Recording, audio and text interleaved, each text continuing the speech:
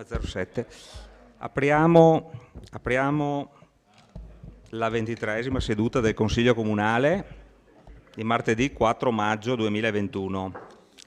Anche questa volta abbiamo ritenuto di svolgere il Consiglio Comunale senza la presenza del pubblico per la sicurezza. Comunque garantito il principio della pubblicità delle sedute del Consiglio Comunale tramite la trasmissione video e in streaming internet della Tenda TV.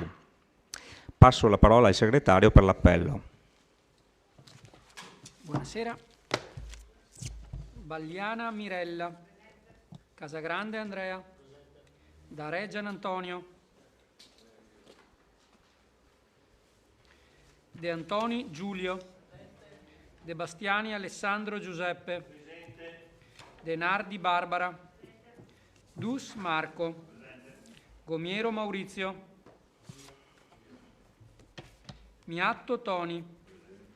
Pagotto Alberto. Parrella Roberto.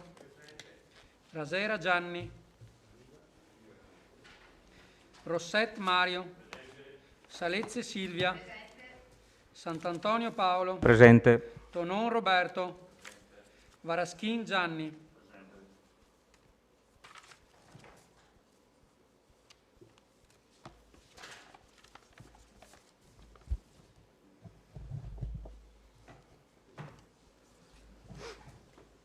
Bene, c'è il numero, quindi la seduta è costituita. Allora, nomino gli scrutatori.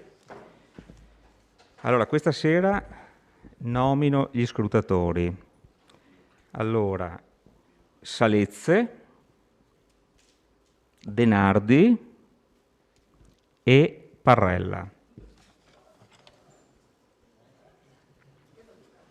Sì, mi aiuterete a tener conto dei numeri, quindi molta attenzione. Grazie.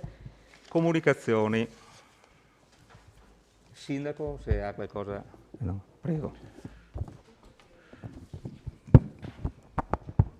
Buonasera. Allora, il solito aggiornamento Covid, la nostra curva dei positivi vittoriesi continua a calare, siamo scesi oggi sotto i 50, siamo a 48. Il nostro ospedale è sceso anche questo a 30 positivi e anche le terapie intensive sono scese a 5.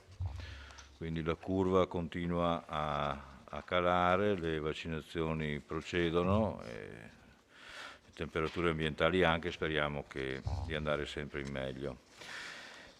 Volevo poi comunicare il fatto che questa mattina sono stato in prefettura per trattare del problema dei lavori in autostrada.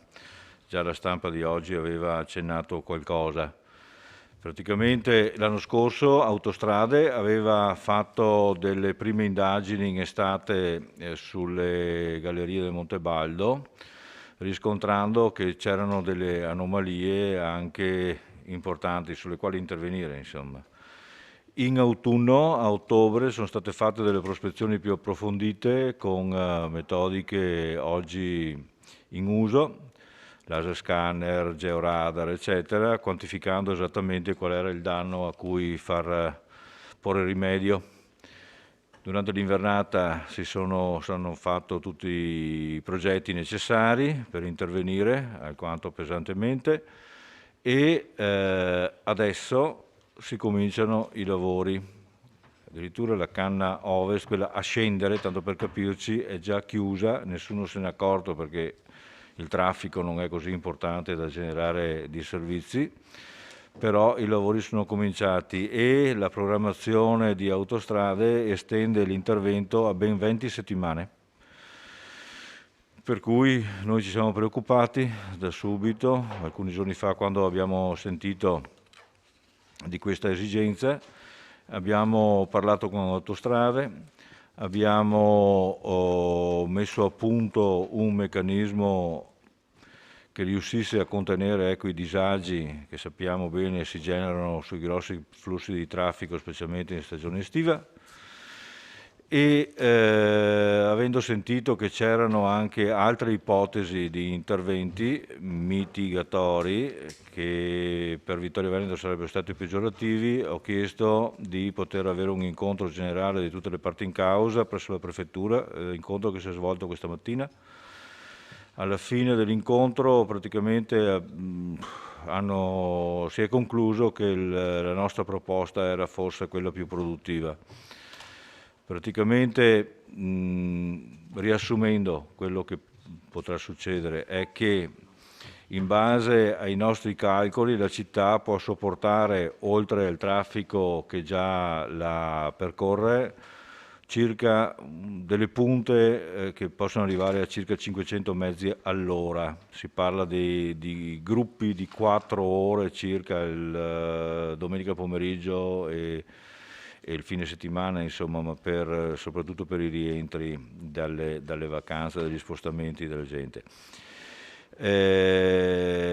Abbiamo analizzato quelli che erano i dati relativi ai movimenti delle auto e abbiamo visto che dal casello del Fadalto e dal casello di Vittorio Nord entrano in autostrada in quei gruppi di ore, diciamo così, più critiche, circa 500 auto all'ora.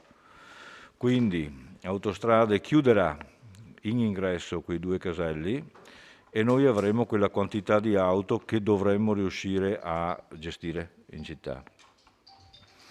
Per far questo ANAS si è impegnata a rendere completamente percorribile la statale 51, che oggi ha quell'interruzione dovuta al semaforo, e quindi eliminare il semaforo e lasciare la libera circolazione. Autostrade interverrà al posto nostro, assumendosene l'onere, sulla rotonda dell'emisfero, che è un altro dei punti critici dove un po' di traffico in più si vede già in condizioni normali, no? che tende ad essere insufficiente per la fluidità del traffico, intervenendo secondo le indicazioni che il professor Della Lucia ci aveva già suggerito per aumentare l'efficienza di quello snodo. Poi ci saranno delle deviazioni, nel senso che per chi dovrà rientrare su Vicenza-Padova verrà indirizzato sulla sinistra Piave e scendere per la Feltrina. Per chi dovrà andare a Conegliano, Susegana e la parte, diciamo così, più occidentale della provincia, noi da Porta Cadore indicheremo di andare per Tarzo e scendere per Conegliano. Chi scenderà dal Cansiglio verrà indirizzato verso Cappellammaggiore in modo a creare un pettine che riduca questo carico che abbiamo pensato di poter accettare, in modo a ridurlo e avere il meno possibile che vorrà transitare in città. Il meccanismo sembra così sulla carta reggere e poter anche essere gestito, magari potrà essere migliorabile o modificabile, ma in corso d'opera, quando si vedrà effettivamente cosa succederà. Ho chiesto se l'intervento della canna ovest a scendere sarà seguito poi su quella a salire e mi hanno detto di sì. Quindi ci sarà da aspettarsi, non so dire se con un continuum di cantieri, magari invernali, autunnali, invernali, la canna a salire, oppure si aspetterà la fine di progettazioni o di finanziamenti. Comunque ambedue le canne hanno dimostrato di non essere sicure, quindi è inevitabile l'intervento. Ecco, questo è quanto c'è, quello che è successo, come l'abbiamo trattato e quello che ci auguriamo non blocchi la città, ecco, come abbiamo visto fare, però in precedenza Autostrade non aveva neanche avvisato che c'erano dei lavori in corso, per cui si erano generate quelle colonne anche da 10 più chilometri in autostrada e così.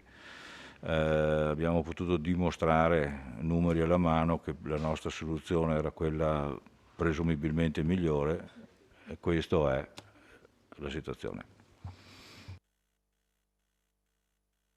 Grazie Sindaco. Altre comunicazioni da parte degli assessori? Allora, io ho delle comunicazioni da fare più che altro sulla conduzione dei lavori in aula consiliare. Allora, la volta scorsa c'è stata un po' di confusione, no? Probabilmente dovuta anche agli argomenti, no?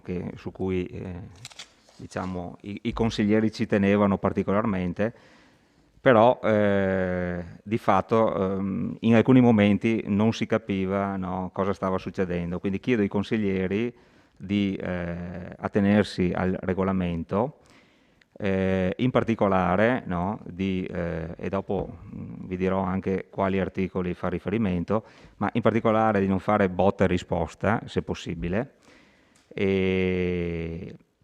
e alcuni consiglieri in alcuni momenti erano anche in difficoltà a esprimere, a fare il proprio discorso perché c'era un via vai di persone. Questo cortesemente cercate di evitarlo. Oltretutto anche uscire ed entrare dall'aula è difficoltoso tenere conto del numero legale, pertanto vi chiedo la cortesia di chi entra e esce, ma limitando le uscite e le entrate a bisogni fisiologici o un caffè che penso si possa prendere in 5-6 ore di seduta, ma segnalare soprattutto, basta un cenno al segretario che deve tener conto del numero legale.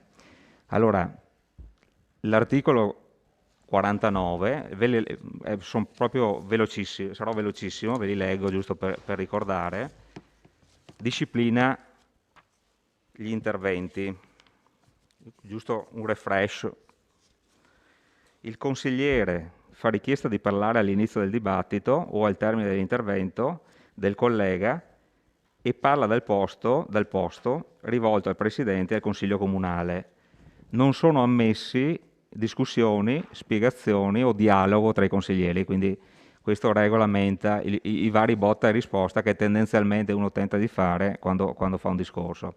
Poi c'è l'articolo 51, cioè lo svolgimento della discussione, il comma 2, e qua vi ricordo che ci sono 2 interventi per sia consiglieri sia assessori, quindi il sindaco, 2 interventi, uno di 7 minuti e uno di 5 minuti, la replica, cosiddetta replica di 5 minuti. Quindi anche prego gli assessori di prendere nota a tutte le eventuali richieste e osservazioni dei consiglieri e poi riservare le risposte in un unico intervento, perché anche gli assessori e il sindaco sono limitati a 2 interventi. Quindi il sindaco, gli assessori e ogni consigliere possono intervenire per una sola volta sull'oggetto in discussione e per non più di 7 minuti. Questo è il primo intervento. Il Presidente del Consiglio Comunale può autorizzare brevi precisazioni o chiarimenti. Il sindaco, gli assessori e i consiglieri hanno facoltà di replicare una sola volta per non più di 5 minuti e questo sarebbe il secondo intervento. L'articolo 40, comma 4, regolamenta invece le entrate e le uscite dall'aula.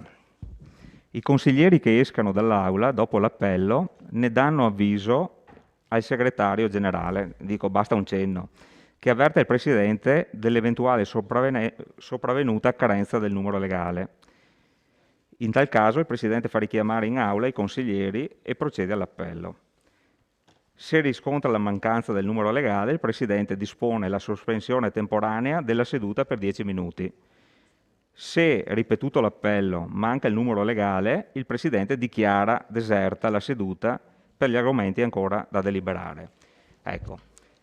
Vi chiedo quindi la cortesia di cercare di osservare questi articoli. Io ho finito le comunicazioni e apro la discussione, l'apertura dei lavori, partendo dalla prima proposta di delibera, bilancio di previsione 2021-2023, prima variazione, con applicazione parziale dell'avanzo di amministrazione 2020. Lascio la parola al vice sindaco e assessore al bilancio Gianluca Posocco. Prego. Grazie Presidente, buonasera a tutti. Vi vado a illustrare le parti salienti, diciamo, della delibera che riguarda la prima variazione con l'applicazione parziale dell'avanzo di amministrazione 2020. Voi vedete come maggiori entrate entrano, l'avanzo di amministrazione come parte vincolata da Fondo Funzioni Fondamentali Covid-19, che è di 535.000 euro, un avanzo di amministrazione vincolato in spese correnti di circa 40.000 euro, che è un avanzo dovuto al settore della biblioteca, al settore bibliotecario, e un avanzo accantonato, anche questo in spese correnti, di 44.396 euro, che era accantonato per il rinnovo dei compensi ai dipendenti. Quindi questo arriva in entrata da avanzi vincolati. Come diciamo maggiori entrate, oltre a dei contributi regionali, abbiamo un maggiore da segnalare, un maggiore trasferimento per il Fondo di solidarietà di 35.600 euro. Parte di queste maggiori entrate vanno a compensare minori entrate, che voi vedete segnalate come 350.000 euro, che noi stimiamo la minor riduzione IMU a seguito della delibera che abbiamo votato nel precedente Consiglio Comunale, e rette asilo di 8.000 euro relative alla parte di mese di marzo 2021. Ci sono maggiori spese, sempre finanziate con l'avanzo vincolato Covid-19, che riguarda di 185.000 euro, che riguardano interventi in ambito sociale per 25.000 euro, li vado a specificare, cerco di specificarli, e sono dei contributi straordinari per 15.000 euro, e ci sono spese organizzative per il Festival dell'Educazione che si terrà nel prossimo periodo. Ci sono interventi in ambito scolastico per 30.000 euro e riguardano contributi per l'acquisto di strumenti di informatica, quindi acquisto tablet, e ci sono 20.000 euro per contributi a enti gestori per i centri estivi praticamente. In ambito culturale ci sono interventi per 30.000 euro che riguardano maggiori spese che sosterremo per la sicurezza Covid, eccetera, per una serie di concerti all'aperto che faremo durante quest'estate, e degli interventi che andremo a fare in ambito culturale alla biblioteca. In ambito sportivo 15.000 euro, anche questi sono relativi all'organizzazione di alcuni eventi che faremo al Parco Papadopoli o in area Fender durante l'estate, e interventi anche in pista d'atletica per maggiori spese dovute a controlli e sanificazioni durante le manifestazioni. Interventi a sostegno delle attività produttive sono 70.000 euro, che conoscete, riguardano Cofidi, e poi ci sono maggiori interventi di sanificazione degli ambienti per 15.000 euro. Altre maggiori spese che trovate riguardano maggiormente, oltre l'applicazione dei contributi regionali che vanno poi in spesa, interventi a tutela e valorizzazione del patrimonio arboreo, parchi e giardini, quindi sfalci e sistemazioni varie, spese in ambito di viabilità e infrastrutture stradali, e che quindi sono le spese che vedete che riguardano il settore dell'ufficio tecnico. In parte capitale abbiamo delle maggiori entrate per 113.350 euro.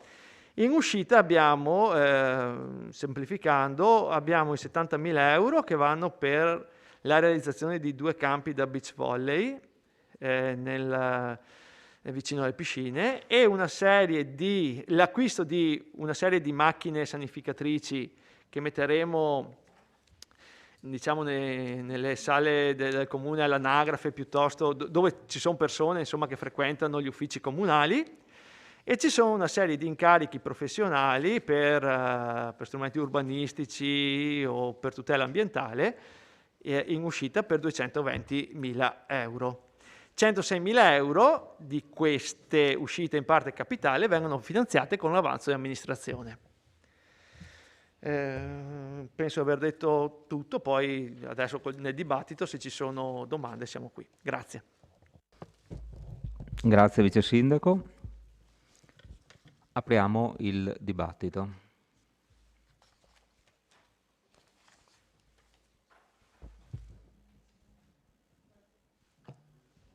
Prenotazioni? Non ne vedo. Sì. Consigliere Dus, prego. Sì, buonasera a tutti innanzitutto, ben ritrovati. Dunque, la prima domanda la faccio al Sindaco, so che di essere fuori tema, ma siccome ha fatto la comunicazione e credo sia molto importante anche per gli sviluppi poi di quello che sarà la viabilità di tutta Vittorio Veneto, ecco, mi chiedevo se a seguito della sua comunicazione che ha fatto verrà predisposta, come è stato fatto per le altre interruzioni, quelle schede del traffico molto schematiche, molto semplici, che così si capisce dove entrare e dove uscire. Ecco, questa era una domanda a contorno dell'intervento. Perché sì, lei l'ha spiegato bene verbalmente, però è molto più facile magari con un'immagine capire dove si entra, dove si esce e se l'autostrada è aperta e chiusa e le persone dove devono circolare. Ecco. Invece venendo al punto all'ordine del giorno, che appena illustrato dal Vice Sindaco, vorrei alcuni chiarimenti.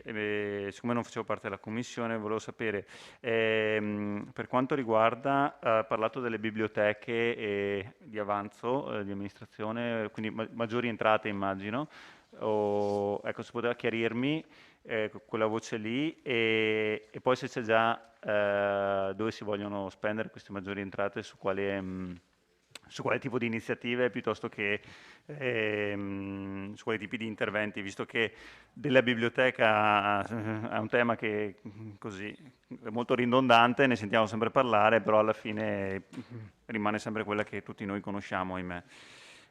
Però se c'è un maggior contributo, ben venga. Mi chiedevo se in questo avanzo di amministrazione non si poteva invece tenere in considerazione quanto è stato discusso all'ultimo Consiglio Comunale in riferimento alle piscine. Cioè le piscine avevano denunciato questa spesa molto onerosa e non so se è già prevista sui fondi legati alle attività sportive che una quota venga dedicata anche alle piscine in considerazione del minore incasso che tuttora continuano ad avere. Un'altra considerazione la faccio sui 79.200 euro che vengono messi a bilancio per parchi e giardini, per interventi e valorizzazione del patrimonio arboreo dei parchi e giardini. E io francamente non capisco dove vengono spesi questi soldi, cioè vengono sempre destinate quote molto rilevanti e sappiamo che il patrimonio della città è ampissimo, ci sono in corso delle potature più o meno condivise anche in questi giorni, però ad esempio sui parchi pubblici della città secondo me bisognerebbe aumentare ancora di più le risorse. Perché dico questo? Perché siccome le persone possono praticamente solo recarsi nei parchi in questo momento, cerchiamo almeno di presentargli questi parchi in maniera decorosa.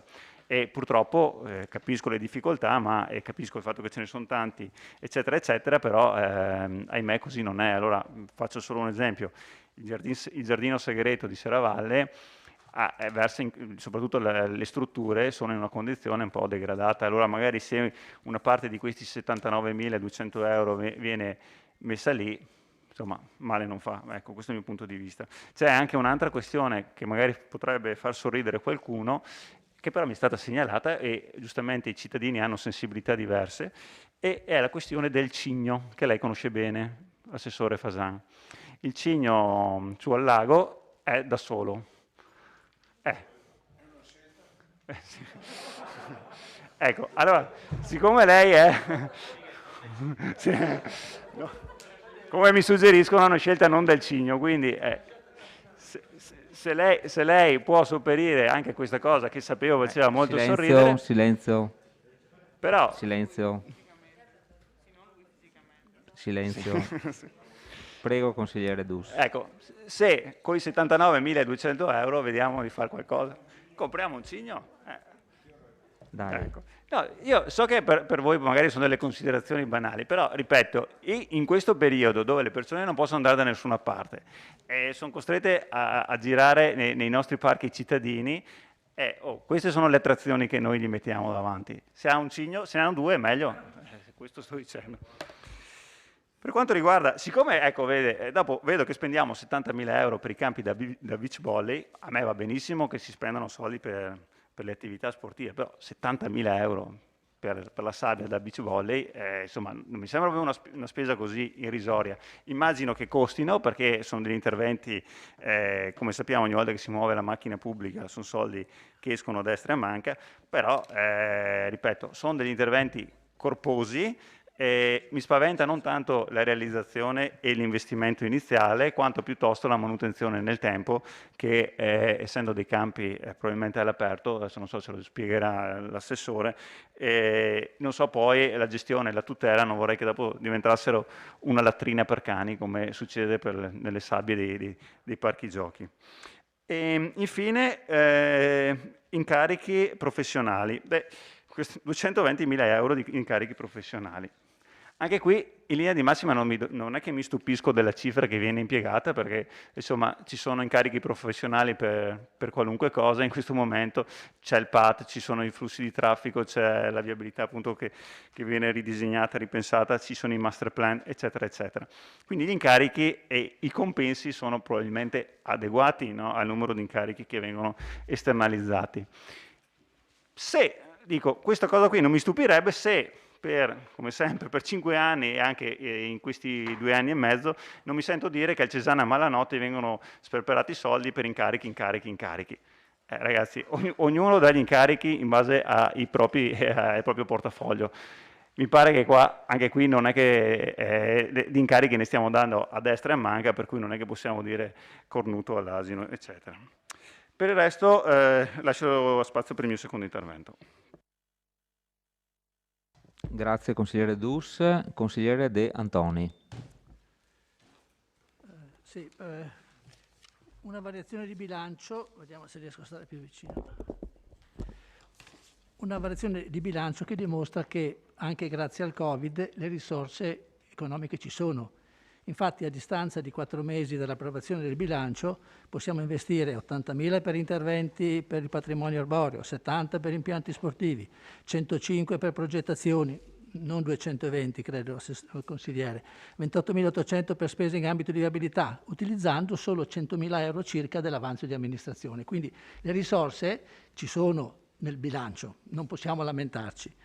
E lo dico perché ricordo anche questo discorso sulle spese di progettazione, perché solo pochi mesi fa, quando abbiamo parlato della sperimentazione su via Oberdan, avevo proposto al sindaco, all'amministrazione, di dare subito l'incarico al professor Della Lucia per completare il PUT. Mi era stato risposto che non c'erano soldi, però vedo che adesso 105.000 euro, 105.000 euro si sono trovati per progettazioni. Bastava probabilmente integrare subito quella somma e lo studio per il PUT su tutto il territorio poteva essere fatto velocemente. Abbiamo più risorse anche perché abbiamo potuto utilizzare per le diverse minori entrate e soprattutto per il minor gettito per l'IMU i fondi stanziati dallo Stato e in parte dalla Regione per il Covid. Ad esempio l'IMU 2020, per l'IMU 2020 abbiamo avuto minori entrate per 589.000 euro che abbiamo coperto con i fondi Covid per far fronte alle funzioni fondamentali. Quindi anziché ridurre l'avanzo di amministrazione come abbiamo dovuto fare l'anno precedente, in cui il minore gettito per IMU era stato di 97.000 euro. Cioè di solito quando c'è un minore gettito per l'IMU, alla fine dell'anno io pensavo che si potesse considerare come un residuo attivo da riportare per l'anno dopo, ma mi è stato precisato che si deve ridurre di uguale importo i fondi vincolati e quindi ridurre l'avanzo di amministrazione. Ma in sostanza questi soldi del Covid sono stati utilizzati in buona parte per ridurre tutte le minori spese. Ad esempio, le minori entrate per asilo nido, 104.000 euro, per impianti sportivi, riduzione di introiti da impianti sportivi per 10.800, per utilizzo di sale comunali per 22.500, Inoltre, con altri finanziamenti specifici del Covid, abbiamo coperto le minori entrate per imposta di soggiorno, TOSAP, trasporti scolastici. Cioè, il Covid, che è stato una pandemia che ha rovinato la vita di molte persone, di fatto, dal punto di vista del bilancio, ha consentito di coprire tutte le minori spese, che poi anche durante gli anni normali in qualche volta ci sono delle minori spese rispetto, però in questo caso per tutte queste attività abbiamo avuto questa copertura con i fondi Covid, quindi questo, ribadisco, ha consentito di avere anche più risorse a disposizione, che per questo invito con forza a impiegarle bene, perché effettivamente i soldi ci sono. Io mi ero segnato tra le cose da chiedere come venivano utilizzati quei 185.000 euro per maggiori spese connesse al Covid-19 e speravo che ci fossero le assessore soprattutto che sono interessate molto da questi importi, perché non capisco, ad esempio, quando il vice sindaco ha parlato degli interventi in ambito sociale 25.000 euro, se mi puoi ripetere per che cosa erano? Erano per una cosa che niente a che fare con il Covid. Cioè alcune delle cose risponde dopo, così evitiamo che il Presidente si arrabbi. Sì. Sì, no, ma non era un'osservazione. Aspettiamo che finisca Vice Sindaco, aspettiamo che finisca l'intervento. Sì, vada pure avanti. Sì. Non era un'osservazione critica, pensavo di chiederlo a loro, però ho sentito quello che ha detto il vice sindaco, però mi meravigliava che, se ho capito bene, alcuni interventi non avevano nessun rapporto con il Covid. Posso aver capito male, ma se poi me lo può spiegare mi fa una cortesia. Un'altra domanda da fare anch'io all'assessore Fasan: ci sono questi soldi per gli interventi di tutela e valorizzazione del patrimonio arboreo, ci sono anche in questa variazione di bilancio, come in tutte le variazioni di bilancio dello scorso anno, degli importi per viabilità e infrastrutture, e io mi sento di nuovo di far presente all'assessore l'opportunità di evitare, soprattutto sulle asfaltature, tanti piccoli interventi. Sono dei rappezzi sulle strade, no? Io ho presente quello che c'è davanti. Io ho presente, perché ci passiamo ogni giorno, ci siamo passati anche oggi per venire in municipio, quei rappezzi che sono stati fatti all'incrocio tra via Carducci e via Nannetti. È stato fatto, mi sono segnato il giorno, è stato fatto il 13 o il 14 di aprile, sono passati 20 giorni, il rappezzo è stato fatto, però le strisce pedonali, che erano proprio due passaggi pedonali, due strisce pedonali, che sono in prossimità del negozio di Tami, per fare un esempio, nell'incrocio proprio con via Carducci, sono rimaste due strisce e poi c'è l'asfalto sopra, con grosso pericolo da parte dei pedoni che attraversano la strada passando sulle prime 3 strisce pedonali e poi si trovano l'asfalto senza strisce. Le macchine che provengono dall'altra parte non vedono le strisce e ci sono state delle situazioni abbastanza pericolose.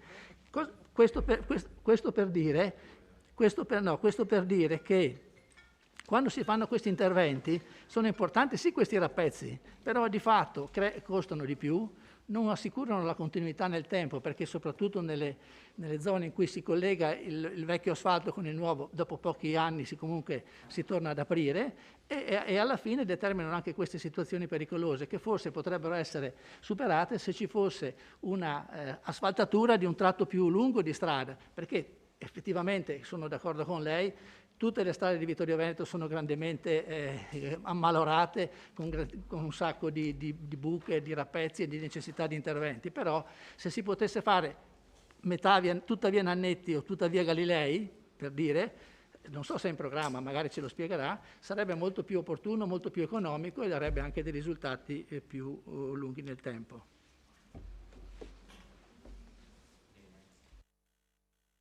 Grazie consigliere, approfitto anche per dire che l'assessore Caldart non è presente perché è indisposta, è a casa per malattia, quindi si scusa di non essere presente a questo Consiglio Comunale. Altre prenotazioni?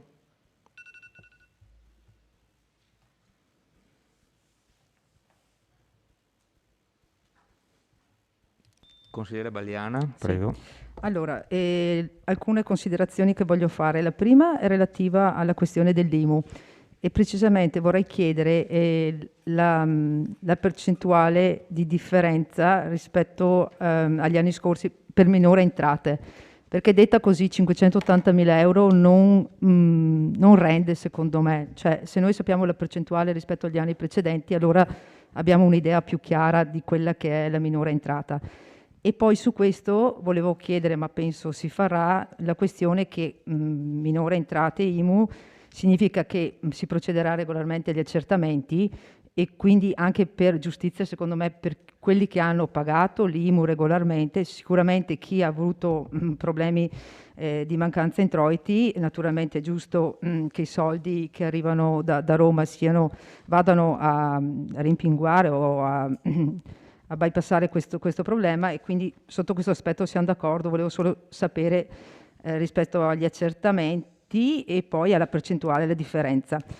Per quanto riguarda invece il discorso, vorrei soffermarmi anch'io sul discorso dei 79.000 euro legati al patrimonio arboreo e alla valorizzazione del patrimonio arboreo dei parchi e dei giardini. Allora, io in questi giorni sto continuando, ma penso anche voi consiglieri comunali, a ricevere messaggi da parecchie persone che sono un po' preoccupate per l'impegno sui tagli degli alberi, cioè nel senso che c'è in questi ultimi mesi, ma tutto l'inverno, ma in questo ultimo periodo, soprattutto tra ieri, queste settimane, c'è stato un importante intervento di taglio degli alberi in varie zone della città. Io continuo a ricevere messaggi, al di là, magari come diceva prima il consigliere Dus, ci sono cittadini più sensibili a certe tematiche rispetto ad altre, però mi sembra che sia giusto anche dare delle risposte a questi cittadini che si stanno un attimo chiedendo che politica stiamo seguendo per la valorizzazione e la manutenzione del verde. E su questo avevamo già dibattuto anche in precedenza. Mi soffermo perché magari più avanti presenterò anche magari un'interrogazione, una mozione relativamente a quali strumenti di pianificazione e di governo del verde stiamo seguendo. E io penso che sia arrivato il momento anche per la città di Vittorio Veneto di dotarsi di un piano del verde, che vuol dire un regolamento del verde urbano, il censimento del verde urbano, l'individuazione della rete ecologica, la gestione del rischio di cedimento. Allora, io ho capito, Assessore Fasan, che lei continua a dire, a sostenere che questi alberi sono danneggiati e c'è il rischio di cedimento. Io chiederei che tutte queste cose siano pianificate e valutate e analizzate all'interno di un piano, perché è giusto nei confronti dei cittadini, questo è il mio parere, poi ognuno gestisce l'amministrazione come intende gestirla, però sarebbe interessante iniziare a procedere in questo senso, cioè pianificare gli interventi e soprattutto, ripeto, produrre questo piano del verde. Sarà impegnativo, sarà anche costoso. Tra l'altro il piano del verde di solito fa parte anche, va a integrarsi col piano di urbanizzazione e immagino anche col PAT, quindi potrebbe essere l'occasione di costruire assieme al PAT anche il piano del verde, e questo è un appello che faccio all'amministrazione. Secondo me in tante città stanno procedendo in questi termini. La città di Vittorio Veneto, che è una città giardino, avrebbe diritto di avere questa tipologia di piano. Oltre a questo, mi ricollego a questo sul discorso delle opere pubbliche, e anche qui faccio un riferimento all'assessor Fasan, che la scorsa volta aveva detto che utilizzerà parte dei soldi destinati al PEBA per fare i marciapiedi. Allora, è giusto sistemare i marciapiedi, rifare i marciapiedi. Quello che mi sto chiedendo, se gran parte dei soldi destinati al PEBA sia giusto investirli su magari 1 o 2 opere pubbliche importanti come quella del marciapiede, non sto dicendo di no, anche perché c'è l'abbattimento di barriere architettoniche, però mi sto chiedendo, rischiamo magari di togliere soldi a dei piccoli interventi, magari a più piccoli interventi che potrebbero essere fatti, ad esempio come quello delle piscine, che abbiamo detto la scorsa volta per l'abbattimento delle barriere architettoniche delle piscine, che non so a che punto sia. Il consigliere D'Alessi era anche impegnato con l'assessor Posocco a cercare i finanziamenti e cercare di progettare qualcosa, però l'idea che mi sono fatta, il PEBA aveva a disposizione 200.000 euro, andare a togliere gran parte della somma di questi 200.000 euro dal PEBA e destinarli solo a 1/2 marciapiedi, non lo so, Assessore, mi ricorda quali interventi saranno da fare, rischia poi di far sì che non ci siano più risorse per altri piccoli interventi che si possono effettuare in città. Grazie. Grazie consigliere. Altra prenotazione?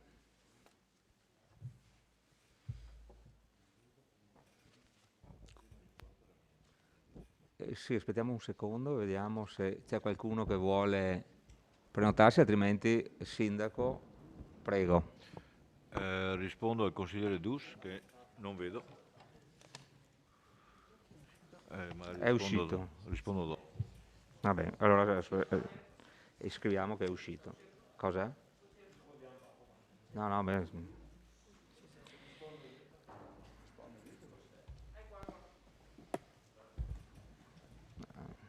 Il sindaco voleva rispondere. Rapida risposta al consigliere Dus. Sì, tra gli elementi che abbiamo pensato di adottare per minimizzare il disagio è anche un buon piano della comunicazione in modo da rendere più chiaro possibile non soltanto ai vittoriesi ma a tutti coloro che passeranno di avere più chiaro il quadro. Poi c'è l'impegno di Autostrade a eseguire la cartellonistica che il nostro comandante riterrà necessaria per governare il corpo.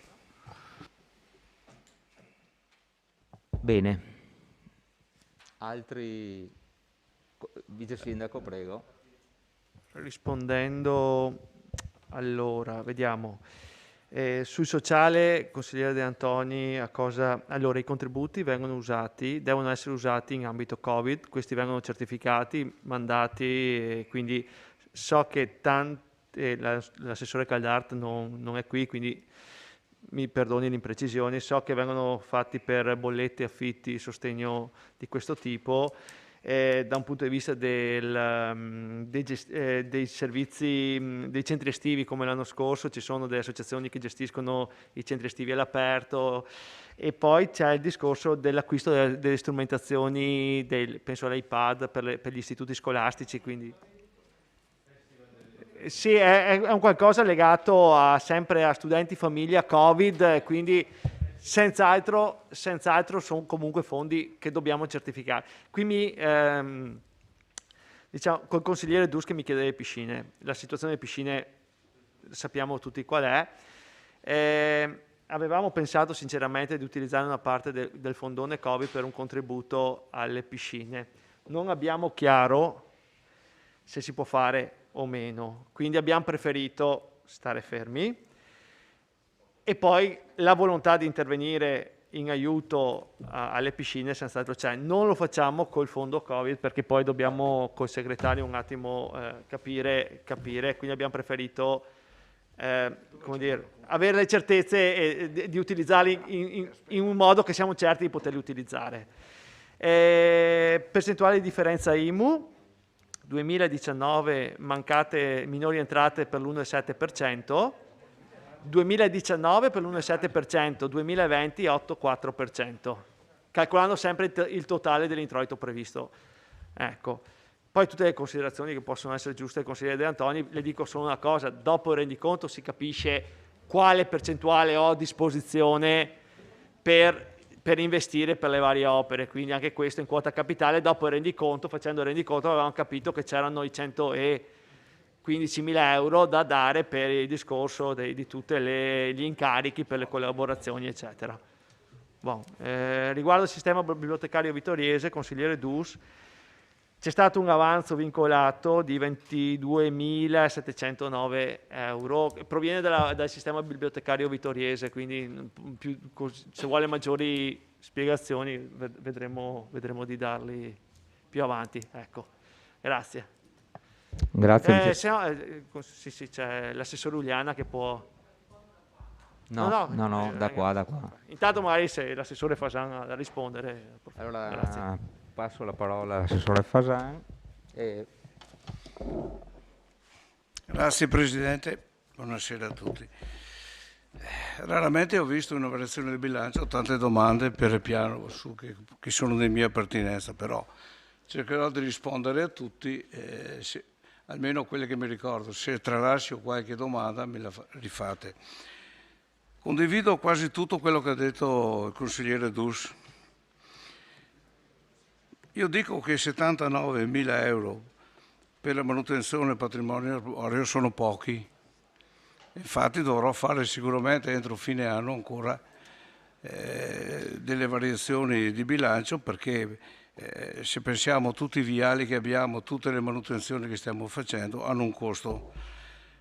Lei ha fatto la battuta del cigno, ma io non ho fatto tanto ha fatto la battuta del cigno che è rimasto da solo, ma non sarà una battuta, e io ho detto sarà una scelta. Era accompagnato e la compagna ha preferito andarsene. Io non posso incidere negli affari di famiglia, che sia ben chiaro. Poi lei ha parlato potrebbe essere che si può portare una piccola cigna, che però lei sa che i cigni nidificano e fanno anche dei problemi, perché fanno un sacco di piccoli cignetti che alla fine qualcuno dovrà risolvere anche il problema poi, no? Comunque io lascio la natura provvedere queste cose qui. Incarichi professionali sicuramente non sono tutti per opere pubbliche. Io posso dire che fin quando sarò io assessore ai lavori pubblici non trascurerò di partecipare a tutti i bandi che possono procurare finanziamenti al bilancio comunale. Pertanto magari piccole assegnazioni, piccoli incarichi per progetti di massima, diciamo, che incidono poco sul bilancio, ma io non li trascuro tutto. Guarda, entro fine maggio parteciperemo a 3 bandi sicuramente, che se vanno a buon fine saranno già il piano opere pubbliche del prossimo anno.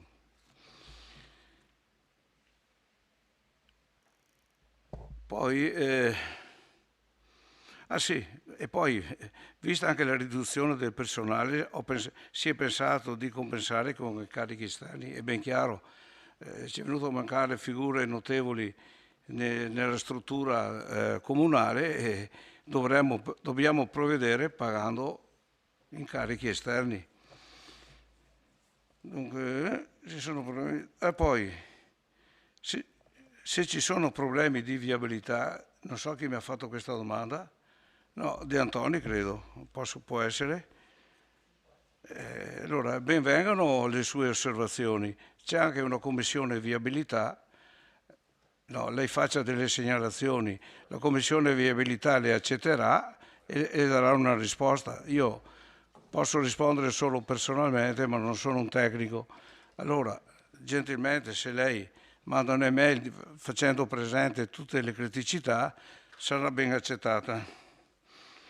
Per le asfaltature abbiamo un piano triennale di 300.000 euro l'anno, che adesso partirà il bando fra qualche giorno, il primo bando. Avremo sicuramente altri 3 bandi da 300.000, e a questi vanno aggiunti costantemente tutti gli anni interventi per 150.000 euro minimo fra le schede sotto i 100.000. A questi vanno aggiunti anche, e sarà sempre più spesso mi auguro, anche gli interventi di Piave Servizi e di tutti quegli enti esterni che scavano sulle nostre strade e devono ripristinare. Mi auguro che per il 2014 le strade di Vittorio Veneto cambino un po' aspetto. Mi auguro. dipende dai soldi e se tutti quanti faranno bene il loro lavoro, ma io vigilerò, cosa che non è sempre stata fatta per il passato. La consigliera Mirella, per favore non si parli fuori il microfono, schiacci il pulsante e mi faccia la domanda, grazie. Perché sennò ci ha appena sollecitato a non fare dibattiti, consigliere Tonò. Allora facciamo le cose regolari. Alla consigliera Balliana, anch'io ricevo messaggi, non le dico quanti. E quale politica si applica? Beh, prima di tutto la politica della sicurezza. Sono stati tagliati in questi giorni 19 alberi che tutti quanti presentavano delle criticità, tutti quanti hanno la loro scheda, tutti quanti sono registrati, fatte come si può dire, dei raggi, come si può dire, delle radiografie, chiedo scusa. E lei mi domanda se c'è il piano del verde, c'è e si vede, perché se posso dire i viali Vittorio Veneto sono spettacolari, non è che difficino. C'è il piano del verde, c'è e si vede. Poi se lei vuole vedere le carte venga a trovarmi e le faccio vedere. Via Galilei è un chiaro esempio, Via Galilei, anche grazie alla precedente amministrazione, è un chiaro esempio come deve provvedere l'amministrazione. Dove ci sono dei problemi si interviene, si tagliano gli alberi, vengono ripiantati, vengono sistemati i marciapiedi e si rende dignitoso un viale che abbellisce la nostra città. Il PEBA abbiamo 200.000 lì, ma il PEBA complessivamente sono 750.000 euro da investire in 4 anni, non so se ha capito. Ecco, e tutti gli interventi sono già segnalati e quantificati nel piano. Non so se lei è mai preso in piano il PEBA, no? Allora, quello non si può andare fuori da un piano che è stato approvato in Consiglio Comunale. Ci sono una serie di interventi, non mi ricordo più quanti, ma un sacco, e sono quantificati i soldi. Alla fine la somma sarà 750.000 euro. Noi adesso abbiamo 200.000 e posso garantire che entro fine all'anno noi spenderemo tutti i 200.000 e poi renderò conto al Consiglio chiaramente. Se ho dimenticato qualche domanda, qualche passaggio, me la rifate il secondo giro, me la fate subito. Bene, grazie Assessore Fasan. Assessore Uliana, prego. Alla quota 2709.79, sistema bibliotecario del Vittoriese, queste sono le quote versate dai comuni che fanno parte del sistema bibliotecario per le progettualità che non sono state sviluppate, quindi vanno in avanzo e i progetti verranno sviluppati in seguito. Grazie Assessore. Altre prenotazioni? Consigliere Tonon, prego. Grazie Presidente. Ogni sera si impara qualcosa. Questa sera ho scoperto che per rifare i passaggi pedonali, le righe, bisogna andare in Commissione Viabilità. Non l'avevo mai sentita questa. Comunque evidentemente con l'assessore Fasan funziona così. Una domanda. Vado a parlare, vice sindaco, della riduzione dell'IMU. Allora, io mi ricordavo di aver letto, mi pare su un quotidiano online, che lei parlasse di 400.000 euro che con l'effetto, fra virgolette, dell'Ibera sarebbero diventati 800.000. Qua si parla invece di 350.000 euro. Allora, volevo capire se è stata, come dire, è stato fatto un passo un po' più lungo prima o un passo un po' più corto adesso, per capire perché ballano 50-100.000 euro e non sono proprio pochissimi.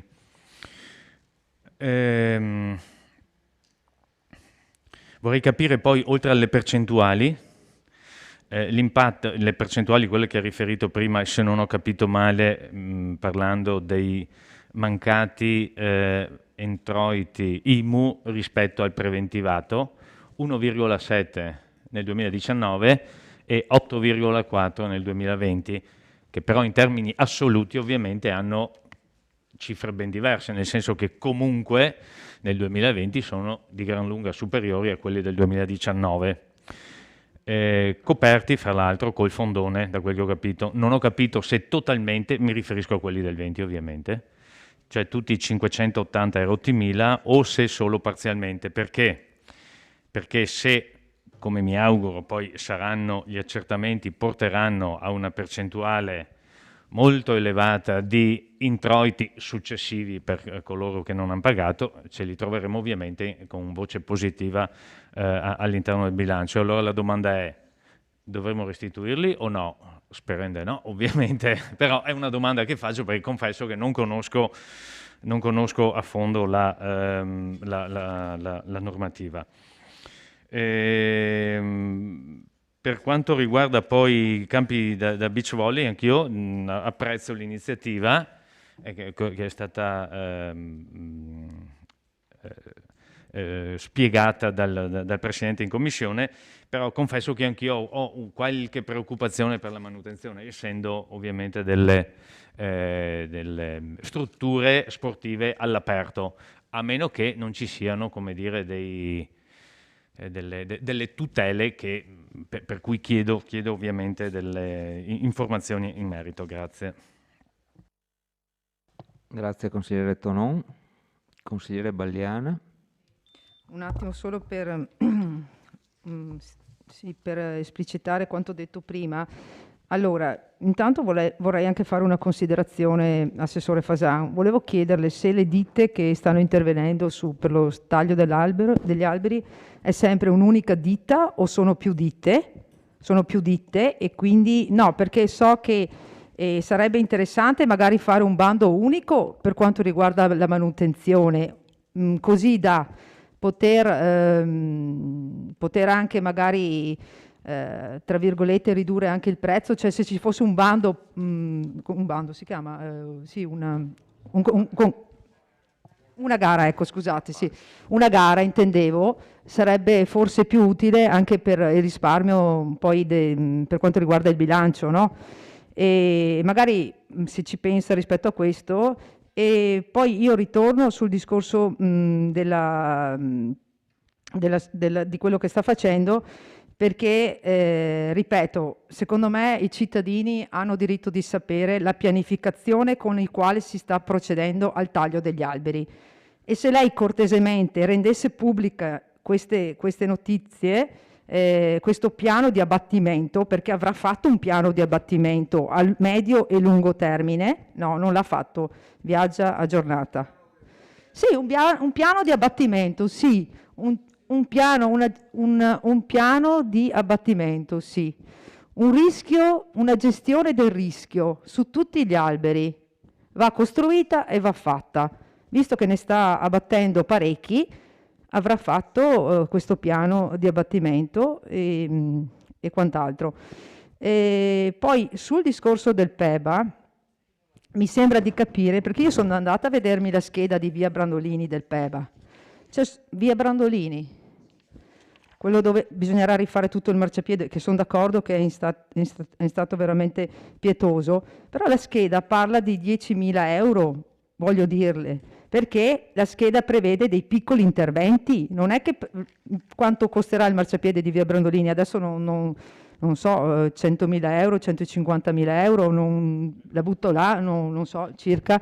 Quindi voglio dire, non è che nel PEBA c'è scritto rifare tutta via Brandolini per 150.000 euro. Nelle schede PEBA sono scritte 10.000 euro per l'intervento di via Brandolini. Era questo il concetto che volevo far passare prima. Grazie. Grazie consigliere Balliana. Consigliere De Antoni, prego. Sì, volevo dire all'assessore Fasan che le osservazioni che avevo fatto sulle strisce pedonali non erano finalizzate a indicarle la necessità di fare l'intervento. Certo, bisogna farlo subito perché non si può lasciare questo passaggio senza completare le strisce, ma il problema è che... Sì, scusi, sì, ecco la mascherina, la voce e la mascherina. Allora, volevo dire che il mio intervento segnalando questi due passaggi pedonali privi di strisce non era per segnalare il problema, che il problema c'è e spero che lo risolverete presto, ma per far capire che facendo tanti piccoli interventi, uno qua e uno là, è difficile poi anche, ad esempio, fare la segnaletica stradale, perché lei non può far venire la macchinetta che mette giù le strisce solo per fare quattro strisce, no? Lo capisco bene, però facendo così, uno qua e uno là, resta il problema e nel frattempo possono succedere anche gli incidenti. Era per questo, quindi il mio invito, che gliel'ho fatto l'anno scorso, glielo torno a fare adesso, prenda in mano sta roba, le faccia, come ha detto, 300.000 euro, appalti 300.000, faccia dei pezzi grandi, non uno qua e uno là, quindi risparmierà sul costo dell'asfaltatura e risparmierà sul costo della segnaletica e i lavori verranno terminati in maniera diciamo efficace, evitando che poi questi rappezzi uno qua e uno là si rompano, perché il collegamento, come lei sa bene, il collegamento di questi, pur facendolo con tecniche moderne, il collegamento del rappezzo rispetto all'asfalto intorno non riesce mai a collegarsi bene e prima o poi si stacca. L'altra cosa che volevo prendere atto, e le chiedo, approfitto dell'intervento della consigliera Baliana, per avere conferma che i 200.000 euro che abbiamo messo l'anno scorso in bilancio per il PEBA devono essere impegnati per lavori che sono scritti su quel documento che hanno fatto i due architetti. Dall'uscita che lei ha fatto nell'ultimo consiglio questa cosa non appariva, perché ha detto adesso facciamo 150.000 euro di lavori sul marciapiede, via Brandolini forse, dove sono previsti 10.000, ne fa per 100.000, per 150.000. Devono essere così, perché anche l'assessore al bilancio aveva detto che quei soldi erano per il PEBA, cioè per interventi inseriti in quel programma. Approfitto della presenza della dottoressa Del Vessore, perché forse non sarà presente al punto 3 all'ordine del giorno, per chiedere solo un chiarimento su un aspetto. Quando il Comune incasserà i soldi per le concessioni cimiteriali, che come sappiamo sono importi a valere su 40 anni, gli ultimi di cui si parla sulla delibera al punto 3. Dunque l'importo è diciamo 10.000 euro per tutti i 40 anni e il regolamento prevederebbe che venissero incassati all'atto della firma per tutti i 40 anni. Come vengono registrati in bilancio questi soldi? Cioè sono tutti diciamo, nel bilancio dell'anno oppure vengono ripartiti per i 40 anni? Mi sono spiegato? Sì, grazie. Grazie consigliere De Antoni. Vuole rispondere subito alla domanda secca? Dottoressa Del Vessore, prego. Sì, buonasera. Allora, le concessioni cimiteriali sono un'entrata vincolata, per cui vengono incassate tutte nell'anno, anche perché di solito vengono comunque anche pagate, non c'è solo l'accertamento, non c'è solo la registrazione dell'entrata a livello di accertamento, ma anche l'incasso vero e proprio della concessione. E vengono impiegate però in spesa in conto capitale di investimento in ambito cimiteriale, per cui come investimento nel correlato, quindi come entrata destinata poi a una spesa di investimento.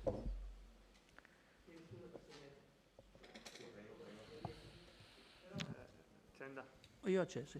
Però essendo un servizio a domanda individuale va a determinare l'incasso per quell'anno, nel calcolare qual è la percentuale di copertura del servizio. Cioè se io incasso i 10.000 euro tutti assieme di una concessione per i prossimi 40 anni, nel calcolo delle entrate relative a quell'anno, ai fini del calcolo della copertura del servizio a domanda individuale, incidono tutti i 10.000 euro su quell'anno? Ok, sì. Grazie. Perché lei ne fa, secondo me, una questione economica, per cui c'è invece il ratio economico che a livello di conto economico non incide tutto il ricavo, ma va capitalizzato in parte. A livello finanziario, invece, di contabilità finanziaria, viene registrato tutto nell'anno. Grazie, dottoressa. Prego, consigliere Dus. Sì. No. Mi scusi, assessore Fasan, ma lei ha questo vizietto di fare delle battute, buttarla un po' così in cacciara sulle osservazioni che fanno i consiglieri. Però io, come ho detto all'inizio del mio intervento, e credo che lei lo possa riconoscere facendo politica da molti più anni di me, e ci sono persone che hanno sensibilità diverse. Allora, se ci sono dei cittadini che hanno una sensibilità maggiore per alcuni temi, non vedo perché dobbiamo irriderli oppure non ascoltare quello che hanno da dire loro. Hanno pari dignità come sia i cacciatori che le persone che magari hanno, ripeto, una sensibilità differente.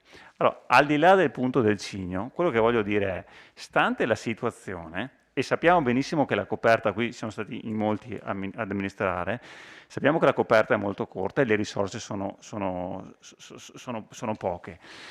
Però, allora voglio dire, non è il caso di rivedere quelli che erano, diciamo, le nostre sicurezze del passato, quindi il verde deve essere manutentato per primo perché sennò rompono le scatole sul verde, i parchi magari li lasciamo per ultimi. Ecco, e dire, c'è stata una pandemia, sono cambiate le abitudini delle persone, ora le persone non vanno più a Jesolo, perché a Jesolo magari non ci possono andare, stanno tutto il giorno in città, frequentano i parchi, magari investiamo 2 lire di più sui parchi e meno sul taglio degli alberi. È un esempio. Sto dicendo solo questo, dico, teniamo in considerazione che cambiano le sensibilità, cambiano i desideri delle persone, è un lavoro difficile perché, ripeto, la coperta è molto corta e quindi lei adesso sta operando sul viale di fronte a casa mia. Io sono uscito stamattina e ho detto guarda che bene, stanno tagliando gli alberi, e sono contento. Probabilmente se fossi andato al parco mi sarei arrabbiato e avrei detto guarda qua l'erba alta e l'assessore Fasano non ha fatto nulla. Ma cos'è che mi interessa a me in questo momento di più? Magari fino a 2 anni fa mi interessava di più il viale, no? Invece ad oggi, siccome sono cambiate purtroppo, non per un problema nostro, ma per un problema della pandemia, le nostre abitudini, mi interessa di più i parchi. A me queste sono le richieste che fanno. Magari io nella mia bolla frequento solo un certo tipo di persone, lei ne frequenta sicuramente molto di più e ha una visione più ampia della cosa, ma io questo mi sento di riportare qua dentro questa sera. Grazie, consigliere Dus.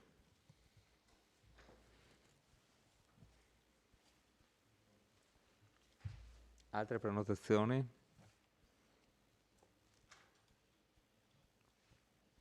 Basta? Se a questo punto non vedo altre prenotazioni, penso che gli argomenti siano conclusi. Gli assessori, prego assessore Fasan per le risposte al consigliere Dus. Comincio con il consigliere Tonon. Rifare i passaggi pedonali non occorre passare attraverso la commissione viabilità, avevo capito male forse, ma basta una manutenzione ordinaria. Per fare la viabilità, per fare la segnaletica orizzontale, tutti gli anni mettiamo a disposizione 25.000 euro, 30.000 euro, che sono troppo pochi, perché con 370 km di strade facciamo del nostro meglio. E allora invece di rifare tutti gli anni la segnaletica, la faremo con i soldi che abbiamo a disposizione. Ecco, questo, consigliere Tonon, sarebbe un argomento quando facciamo il piano opere pubbliche e bilancio, lei consigli di raddoppiare i soldi. Sì, lo faccia, perché no? Perché non basta dire perché non fate i passaggi pedonali. No, lei in opposizione, no? Le dia le buone. Io per 5 anni ho dato buone indicazioni, spero. Inascoltato sempre. Allora, le dico, io ho cercato di sollecitarla, di partecipare. Se lei la butta così, io posso dire anche un'altra cosa, non occorre passare attraverso la commissione viabilità per fare le stesse pedonali, però voi avete eliminato 8 passaggi a livello e mi piacerebbe passaggi pedonali, chiedo scusa, passaggio a livello è un'altra storia, gliela racconto dopo se vuole. E non so nemmeno se siete passati attraverso la commissione viabilità, si ricorda? L'assessore del bilancio aveva detto che erano stati eliminati perché erano pericolosi i passaggi pedonali. La consigliera Bagliana, prendo un po' di appunti, ma no, non abbiamo fatto un bando di potatura di tutti gli alberi perché sono tutti interventi puntuali che hanno varie motivazioni. La prima motivazione è quella di mettere in sicurezza, la seconda sarà quella che se dobbiamo sistemare il marciapiede non posso fare un bando per tagliare gli alberi, ma lo farò quando faremo i marciapiedi, oppure metteremo le fognature, cioè sono tutti tagli non selettivi, nel senso che noi facciamo i boscaioli, andiamo a tagliare gli alberi perché ci piace, ogni volta c'è una motivazione. Ecco, De Antoni, non so se le ho risposto completamente alla sua domanda, perché era un po' articolata, però le garantisco che non mi diverto a tagliare gli alberi, sa. È una necessità e mi sembra che anche le ho mandato qualche foto di come erano prese, no? Oggi hanno tagliato 3 alberi cipressini, le carni, no? Il secondo, quello in mezzo, non l'hanno nemmeno tagliato, l'hanno spinto giù con l'escavatore perché era senza radice e non marcia completo. Allora lei pensi che se lì veniva giù qualcosa, magari adesso che ci sono questi eventi atmosferici estremi, qualcuno proprietario dell'area sarebbe fuggito da qualche parte, credo, no? Allora dobbiamo anche pensare di salvaguardare la sicurezza di tutti quanti. Abbiamo un piano di segnaletica orizzontale, sì lo abbiamo, l'ho appena spiegato, e rifacciamo i passaggi pedonali quando, in estate, quando perché ci vuole anche una temperatura adatta per fare. Vabbè che via Oberdan l'abbiamo fatta anche con un po' quel freddo, però per rifare tutta la città aspettiamo la buona stagione, perché se l'asfalto è bagnato oppure è freddo non attecchisce in maniera conveniente. Via Brandolini, il PEBA, 10.000 euro, e quelli spenderemo. I 10.000 del PEBA verranno spesi lì. Però nell'ultimo assestamento, variazione di bilancio, abbiamo messo anche altri soldini per i marciapiedi e per rifare la conduttrice delle acque bianche. Abbiamo messo 40.000, è ben chiaro, però non si preoccupi, noi siamo molto attenti, perché ho visto che anche voi siete molto attenti, pertanto di conseguenza saremo tutti attenti. L'importante è che i cittadini di Vittorio Veneto siano attenti ai lavori che facciamo, perché non è possibile, capisce, va bene la critica, controllare, va bene tutto, però i lavori vanno fatti. Si pensi come è ridotta via Brandolini, non è mica ridotta negli ultimi 6 mesi. Ecco. Adus dico, non è colpa della pandemia, non è cambiato. La colpa è che quando sono arrivato, dico più di una volta, a fare l'assessore 8 anni fa, avevamo 19 operai all'ufficio tecnico e 9 giardinieri. Adesso abbiamo fatto qualche assunzione, abbiamo 6 operai e 3 giardinieri, credo. Ecco, sta tutto lì. La differenza tra una volta, che forse era anche meglio. Tutto il resto, quello che si fa attraverso assegnazione, incarichi e quant'altro, che impegnano anche tutti gli uffici comunali a fare le carte, le domande, controllare il DUR, un sacco di lavoro. La mattina arrivava il tecnico comunale, diceva voi lì con scavatore e 5 operai, voi 3 dall'altra parte, e si facevano i lavori. Tempi morti mai, Antoni. Qui su una città di 370.000 km, i tempi morti sono quando vuoi bere caffè, ma succederà 2 volte al giorno, ma alla fine tutte le maestranze del comune meritano il mio rispetto e la mia gratitudine, posso dire, ma grazie. I parchi, hai controllato quanti soldi ci sono sui parchi? Pochissimi, abbiamo quanti? 9-10 parchi, non so. Quando, allora, come appena detto Tonon, quando faremo il bilancio, piano opere pubbliche, fai un emendamento, proponi i soldini per i parchi.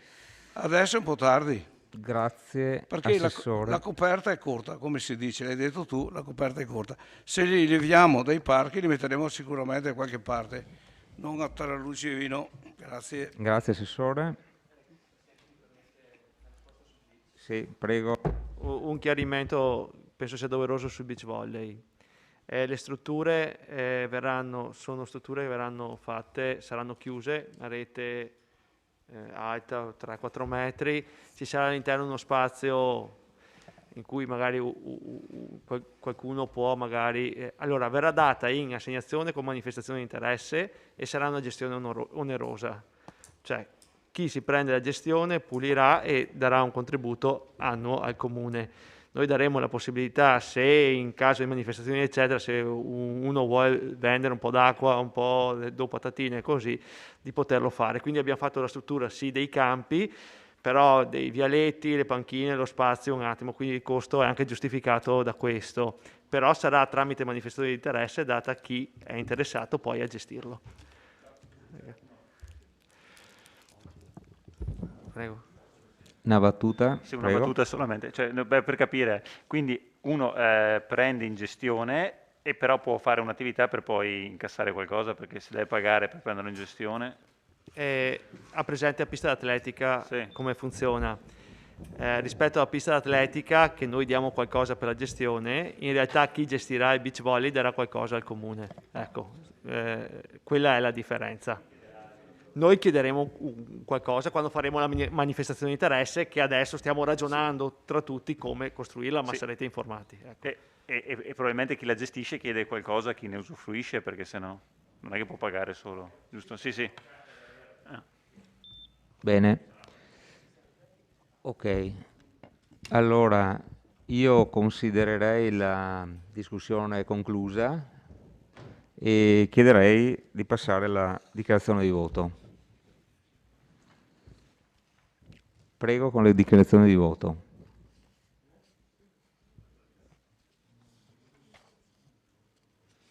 Nessuna dichiarazione di voto. Allora passiamo alla votazione. Scusi consigliere, ma non vedo nulla qua. Si illumina rosso o no? Perfetto. Prego consigliere Varaschin per la dichiarazione di voto. Buonasera, grazie Presidente. Approfitto per ringraziare il Sindaco e l'assessore allo sport per aver recepito le richieste che ci erano pervenute dalle società sportive della pallavolo. La realizzazione dei 2 campi da beach volley permetterà a molte atlete e atleti di usufruire di questa struttura. In città abbiamo 2 società importanti che sono Lupi Costa e l'Aurora Volley, che contano moltissimi giovani tesserati, in maggior parte al di sotto di 18 anni. Il nostro voto sarà quindi favorevole. Ci dispiace se al consigliere Dus non piace la pallavolo. Voto favorevole. Grazie, voto favorevole. Grazie consigliere Varaschin. Altre dichiarazioni, consigliere Dus, prego. Sì. Ma io non so il collega Varaschin cosa ha capito del mio intervento, evidentemente niente. Io non ho fatto giudizi di merito sulla pallavolo, se mi piace o meno la pallavolo. Stavo ragionando sul costo della realizzazione dei campi del beach volley, tutto qui. Ho chiesto a Lumi, mi sono state date delle risposte, benissimo, avete fatto questa scelta, ma vuol dire, cioè, adesso se voleva fare un attacco, magari lo studi un po' meglio l'attacco la prossima volta e me lo faccio su qualcosa di un po' più concreto, che non sul se a Dus piace o meno la pallavolo, per piacere. Sì. Detto questo, ci asterremo da questa variazione. Ok, grazie consigliere Dus. Consigliere Bagliana. Sì, anche noi preannuncio il voto di astensione, però puntando il dito sulla questione del verde pubblico, della gestione del verde pubblico, per la quale non siamo d'accordo, e soprattutto perché non si è effettuata ripeto, una gara d'appalto rispetto alla gestione. La trovo fuori luogo. Grazie consigliere Bagliana. Altre dichiarazioni di voto, altrimenti... Bene, passiamo alla votazione per la proposta di delibera. Favorevoli? 1, 2, 5, 6, 7, 8, 9. Sindaco, 10. 10 favorevoli. Contrari? 0. Astenuti? 6. Gli scrutatori mi confermano? Mi confermano? Sì. Parrella? Mi conferma il voto? Allora, la delibera è approvata con 10 favorevoli, 0 contrari e 6 astenuti. Passiamo all'immediata eseguibilità. Favorevoli? 10. Contrari? 0. Astenuti? 6. La delibera è immediatamente eseguibile. Passiamo al punto numero 2 dell'ordine del giorno. Alienazione di area di proprietà comunale derivante da federalismo demaniale adiacente la pista ciclopedonale lungo il Meschio, non compresa nel piano alienazioni e valorizzazioni, ai sensi dell'articolo 4 del regolamento per l'alienazione dei beni immobili di proprietà comunale. Lascio la parola all'assessore Antiga per l'illustrazione della delibera. Prego, Assessore. Grazie Presidente. Al punto numero 2 trattasi di un'alienazione di una porzione di area che è arrivata al Comune su richiesta 2014 e il 2015 il demanio sul federalismo demaniale ha concesso al Comune. Quest'area è un'area che in cartella tutti quanti l'abbiamo? Ah, grazie, gentilissima. Così vediamo, l'area in buona sostanza è sulla pista ciclabile che da San Giacomo sale verso il centro di Vittorio Veneto. Dopo il cosiddetto Molini Farina, andando su credo un 200 metri sulla destra, c'è questa porzione di terreno di forma abbastanza complicata perché avrà una lunghezza credo di 120 metri con una larghezza massima di 15-18 metri, non di più. Un'area appunto che è un relitto stradale demaniale che il Comune tra l'altro sapeva di avere, ancorché non era delimitata in nessun modo, tant'è che quando l'acquirente ha acquisito l'intero della proprietà di tutta la parte che in buona sostanza contorna questi 1000 metri, pensava di averla acquisita come preliminare. Poi invece si sono accorti che c'era una porzione che rimaneva fuori di 1000 metri quadrati e quindi si sono presentati in Comune rappresentando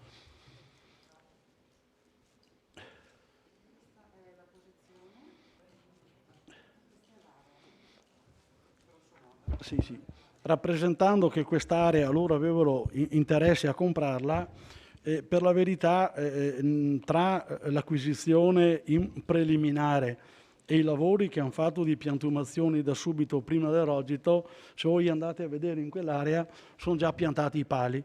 Noi abbiamo detto vabbè, abbiamo come patrimonio anche dei pali a sto punto, però cortesemente fermatevi perché titolari di pali sì, ma anche delle viti magari è meglio, e quindi avviate una pratica. Hanno fatto una domanda al Comune di acquisizione dell'area, in quel modo abbiamo fatto una stima redatta dal geometra Diego Zanin che ha valutato in 12,50 € l'area. Noi presa la valorizzazione dell'area 12,50 abbiamo chiesto al demanio che è competente alla conformità, il demanio ci ha messo del tempo ma poi hanno confermato il prezzo di 12,50 ritenendo idoneo visti anche altri passaggi che avevano fatto in zona, per la verità uno dei quali era anche il loro di tutto l'intero, che era stato poi all'ufficio delle entrate stabilito in 12,50 e quindi hanno confermato anche il prezzo. A questo punto noi siamo tenuti a decidere la vendita di questo reliquiato stradale, sono 1000 metri a 12,50, arrivando a noi da un federalismo demaniale non tutto l'incassato è nostro, perché il 25% dobbiamo comunque corrispondere al demanio per un titolo derivante dal federalismo demaniale apposta. Se ci sono domande, prego. Grazie Assessore. Apriamo la discussione.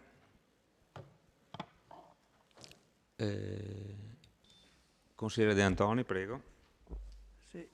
Sì, perfettamente d'accordo sull'opportunità di vendere questo relitto, diciamo che al Comune non interessa minimamente, ma come ho fatto presente in Commissione, mi sembra che pur essendoci una perizia redatta da un tecnico, questa perizia sia sottostimata rispetto al reale valore di quel terreno. io non sono un conoscitore dei valori dei terreni qui a Vittorio Veneto, però so che lì vicino c'è un vigneto, so che, come ha detto lei, hanno già cominciato a piantare i pali per poi fare un vigneto, quindi mi sembra che l'importo di 12,50 € a metro quadro sia sottostimato.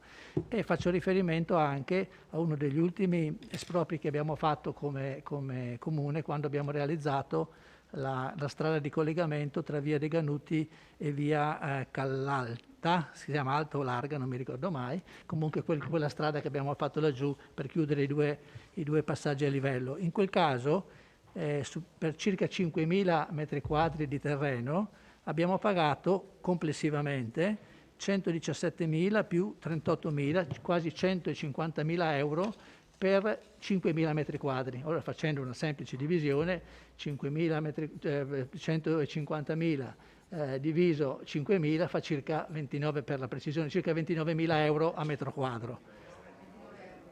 Ho detto un errore? Sì, 29 euro a metro quadro. Quindi, diciamo, rispetto ai 12,50 € mi sembra che sia assolutamente sottostimato. Sì, non capisco come mai quando noi compriamo paghiamo tanto, quando vendiamo poco, cioè proprio è una politica che mi sembra, siccome nessuno ci obbliga a vendere, vendiamo se è di nostro interesse. Ecco. Giustamente lei ha detto che sulla perizia fatta dal tecnico, di cui non ricordo il nome, comunque c'è stato anche il parere del demanio, però il parere del demanio è anche un po' sempre confutabile, perché faccio l'esempio della permuta che è stata fatta per la caserma Gotti e l'area dell'aerocampo.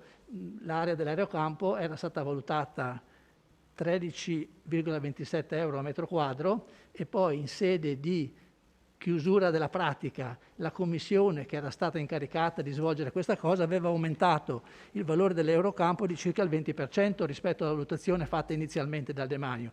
Quindi anche se proprio dovessimo fare un raffronto, ma chiaramente un'area grande può essere valutata in un modo, un'area piccola in un altro, comunque i 13,27 aumentati il 20% andrebbero perlomeno a 17 € in sostanza, ecco, anche considerando le diverse entità e anche la diversa posizione, perché la posizione a San Giacomo è sicuramente più vantaggiosa rispetto a una posizione a distanza di qualche chilometro. Quindi dal punto di vista dell'opportunità sicuramente io personalmente sono d'accordo, ma non posso certo dare il mio parere, il mio voto favorevole a una stima che è assolutamente sottostimata ed è contro l'interesse del nostro ente.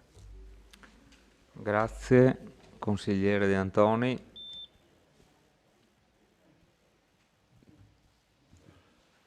Consigliere De Bastiani. Sì, aggiungo all'osservazione fatta da Antoni su appunto le comparazioni tra quando acquistiamo e quando vendiamo, che abbiamo acquistato un buco da 200-300 metri quadrati per 11.000 €, mi sembra, no? Dietro area Papadopoli. E quindi dove non si può neanche piantare il vigneto. E sì, non è comparabile con questa cifra qua. Adesso mi viene a pensare che qualcuno sbaglia, perché già, voglio dire, o ha sbagliato chi ha valutato quello che compriamo, o sbaglia chi ha valutato. Sì, non c'è comparazione, ma forse c'è un motivo per cui lei può spiegarmi. Grazie consigliere De Bastiani. Consigliere Dus.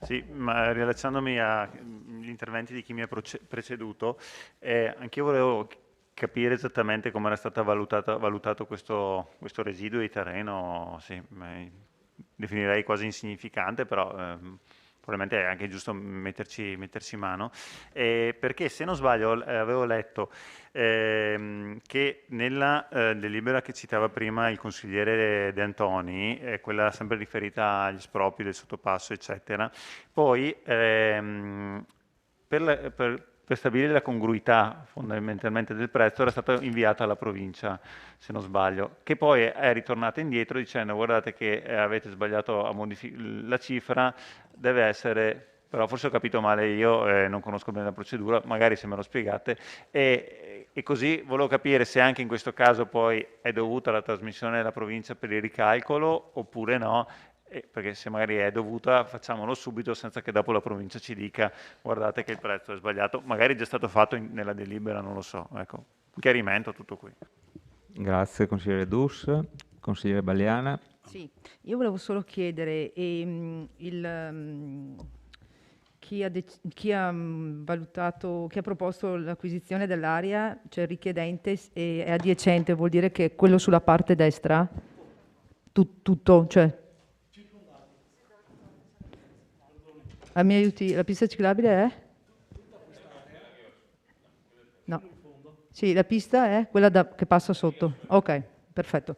Ecco, grazie. Allora, rispetto a questo volevo chiedere anche attualmente il terreno a che destinazione d'uso è? Ecco, e poi una considerazione, la faccio subito, visto che hanno già piantato i pali per i vigneti, volevo chiedere se non era il caso, visto che è a ridosso della pista ciclabile, di chiedere o quantomeno se è possibile mettere un appunto nella delibera in cui si chiede che sia piantata una siepe a ridosso della pista ciclabile, perché è già piantata là, in quel pezzo là, ma non c'è. Dove? Ah già, ma quindi hanno già fatto tutto e cosa facciamo noi qua stasera? Hanno già... Sì, appunto no, vuoi dire, cioè... Ma, beh, insomma, anche questa roba qua, vabbè. Quindi ecco, chiederei che fosse almeno rispettata una fascia di rispetto alla pista ciclabile. Grazie. Grazie, consigliere Balliana.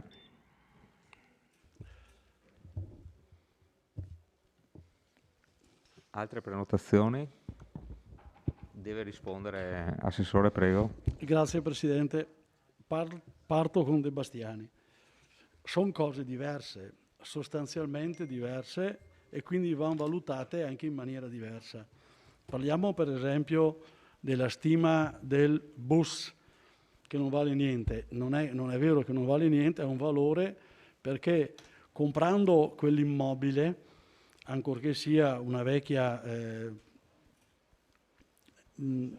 rifugio antiaereo, abbiamo l'intero del Papadopoli e quindi non siamo più in condominio, quindi già di per sé stesso ha un valore che poi il demanio, quando ha fatto la valutazione, ha tenuto conto dando un importo e dire noi valutiamo quell'immobile, quel prezzo, voi lo comprate.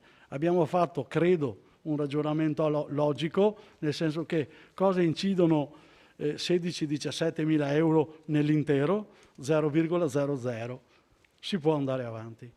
L'altro ragionamento invece, che parlavo con De Antoni, non è vero che noi abbiamo pagato 20 euro l'area valutata 20 euro. Noi quell'area l'abbiamo valutata esattamente 8,50 euro, quel che è la tabella che riferisce per i prezzi di aree agricole. Noi avevamo la possibilità di aumentare quell'importo di un 15% e l'abbiamo fatto, e poi abbiamo riconosciuto un 10 euro al metro quadrato di indennità per il minor valore, che ha un appezzamento di terra tagliato esattamente a metà. Il tagliare a metà quell'appezzamento di terra è stato in primis una richiesta di danno che la proprietà si era messa in mente di fare, perché se lei nota l'abbiamo proprio tagliata a metà. Non l'abbiamo tagliata a metà per far dispetto, l'abbiamo tagliata a metà perché c'era una previsione urbanistica che indicava la strada. Quindi stiamo parlando di valutazioni diverse, perché sono cose diverse.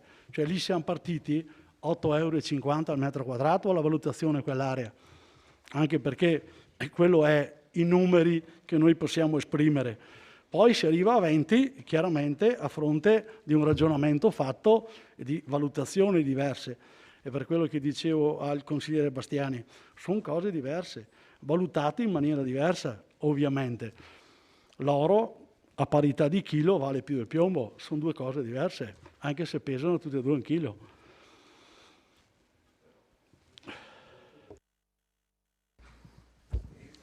Grazie Assessore. Prego consigliere. Io non sono un esperto, quindi non... Però quando lei, Assessore, mi dice noi acquistiamo il rifugio antiaereo e questo ci valorizza e ci porta un maggior valore al bene di cui siamo già proprietari, sta dicendo la stessa cosa che succede sul campo lì. Cioè loro acquisiscono una fetta di terreno e valorizzano, credo che funzioni così, valorizzano l'intero loro comparto, quindi è la stessa cosa.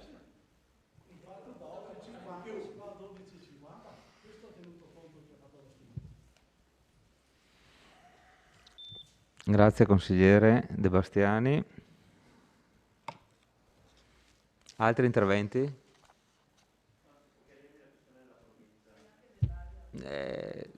Battute veloci, La prego. provincia in questo frangente non c'entra, perché c'entra la valutazione che abbiamo fatto noi e dovevamo ricevere la congruità del demanio.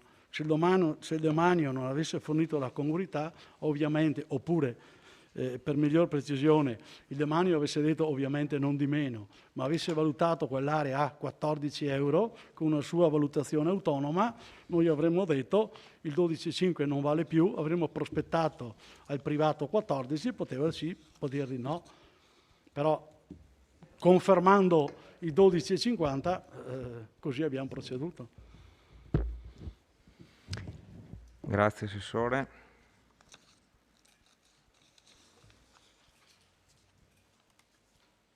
Allora, consigliere Bagliana. Sì, no, prego. forse gli è sfuggita la domanda, la pongo di nuovo. No, la destinazione dell'area adesso è agricola? Ok, bene. E lei mi conferma che è stata piantata la siepe? Lei l'ha vista? Sì. Perdoni, io l'ho vista perché fa parte del progetto di autorizzazione che loro hanno avuto nella parte non incidente con la nostra proprietà, ma dell'intero. Quindi se la loro prescrizione era star distante dalla pista ciclabile, dico a caso 15 metri perché la norma dice 15 metri, se la norma dice devi piantare una siepe a tot metri, loro si sono adeguati alle prescrizioni che hanno avuto al di fuori della nostra area, ma potenzialmente coincide. Consigliere Toni. Sì, prima abbiamo fatto una battuta sul fatto che avessero già piantato i pali, poi che hanno messo anche la siepe, però diciamo, non credo che sia una gestione corretta della proprietà pubblica lasciare che facciano queste cose. Cioè, proprio per questo... sì, ma c'era il consigliere di San Giacomo che dovrebbe... Sì, no, però mi sembra strano che, voglio dire, non sarà... No, scusate, aveva detto... Lei sa tutto di San Giacomo, però non capisco come si possa sorridere sul fatto che uno entri a casa mia, nel mio giardino, mi comincia a mettere dei pali perché qualcuno gli ha detto che forse glielo vendo, no? Cioè questa è una cosa che è assolutamente inammissibile. Proprio per questo non glielo venderei proprio quel terreno a quella signora, che non è neanche di Vittorio Veneto, ma è di San Vendemiano, no? Ma al di là di questo, il prezzo di quel terreno è sottostimato, è evidente. Lei ce l'aveva detto anche l'ingegnere nel corso della riunione della commissione, no? Siamo partiti da 8 euro, abbiamo aumentato del 10, poi gli abbiamo dato altri 10 euro perché facevamo la strada proprio in mezzo, ma lì abbiamo deciso di farla nel mezzo noi, perché la variante urbanistica l'abbiamo provata noi. Quindi se sapevamo questo potevamo forse risparmiare, invece che dare 150.000 euro per una strada di 200 metri, di 7-8 metri di larghezza. Questo è il costo che abbiamo pagato quella strada, no? Lasciamo stare quello che costerà tutto il resto. Però al di là di questo, parliamo solo di questi 1.050-1.100 metri quadri. Il valore, proprio perché va a completare una proprietà di una signora fortunata che ha quel terreno, proprio per quello ha un maggior valore anche per la signora. Quindi non dobbiamo tenere conto solo di quello che dice l'Agenzia del Demanio da Treviso, dove è insomma messa questa commissione. Cioè dobbiamo tenere conto di quello che è il valore per l'ente, dobbiamo valorizzare questa nostra proprietà che cediamo come dire, volentieri, però valutarla a 12,50 euro a metro quadro mi sembra davvero un modo leggero di gestire il patrimonio comunale. Non voglio dire di approfittare, ma valutiamolo quello che è il vero prezzo, insomma, no? Che non è 12,50, perché se lei va a comprare un terreno da quelle parti non glielo vendono certo 12,50 euro. Quindi perché deve essere il comune che glielo cede? Io ripeto anche sul fatto che è inconcepibile, è già la seconda volta che capita, anche a Formeniga, quando è stata fatta quella permuta, io sono stato a vedere, erano già stati piantumati anche lì già il vigneto sulla nostra proprietà. È possibile che l'amministrazione comunale non possa controllare queste cose e lasciar fare ai privati che intendono comprare tutte le cose che devono fare? È assolutamente un modo scorretto di gestire il patrimonio comunale. Grazie consigliere De Antoni. Consigliere Gumiero.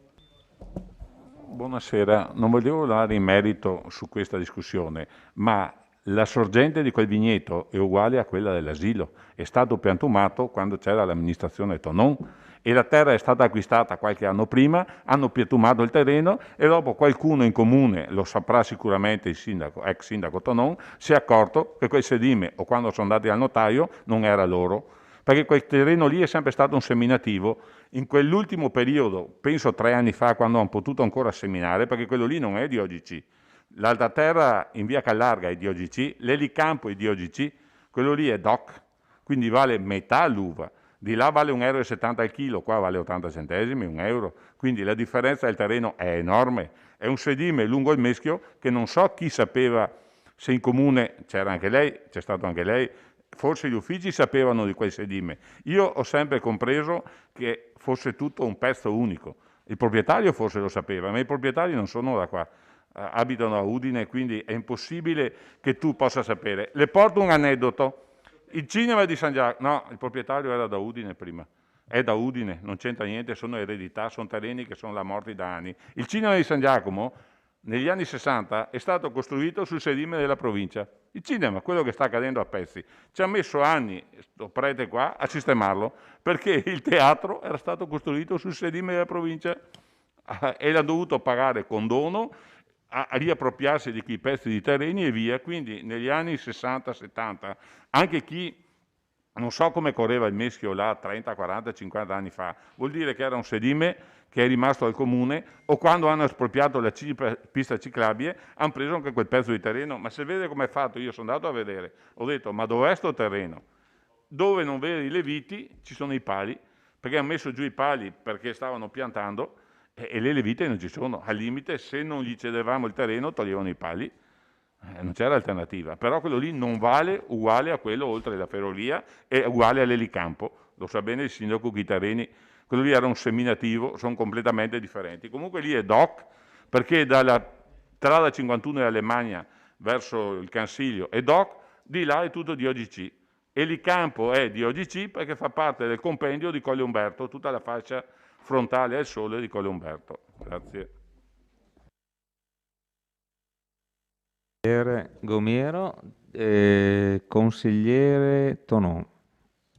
Grazie. Però per precisare una cosa, non è che sia sempre stato del comune o chi era proprietario della... No, è Demanio 2014. Sì, la richiesta è stata fatta nel 2014 dall'amministrazione da Re, quando ha chiesto anche le caserme, eccetera. Sappiamo bene che il Demanio allora dava quello che al Demanio non interessava gratuitamente, e lo dice questa delibera. Altre aree non le ha date perché erano onerose. No, siccome lei ha detto che era sempre stato del comune, era del Demanio. Forse ho capito male, mi chiedo scusa, è del comune dal 2015 di fatto. Mi auguro anch'io francamente che sia stato fatto in assoluta buona fede la piantumazione, però obiettivamente ha detto che c'è la siepe, ci sono i pali.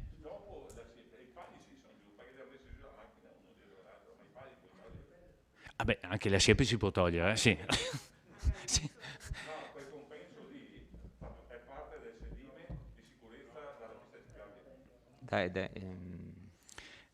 scavi. Detto questo, io non so perché si continui a dire che si è partiti da 8,5, poi il consigliere Gomiero che mi sopravvaluta, perché io francamente di prezzi di terreni non ho la più pallida idea di prezzi di terreni, se non quando parlando i tecnici spiegavano il valore dell'uno piuttosto che dell'altro. 8,5, poi si dice che no, è DOCG o è DOC, per cui vale, però per la sezione antica si parte sempre da 8,5, punto.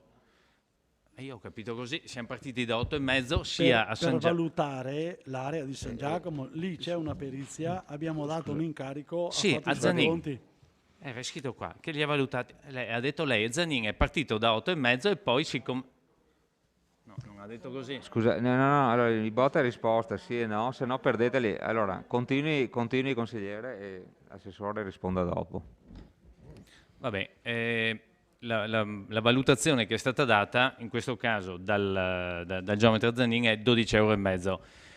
Confesso che secondo me dalla sua spiegazione emergeva in maniera chiarissima quello che ha detto il collega De Bastiani. Se il rifugio antiaereo ci è stato fatto, fra virgolette, pagare perché così avevamo il tutto, anche qui bisognava farlo pagare perché così avevano il tutto.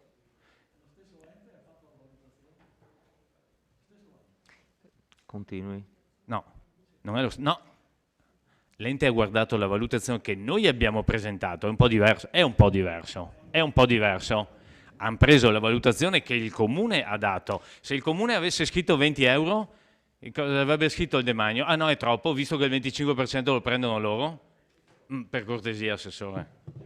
Bene, e allora grazie consigliere Tonon. Se vuole rispondere adesso l'assessore Antiga, diamo la parola all'assessore Antiga. Vabbè. Altri interventi?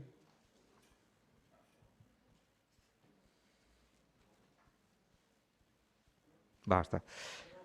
Sì? No, Sì, non è proprio una battuta. Però potevamo anche tenerlo e destinarlo a siepi, a alberature autoctone, e creava così anche guardando il disegno vediamo che tutte le siepi sono state tolte, è stato fatto tabula rasa. No, i campi a sinistra, una volta... Allora, una battuta. No, sto dicendo che una volta i prati di Meschio, no? Allora, scusate, chiudo. Allora, perché sennò... Allora, o fate le battute veloci e non vi fate i botta e risposta, perché sennò la gente non capisce da casa, la confusione è tanta, quindi... Allora, ecco qua.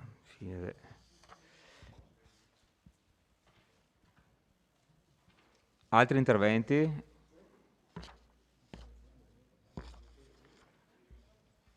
Bene, allora dichiarazione di voto. Dichiarazione di voto, consiglieri. Prego, consigliere De Antoni. Per quanto mi riguarda il mio voto è contrario, perché diciamo, la perizia di stima del terreno è assolutamente sottostimata. Grazie consigliere. Consigliere De Bastiani, prego. Anche per noi il voto sarà contrario perché consideriamo sottostimata la quotazione e a questo punto secondo me sarebbe stato maggior vantaggio lasciare un terreno a arbusti e alberi, sarebbe stato di tutto vantaggio per la vifauna e per l'area del Meschio, il cosiddetto Parco del Meschio. Grazie consigliere. Consigliere Dus? Sì, anche da parte nostra ci sarà un voto contrario a questa proposta per la non congruità del valore stabilito, visto che come abbiamo potuto verificare questa sera i valori praticamente cambiano ad ogni tipo di terreno e ad ogni tipo di proposta. Grazie consigliere Dus. Bene, passiamo alla votazione. Allora, favorevoli? Sempre 10. Contrari? 6. Astenuti? 0. Favorevoli 10, contrari 6, astenuti 0. La delibera è approvata con 10 favorevoli, 6 contrari, astenuti 0. C'è richiesta l'immediata eseguibilità. Favorevoli? 10. Contrari? 6. Astenuti? 0. La delibera è immediatamente eseguibile. Passiamo al punto numero 3 dell'ordine del giorno. Regolamento di edilizia cimiteriale, modificazioni ed integrazioni. Lascio la parola all'assessore Antigua per l'illustrazione, prego. Presidente, al punto numero 3 siamo tenuti ad inserire delle modifiche al regolamento cimiteriale. Le modifiche sono state richieste dall'oggettività dei fatti, nel senso che stiamo parlando in quel di Ceneda, abbiamo una sessantina, per la precisione sono 61, le tombe che sono scadute, le quarantennali, e sono scadute, se non ricordo male, nel 2015. E poi ce ne sono altre 3 che scadono quest'anno, sempre tombe da 4 o da 8 posti. Il problema è venuto fuori perché dei cittadini, chiaramente avendo il defunto in casa, si recano in comune per comunicare all'ufficio anagrafe che hanno bisogno di ricoverare il proprio congiunto all'interno della loro tomba familiare, e si sentivano poi nel controllo dire no, ma guardate che la concessione è scaduta e quindi voi non potete mettere dentro il vostro caro defunto. I casi sono più di uno e sono stati risolti velocemente, perché non c'è proprio il tempo di attendere quando succedono quelle disgrazie familiari, però siamo tenuti a sistemare quel regolamento in modo congruo, di modo che questo non possa più succedere. Risolvere vuol dire innanzitutto prendere per mano tutte quelle che sono scadute. Non vi nascondo che abbiamo provato noi come anagrafe a rintracciare i proprietari o gli eredi di alcune, i concessionari di alcune tombe, ed è una cosa quasi impossibile, e quindi abbiamo pensato di esternizzare questa incombenza, perché non è facile andare a ritracciare a ritroso tombe che magari sono là da 30 anni che non sono usati, il concessionario magari è morto, i figli, gli eredi sono dispersi anche in giro, non è una cosa facile.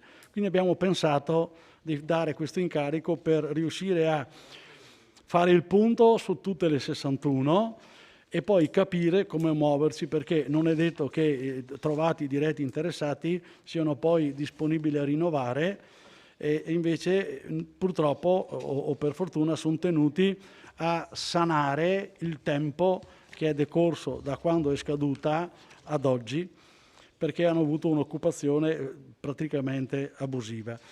Gli importi però nei rinnovi non sono importi di poco conto. Dobbiamo pensare che un 8 posti costa per un rinnovo circa sempre 8 posti e 4 posti. Se vuol dire quelli occupati da 8 persone che si vogliono bene, sì, 8 posti sono e 4 posti sono.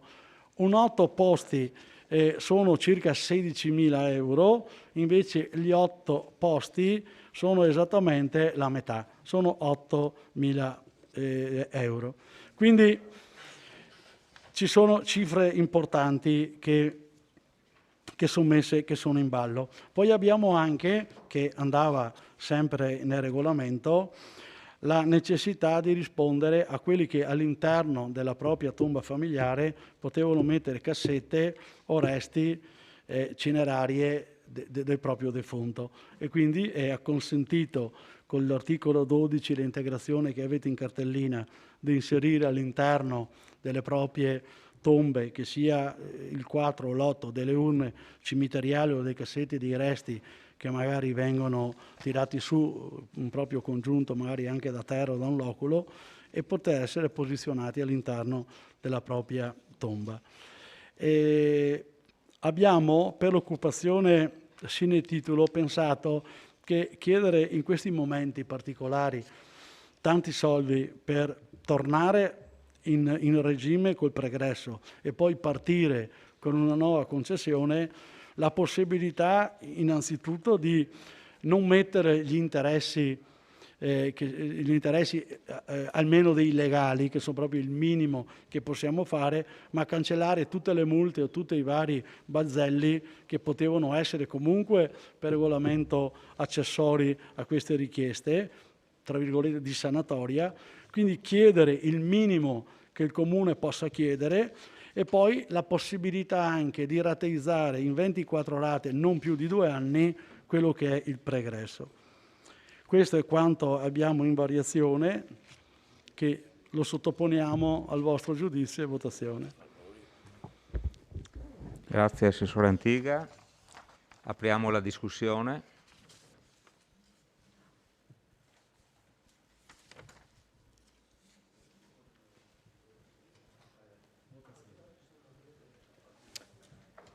Consigliere De Antoni. Ok, io parto parto dalla delibera, dalla bozza di delibera che ci è stata consegnata, dove nelle premesse leggo: dato atto che le tariffe vigenti approvate con deliberazione della Giunta Comunale numero del non sono suscettibili di rateizzazione. Immagino che appunto le tariffe per i servizi a domanda individuale non possono essere rateizzati. Okay? Questo non perché era scritto nel regolamento di 40 anni fa, ma perché probabilmente non si possono rateizzare perché sono servizi a domanda individuale. Noi invece nella delibera andiamo ad autorizzare questa rateizzazione. A me sembra, come è stato rilevato tra l'altro anche in Commissione, che gli importi che, come ha detto anche l'assessore, che gli importi che andiamo a chiedere a queste persone o a questi eredi, diciamo, di persone che erano concessionarie, siano molto rilevanti. In genere penso che possano essere anche persone anziane, pensionati magari anche con il minimo sociale, che difficilmente possono non solo pagare i 10.000 o i 18 o 16.000 euro previsti per i prossimi 40 anni, ma che siano in difficoltà anche a pagare quel 20% che gli chiediamo, più perché il costo vero di una tomba, diciamo, con 8 posti è appunto circa 400 euro all'anno, moltiplicato per 40 fa 16.000, no? Quindi comunque far pagare questi 16.800 tutti in un colpo, o anche solo il 20% che sono 3.000 euro, comunque è una cifra molto importante. Ho chiesto prima, quando era presente la dottoressa Alvessore, ho chiesto come verranno incassati questi soldi, come verranno inseriti in bilancio. Perché ho fatto questo? Perché mandando avanti questa procedura e quindi essendoci accorti che erano 5-6 anni che erano scadute queste concessioni e adesso cerchiamo di farle pagare, riusciremo a incassare, come è stato detto anche in Commissione, solo dal 20% di anticipo, chiamiamolo così, solo per quello circa 100.000 euro. Se andiamo poi a vedere quindi le tabelle dei servizi a domanda individuale e le percentuali di copertura dei costi che sono riportati in un prospetto riepilogativo, vediamo che la gestione dei cimiteri a memoria incide per, diciamo, eccolo qua, la gestione dei cimiteri, che in un anno all'incirca costa 202.000 euro, costa con le entrate che erano previste in sede di bilancio probabilmente, porta a 85.000 euro. Quindi 85.000 euro rispetto ai 202 equivale al 41,89% di copertura sui costi. Allora, io dico, stante questa, se è vero che incassiamo 100.000 euro quest'anno, solo dalla dal rinnovo delle concessioni. Poi ci saranno comunque delle altre concessioni nuove che verranno fatte, perché ci saranno questi casi, cioè andiamo a coprire molto di più di quello che è il 41% della copertura che è qui prevista, e ci sono dei servizi a domanda individuale che abbiamo in corso nel nostro bilancio, dove addirittura la percentuale di copertura è l'1,42% o il 21,43%. Poi ce ne sono anche alcuni, tipo l'asilo nido, che hanno una copertura... Sì, però c'è tutto un conto e lo lasciamo stare. Ce ne sono altri allora che hanno il 71%, tipo le mense e altro. Io credo che di fronte a questi numeri e alla difficoltà in cui metteremo le persone che devono pagare queste cifre, forse sarebbe necessario un ripensamento su tutta questa materia. Capisco che c'è la fretta di far pagare, perché altrimenti c'è il rischio che anche questi importi vadano in prescrizione. Qui ho parlato con gli uffici, non tutti sono d'accordo su un'affermazione, cioè che le prescrizioni per concessioni demaniali scadono dopo, vadano dopo 5 anni, insomma i debiti nei confronti del demanio per concessioni vanno in prescrizione. Io ho avuto esperienze dirette sul lavoro di questa cosa e sono sicuro che nel caso di una copertura di un RIO fatta da un privato che aveva quindi una concessione demaniale per questa copertura, il demanio non aveva chiesto il pagamento e quindi diciamo, i debiti che superavano i 5 anni comunque sono andati tutti in prescrizione. Quindi io capisco la necessità per fare in fretta, perché come ha detto l'assessore ci sono delle concessioni scadute nel 2015, quindi ecco, però potremmo fare un atto in cui diciamo interrompiamo i termini e diciamo, siccome non è che dobbiamo incassare per forza questi 100.000 euro tutti in un colpo, potremmo anche dire interrompiamo i termini di queste concessioni, risolviamo il singolo problema se c'è un singolo problema e poi diamo corso rapidamente al rifacimento di tutto il regolamento e cerchiamo anche di capire bene quanti soldi possiamo chiedere a queste persone, perché effettivamente magari delle concessioni che sono state stipulate 40 anni fa, riviste al giorno d'oggi, forse possono anche avere un altro valore e quindi anche poter chiedere un importo inferiore. Una volta, visto che non costava niente, o forse sembrava che non costasse niente, sono state fatte queste cose, poi quando arrivano le seconde e le terze generazioni rispetto a quella che ha fatto sta opera, comunque questa concessione comunque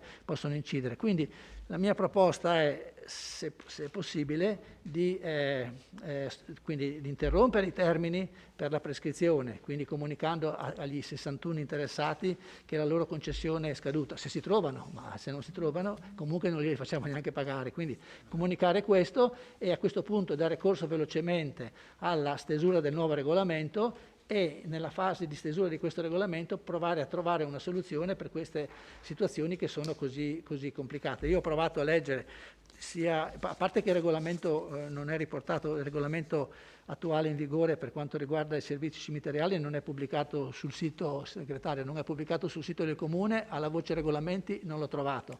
Sono andato a cercare la delibera del 2005 e non ha allegato l'atto della convenzione, della concessione, insomma non ha il regolamento, chiedo scusa, non è allegato il regolamento, quindi potrebbe essere il caso di soprassedere a questa decisione, interrompere i termini e dare corso rapidamente al nuovo regolamento e in quella situazione definire meglio questi aspetti che a mio modo di vedere, ma ho letto anche il verbale della Commissione, a tutti ha colpito questa cifra così elevata da chiedere ai singoli concessionari. Grazie consigliere. Stop. Consigliere Dus. Sì, dunque, dopo aver tassato i vivi, oggi tassiamo i morti. No? Abbiamo fatto l'aumento dell'IMU, avete votato l'aumento dell'IMU qualche tempo fa e oggi aumentiamo anche le prime case dei defunti, di Ceneda per il momento. Dopo arriveranno anche quelli di Serravalle, di Sant'Andrea e gli altri cimiteri in città. E l'aumento non è neanche di poco conto, perché come abbiamo sentito le cifre che ballano da 16 a 8.000 euro, insomma non sono proprio due soldi. Vorrei sapere quanti sono le tombe, magari adesso me lo dice l'assessore, quelle da 4 e quante quelle da 8 posti, così magari ci facciamo anche un'idea.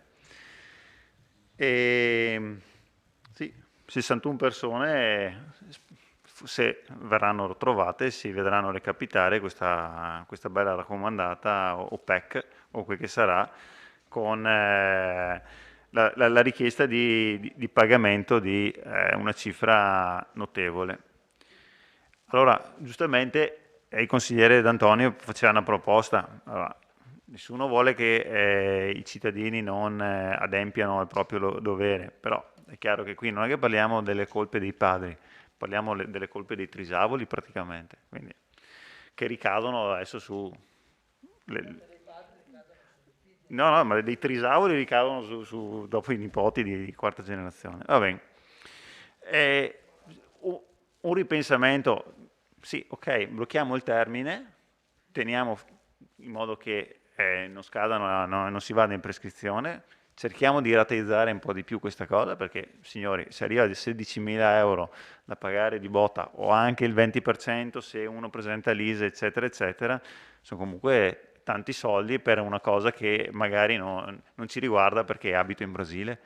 Sì, perché poi chissà casistiche che adesso, aprendo questo vaso di Pandora, troveremo, che mi immagino già situazioni che si perdono nei meandri degli alberi genealogici di ogni famiglia. E poi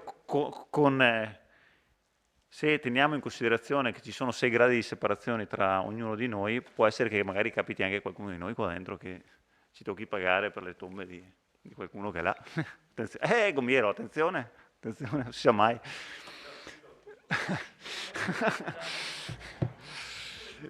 Bene. Sì, Consigliere, sì, concludo dicendo che è sicuramente una delle tante difficoltà che ci troviamo qui a dover valutare, però, ripeto, siccome parliamo di cifre notevoli e se lo applichiamo sul caso di Ceneda, poi ovviamente dobbiamo applicarlo anche su tutti gli altri cimiteri, mi immagino che di cittadini coinvolti poi a cascata ne troveremo un bel po'. Io chiedo alla maggioranza di un attimo ripensare questa cosa qua e rivederla meglio, insomma, poi responsabilità vostra, insomma. Grazie consigliere Dus.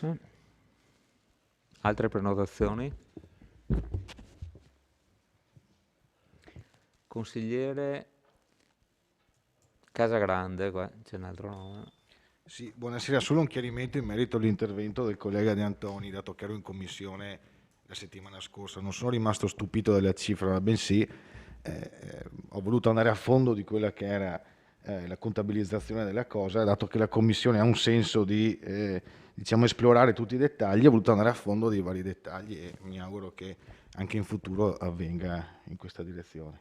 Ecco, quindi non ero stupito, ma semplicemente un calcolo, una contabilizzazione. Grazie. Grazie consigliere Casagrande.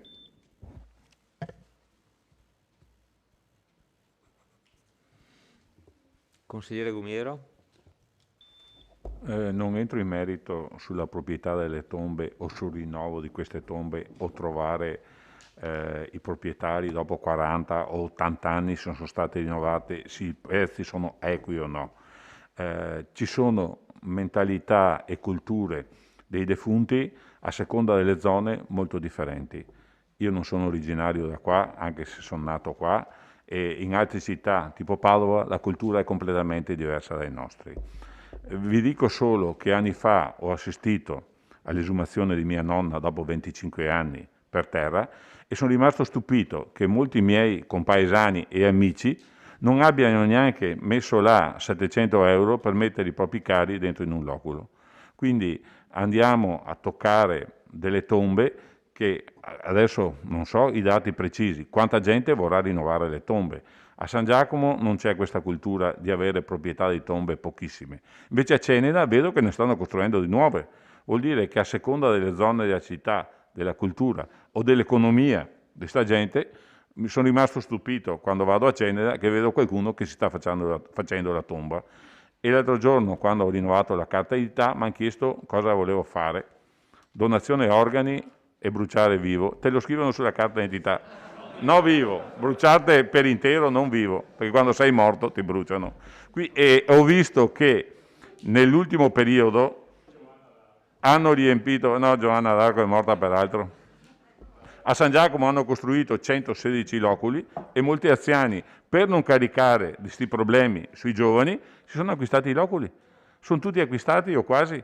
Quindi andiamo a decidere di non fare un'operazione. Chi non vuole prendersi la tomba la lascia là, non succede niente. Speriamo che non siano fra le persone che hanno preso i resti dei propri cari e buttati nell'ossario comune. Questo mi dà un po' fastidio, perché per persone che conoscevo defunte 25-30 anni fa, quella fine fanno con le nuove generazioni, perché i giovani dei cimiteri non si interessano. Grazie. Grazie consigliere Gomiero. Ci sono altre prenotazioni? Direi che la discussione può essere chiusa. Dichiarazione di voto. Scusi, prego. Grazie Presidente. Io capisco che il tema non sia assolutamente un tema di allegria, ma è comunque un tema che un'amministrazione deve affrontare. Io non ho fatto per scelta nessuna indicazione che dal 2015, consigliere Dus, che sta cosa è pendente. Quindi non è perché la lasciamo là per 6 anni che poi possiamo essere promotori del bene. Sono passati 6 anni inutilmente, quindi se nel 2015 alla scadenza ci si preoccupava, ad oggi magari questo problema non l'avevamo. Non volevo dire prima, ma sentendo poi il consigliere Dus e il consigliere Antoni è dovuta la cosa. Far conti sui 100.000, consigliere Antoni, sì, ma è come fare il terno all'otto, perché quando su 61 persone andiamo a individuare 61 problemi, noi possiamo solo chiedere se c'è l'interesse al rinnovo, se non c'è l'interesse al rinnovo.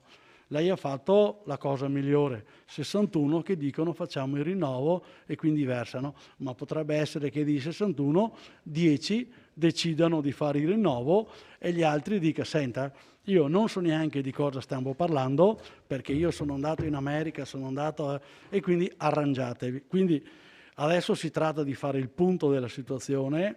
Ovviamente gli importi che noi andiamo a chiedere sono importi di rispetto anche per quello che l'ha pagata, perché quello che non ha pagato per 6 anni non è assolto, perché quello vicino che ha pagato tutti gli anni o che comunque ha rinnovato merita un po' di rispetto anche lui. Quindi trattare poi i 61, capire se c'è la possibilità al posto di 24, di 2 anni, ma il minimo che noi possiamo fare per dignità di tutti è che l'importo sia un importo per tutti, togliamo tutti quei gravami che possono essere accessori, mettiamo il minimo legale di legge per dir proprio che poi non abbiamo fatto neanche un danno erariale, per l'amor di Dio, lo 0, ci sta, giusto? Ma solo per essere, come si può dire, in linea con tutti quelli che hanno onorato e pagato.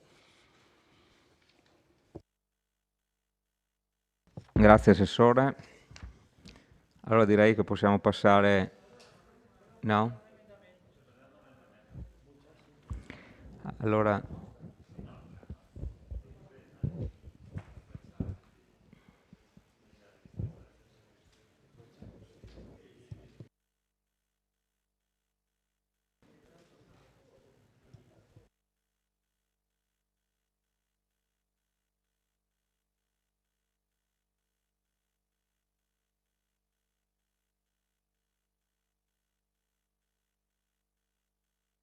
secondo intervento per consigliere De Antoni, prego. Sì, la mia proposta di rinvio era una cosa seria, nel senso che sono conscio delle difficoltà che ci sono, sia in un caso che nell'altro, per trovare le persone. Okay? Quindi cerchiamo le persone, 61, no? 61. Mettiamo in mora chi possiamo mettere in mora, perché se non sappiamo chi sono non possiamo neanche metterli in mora, però prendo atto, come ha detto l'assessore, che comunque per quei 58 o 61 che per cui la concessione è scaduta nel 2015, comunque per questi 6 anni si deve far pagare, no? Allora, se non li conosciamo, comunque è difficile.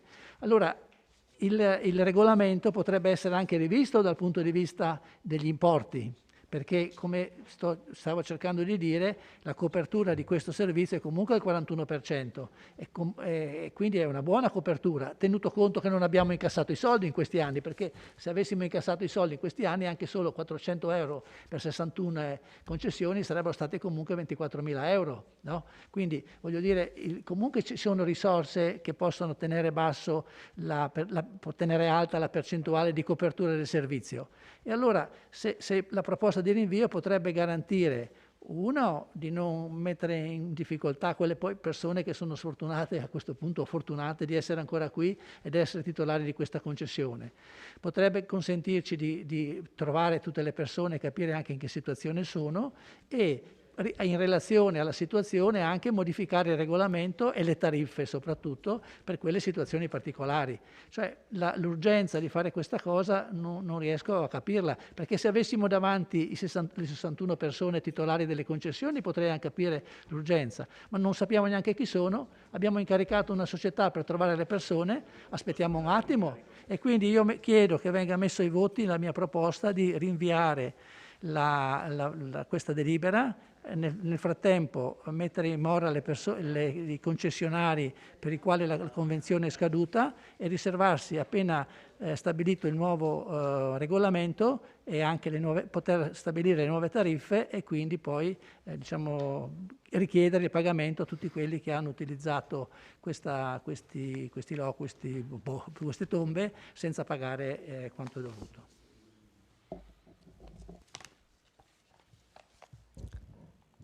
Quindi, consigliere, proposta di rinvio, perfetto, ai sensi dell'articolo 52. Ora io do la parola a ogni capogruppo per eventualmente replicare per non più di 3 minuti sulla proposta di rinvio del consigliere De Antoni, dopodiché metteremo in votazione. Quindi se volete prenotarvi, capigruppo, consigliere Dus, capogruppo del PD.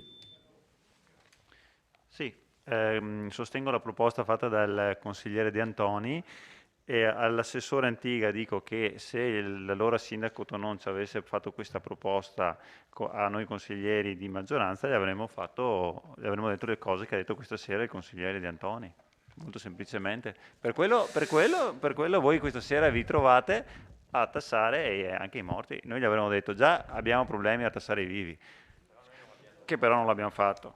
Ci mettiamo che a andare a rimescolare le tombe anche noi, insomma. Ecco. Va bene, grazie consigliere. Consigliere De Bastiani. Se non servono 3 minuti, considero la proposta del consigliere D'Antoni sensata e quindi la appoggiamo. Altri capigruppo che vogliono prendere la parola?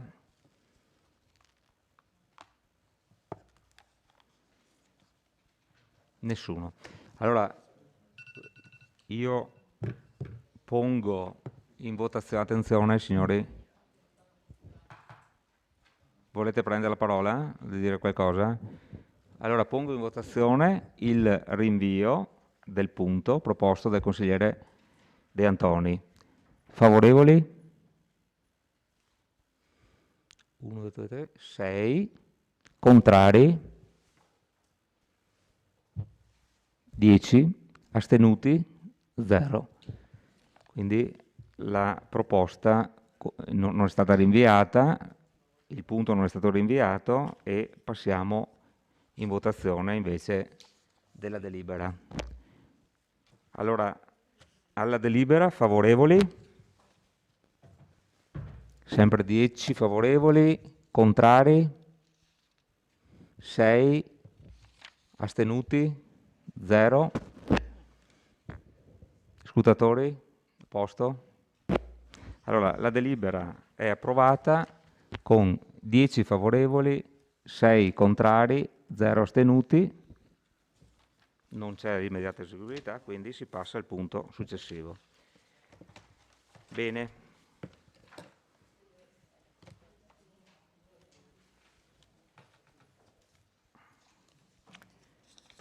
Punto successivo dell'ordine del giorno. Scusate, attenzione, è uscito qualcuno? No?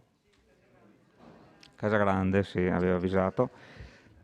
Ordine del giorno a sostegno dell'attuazione della linea ferroviaria ad alta velocità Padova-Bologna, approvazione.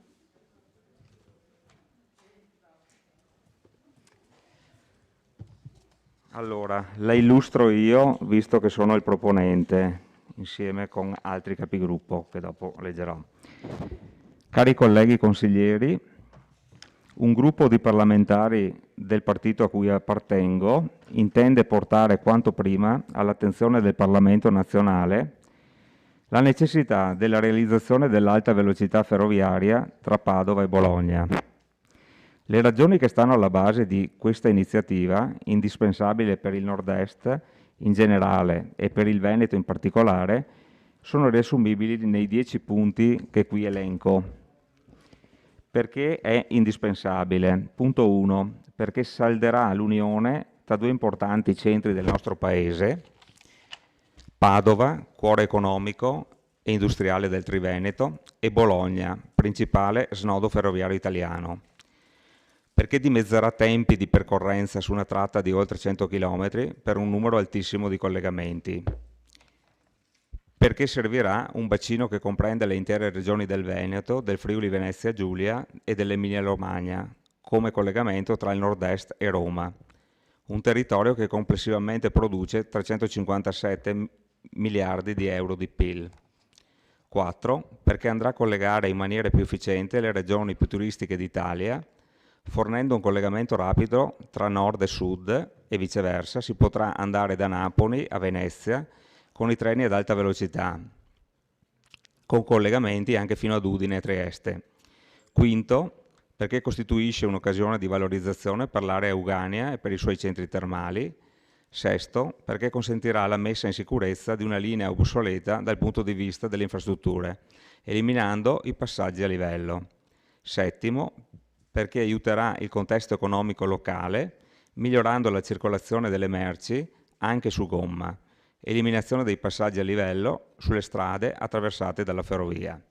8. Perché rafforzerà l'integrazione territoriale dell'area metropolitana delle province di Padova, Treviso e Venezia. 9. Per l'ambiente, perché un trasporto questo per gli ambientalisti, perché un trasporto ferroviario efficiente consente davvero di abbattere le emissioni con un minore uso dell'auto privata e una diminuzione del traffico autostradale. 10. Ed ultimo, perché porterà un'opera del valore di 5 miliardi di euro in un periodo in cui il lavoro serve come non mai. Quindi, vista l'importanza di questa opera strategica per il futuro della nostra regione, ritengo utile che anche il nostro comune dia un segnale dell'importanza di questa opera, quindi attraverso la votazione di questo ordine del giorno. A quanto scritto nel testo dell'ordine del giorno aggiungo anche una considerazione che interessa a tutti i vittoriesi. Dal prossimo orario estivo delle ferrovie entrerà in funzione quello che lo scorso anno qui, in occasione della discussione del rendiconto del consuntivo del 2019, ho definito uno dei 2 eventi epocali di quest'anno della nostra città, ovvero l'elettrificazione del collegamento ferroviario con Conegliano, come fu epocale 150 anni fa per la Vittorio Veneto di allora l'arrivo della vaporiera da e per Conegliano.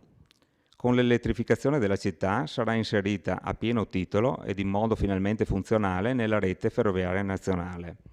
Quindi soprattutto con gli 8-10 treni diretti da e per Venezia e quindi senza cambio a Conegliano, anche il modernissimo sistema alta velocità, alta capacità ferroviaria, che avrà a Mestre il suo centro principale per il nord-est, sarà per i vittoriesi più velocemente e più funzionalmente raggiungibile.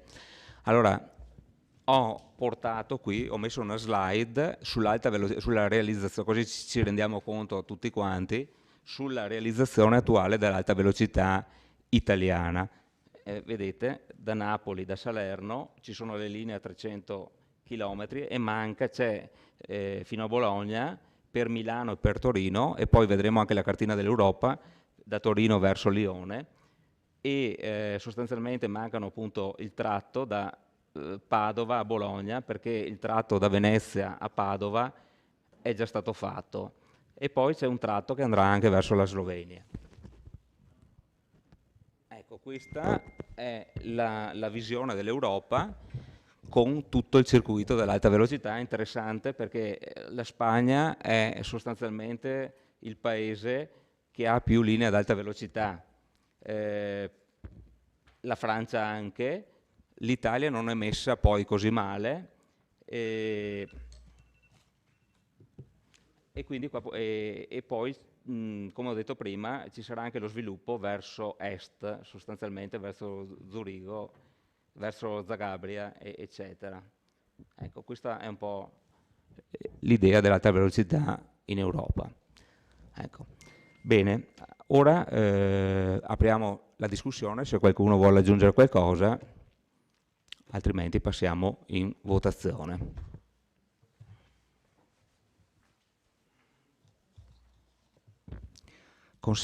Ecco, dimenticavo che la mozione è stata sottoscritta dai capigruppo, allora dal sottoscritto, capogruppo di Forza Italia, dal capogruppo della Lega, Liga Veneta Salvini Mario Rosset, dal capogruppo della lista Toni Miato Sindaco Gianni Varaschin, dal capogruppo del Partito Democratico Marco Dus e dal capogruppo della lista Marco Dus Sindaco Giulio De Antoni. Prego, consigliere Dus. Sì, grazie Presidente e grazie anche di aver dato la possibilità a noi di poter sostenere questa proposta. Credo che sia assolutamente opportuno che venga discussa e sostenuta anche da Vittorio Veneto e da questo Consiglio Comunale, e anche alla luce di quello che ha giustamente ricordato, cioè un importante risultato per la nostra città riferito all'elettrificazione della linea Conegliano-Belluno. Il trasporto ferroviario, sappiamo bene, è sempre un argomento di cui ci si riempie facilmente la bocca, poi in realtà, considerando quanto è complicato l'investimento e quanto complicati sono i lavori e anche i disagi che causano poi i lavori, come abbiamo potuto vedere anche qui a Vittorio, è una cosa che poi rimane un po' in soffitta. Quindi credo sia giusto anche tramite questo tipo di iniziative rispolverare l'argomento e perché no, tentare di far sentire anche la nostra voce a quella Roma che par sempre così troppo lontana. Grazie. Grazie, consigliere Dus. Consigliere Balliana. Sì, allora, noi non abbiamo sottoscritto la proposta per un semplice motivo, perché volevo approfondire la questione e in questi giorni l'ho approfondita. Io spero che voi consiglieri della Lega abbiate rapporti col Consiglio regionale, perché dalle ultime notizie e anche dall'ultimo Consiglio regionale che si è tenuto, cioè la posizione della Lega, del partito, non è che fosse sempre favorevole all'alta velocità Padova-Bologna. Mi spiego? Nel senso che anche l'assessore regionale intervenuto nell'ultimo Consiglio regionale ha accolto l'idea di eventualmente fare un studio di fattibilità su quest'opera, però non la sposano in toto, cioè se no sarebbe già stata in qualche modo anche messa nel piano regionale e spinta in questo senso.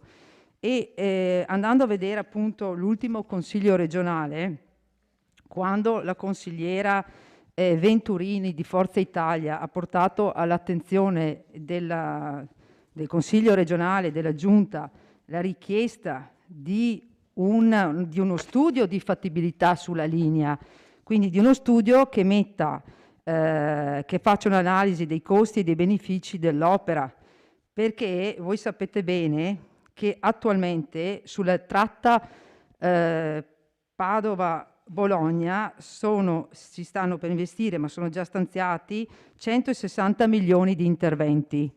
Okay?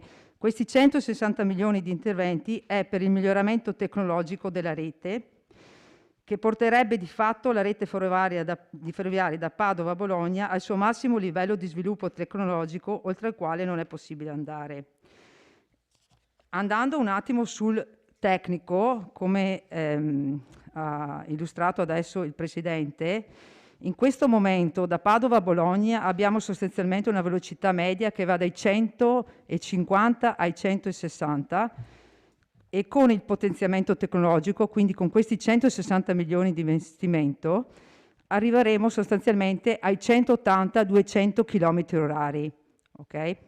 Se si procedesse al quadruplicamento della linea, quindi all'alta velocità, non prevedendo nessuna sosta, quindi né a Rovigo né a Ferrara, si arriverebbe a circa, come è scritto là, a 250 km all'ora.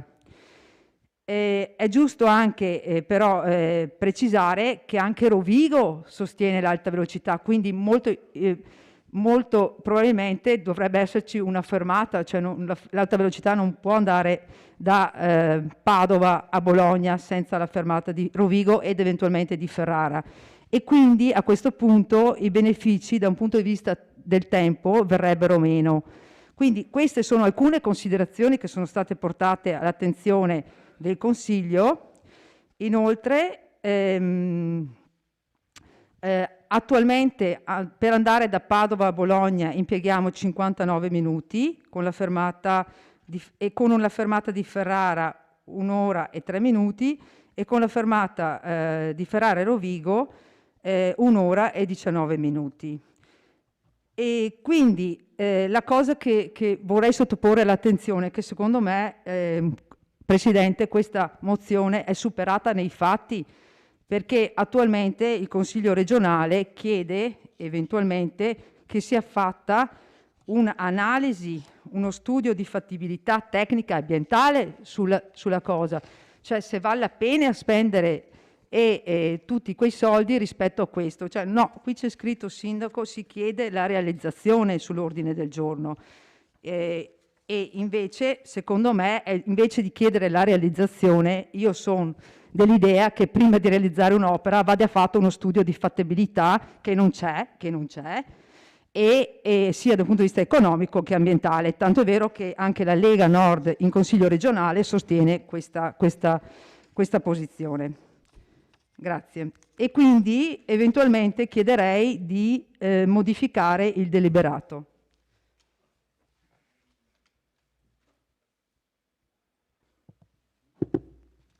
Sì, volevo ricordare che un unico binario non sostiene l'alta velocità, le merci e i treni locali, rimarrebbe sempre un collo di bottiglia per sempre, danneggiando così l'economia.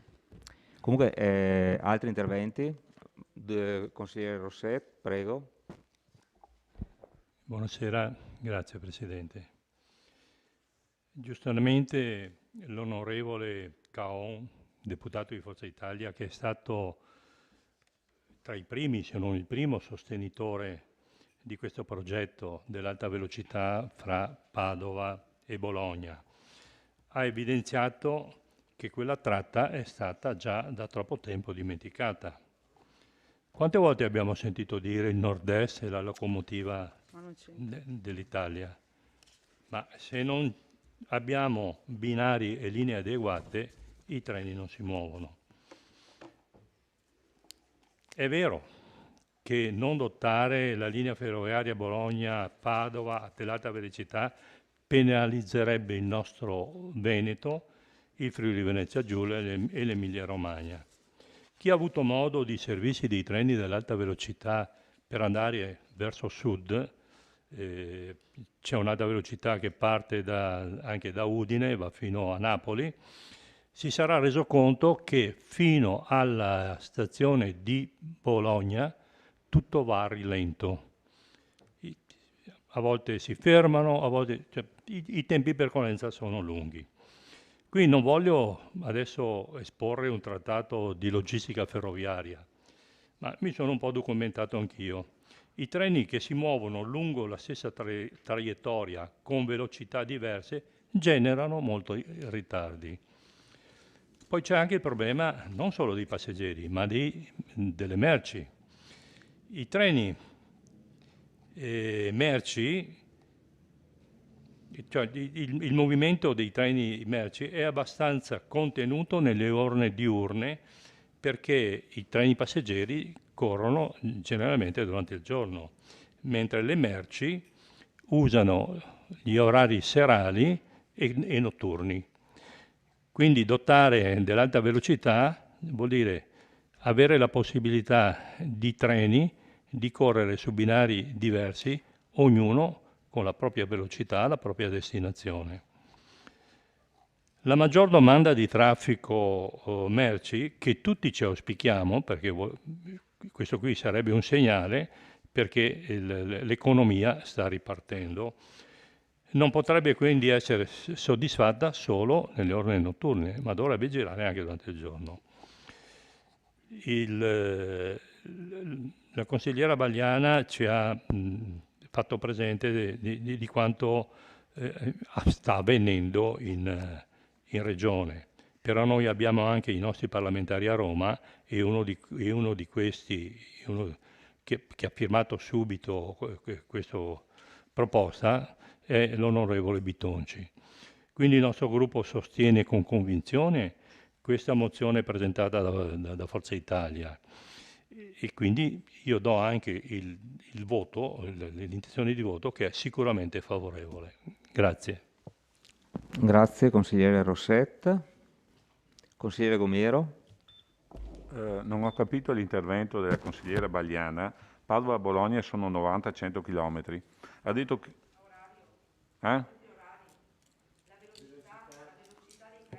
Sì, hai detto 180 km all'ora con 150 milioni di euro possono arrivare, ma se ci mettono 56 minuti vanno a 100 all'ora i treni da Padova a Bologna. Se si fermano in 2 stazioni 1 ora e 6 minuti vanno a 90 km all'ora. Hai detto che è un punto di 180 o vanno a 180 all'ora? Perché se non fanno fermate a 180 all'ora, 100 km la fanno in mezz'ora. Sbaglio? Tu hai detto che ci mettono 56, 1 ora e 1 ora e 6 minuti. Sì, ma con le fermate 1 ora e 6 minuti.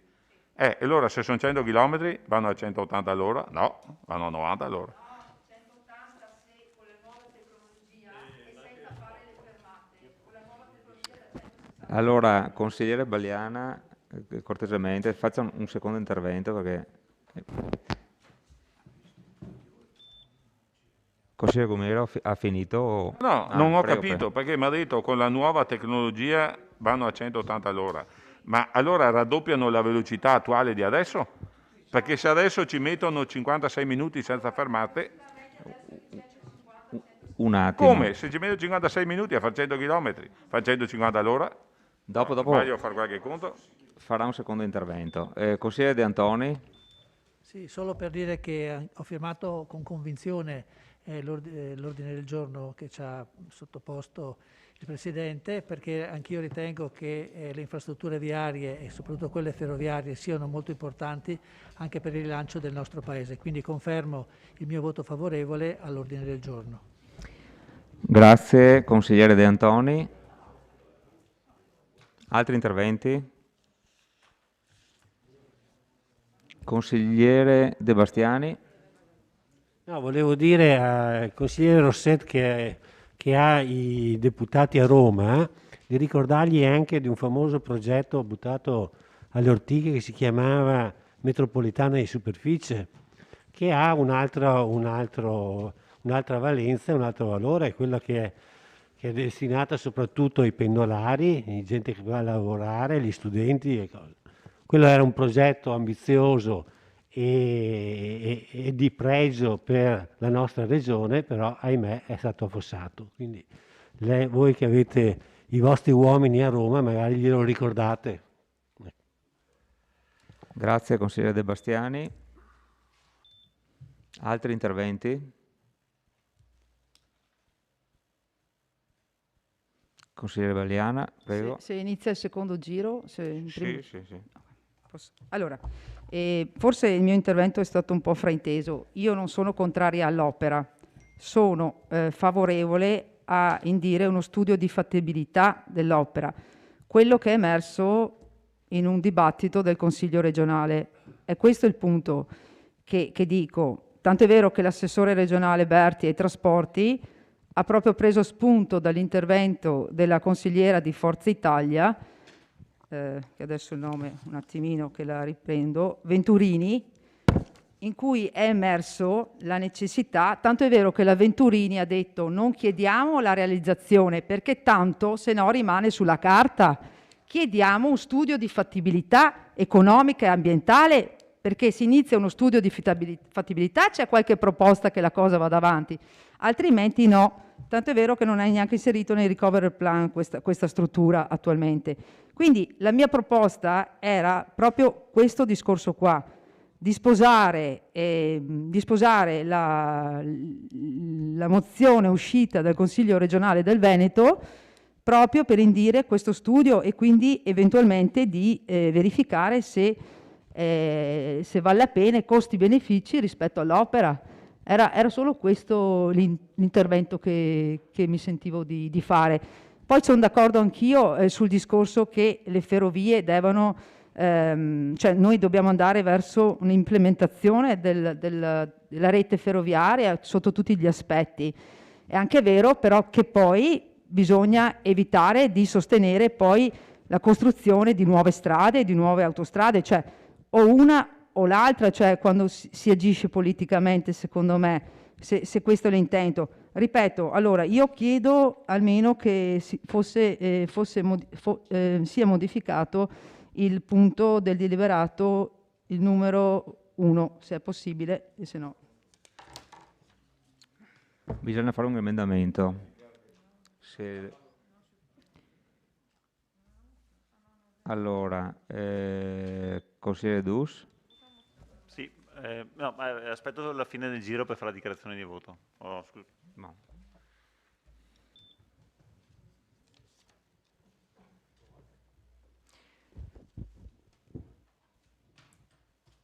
Allora, altri interventi? Consigliere Rosset? Grazie Presidente. No, era solo per rivolgermi al consigliere De Bastiani. Allora, quello della metropolitana in superficie con me sfonda una porta aperta. E pensiamoci quanto bello sarebbe averla anche nella tratta Conegliano-Belluno, creando delle fermate tipo in zona industriale. Quindi bisognerebbe riattivare anche tutti quanti quelle stazioni che sono state chiuse, 9. E qui si farebbe anche presto farla, basterebbe la volontà, sono d'accordo. Invece su altre tratte dove ci sono treni con velocità di percorrenza differenti, c'è sicuramente la necessità di duplicare, triplicare i binari, perché se no un treno deve sempre stare in coda, aspettare quello più lento davanti. Comunque condivido quello della metropolitana in superficie per quello che posso, ma sono l'ultima ruota del carro. Io farò presente a qualcuno dei nostri di questa cosa. Grazie.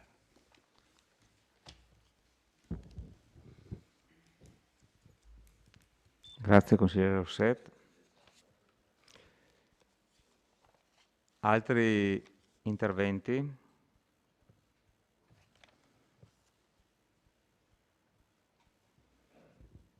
Allora, io direi di andare avanti in votazione. Per quanto riguarda la modifica dell'emendamento, io che sono il presentante, siccome sono delle delibere che vengono diciamo fatte a livello nazionale e date ai singoli comuni che le stanno approvando, direi di non modificarla e quindi procediamo con la votazione.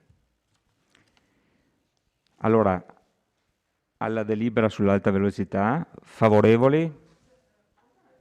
Sì, allora, dichiarazione di voto della consigliera Balliana. Prego. Su questo punto, Presidente, io capisco la sua presa di posizione, Tanto è vero che nella discussione che c'è stata in aula, l'assessore regionale ai trasporti Berti ha proprio evidenziato che dai comuni stanno arrivando queste mozioni e diceva che sono anche distinte tra chi chiede l'alta velocità e chi chiede il potenziamento della linea, no?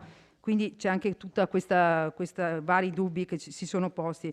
Comunque io ripeto, noi ci asteniamo rispetto a questa mozione e io mi astengo soprattutto perché ripeto, avendo seguito il dibattito regionale e penso sia più utile chiedere non tanto la realizzazione perché, ripeto, non abbiamo le competenze per chiederle. Lei ha avanzato delle proposte, mi sta bene, però sarebbe più utile chiedere lo studio di fattibilità. Grazie. Grazie consigliera. Consigliere Dus, vuoi fare la dichiarazione di voto? Sì, sosteniamo questa proposta. Pur nella consapevolezza che la sostiene anche l'onorevole Bitonci, con il quale condividiamo ben poco. E colgo l'occasione per chiedere invece al consigliere Rosset se magari si fa promotore di questa proposta per come si dice, la metropolitana in superficie, ecco, se la porta all'attenzione di questo Consiglio, lei che fa parte della maggioranza, troverà sicuramente le porte aperte anche da questo lato del Consiglio. Grazie. Grazie, consigliere Dus. A questo punto, se ci sono altre dichiarazioni di voto, altrimenti passiamo in votazione. Passiamo in votazione. Favorevoli? Sono 14. 14 favorevoli, astenuti 2, contrari 0. Allora la delibera approvata con 14 favorevoli, astenuti 2, contrari 0.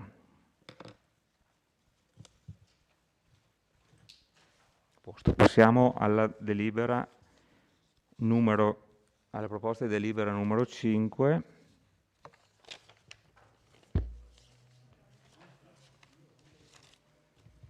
Scusate che devo trovare i documenti. Allora, proposta di ordine del giorno dei consiglieri De Nardi, Dus, De Antoni e Tonon in merito ai mercati settimanali in centri storici.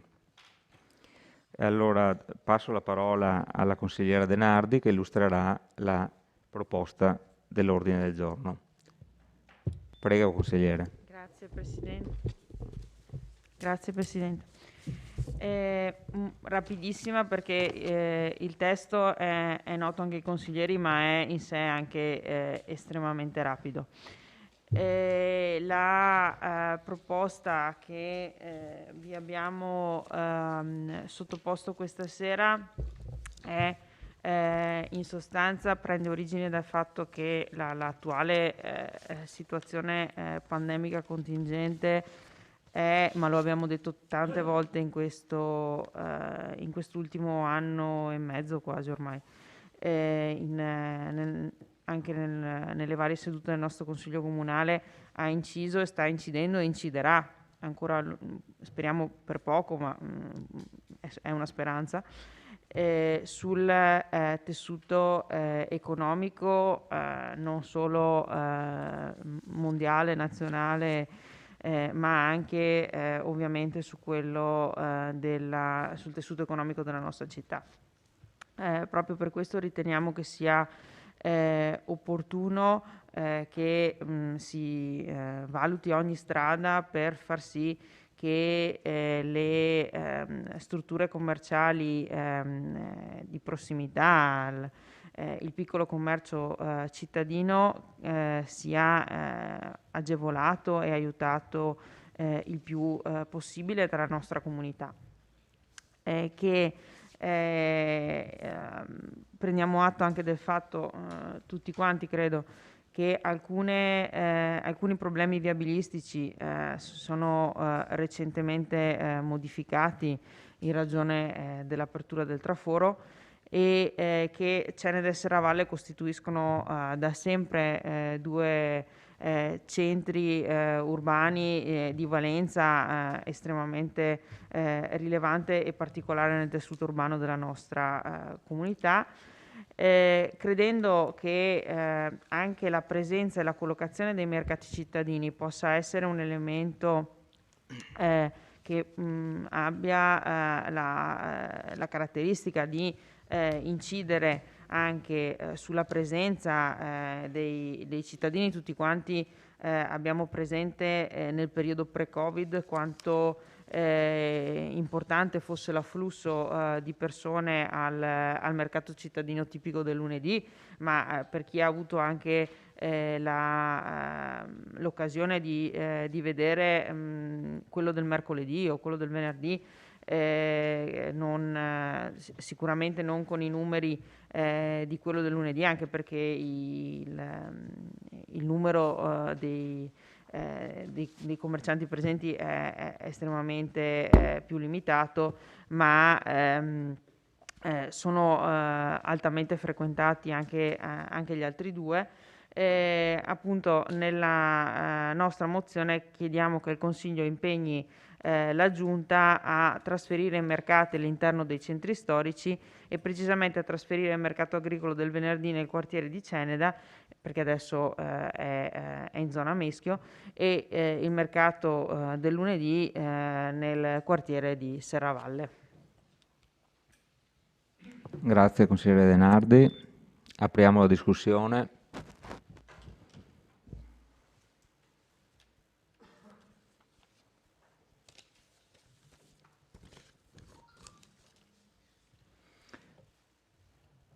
Consigliere Rasera, prego. Buonasera a tutti. Allora, leggo la proposta all'ordine del giorno dove viene impegnata la Giunta a trasferire i mercati, sia quello agricolo che quello del lunedì. Allora, per quanto riguarda il mercato agricolo, ritengo che il luogo dove attualmente viene svolto è gradito da operatori e anche da clienti. Ci sono abbondanti parcheggi, la viabilità è molto importante, è una zona di forte passaggio, il numero di banchi, mi dice l'assessore, è in aumento e quindi cambiare ubicazione credo sia inopportuno in questo momento, cioè faremo secondo me più male che bene. Quindi spostarla a Ceneda sarebbe secondo me un errore. Mi concentrerei piuttosto sul mercato di Serravalle, questo sì. È un po' il mio pallino ed è qualcosa a cui io ci terrei molto. Il posizionamento del mercato settimanale di Serravalle credo sia molto importante per un quartiere che soffre da decenni e oggi può intravedere un futuro più roseo a beneficio della città intera. Concordo nell'importanza di ricordare che per i vitoriesi il mercato del lunedì è il mercato di Serravalle. È la storia, insomma, a dire che il mercato deve essere a Serravalle, lo è da tempo immemore e lì deve stare. Lo dice la storia e lo ribadiscono i serravallesi, che attorno al mercato hanno costruito la loro identità. Lo sanno bene, in particolare le attività commerciali, che contano sul mercato anche per sopperire alle difficoltà congiunturali. La vita e il movimento portati dal mercato sono ossigeno per le attività imprenditoriali del quartiere. Credo che sia altresì doveroso che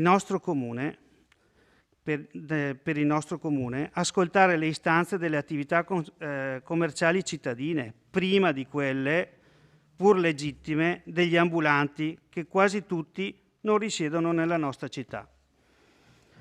Sono quindi convinto dell'assoluta opportunità, ora che l'apertura del traforo di Sant'Augusta, come diceva il consigliere De Nardi, permette di deviare il traffico e di favorire la viabilità di superamento di Serravalle il lunedì mattina, di riportare i banchi del commercio ambulante in centro storico. Credo tuttavia che il tema del mercato di Serravalle non sia limitabile al solo aspetto commerciale ed economico, per quanto importante. Il mercato rappresenta infatti un'occasione di rilancio del quartiere per il movimento di interesse che vi porta. Tutti siamo concordi sulla grande opportunità che si presenta a Serravalle. Ora, in caso di necessità, si può anche deviare il traffico e creare un'isola pedonale temporanea. Il mercato diventa dunque il primo tassello di un mosaico che va costruito con il contributo di tutti gli attori interessati, Comune per primo, ma anche le associazioni del territorio, le associazioni di categoria, le attività commerciali e i residenti. Credo sia necessario concordare una serie di interventi ed eventi a beneficio del quartiere. Mi viene in mente, per esempio, il posizionamento di colonnine per l'energia elettrica a supporto dei banchi del mercato, ma anche di strutture per eventi pubblici all'aperto. Ma serve anche sinergia nell'organizzazione di appuntamenti per coordinare le forze, evitando sprechi di tempo ed energie antieconomiche. Mi auguro che il Comune possa farsi carico di un coordinamento di questo tipo, ma che ci sia anche la sincera e fattiva collaborazione di tutti gli altri. Un quartiere più vivace sarà più vivo, richiamerà turismo, spingerà i proprietari a sistemare gli antichi palazzi, invoglierà nuovi imprenditori, magari giovani, ad intraprendere attività commerciali ed artigiane nel quartiere. Tutto questo convoglierà anche più gente, anche più popolazione residente a completarne la rivitalizzazione. Di un rilancio di Serravalle potrà insomma godere tutta la città e per questo è un obiettivo che non dobbiamo perdere di vista. Grazie. Grazie, consigliere Rasera.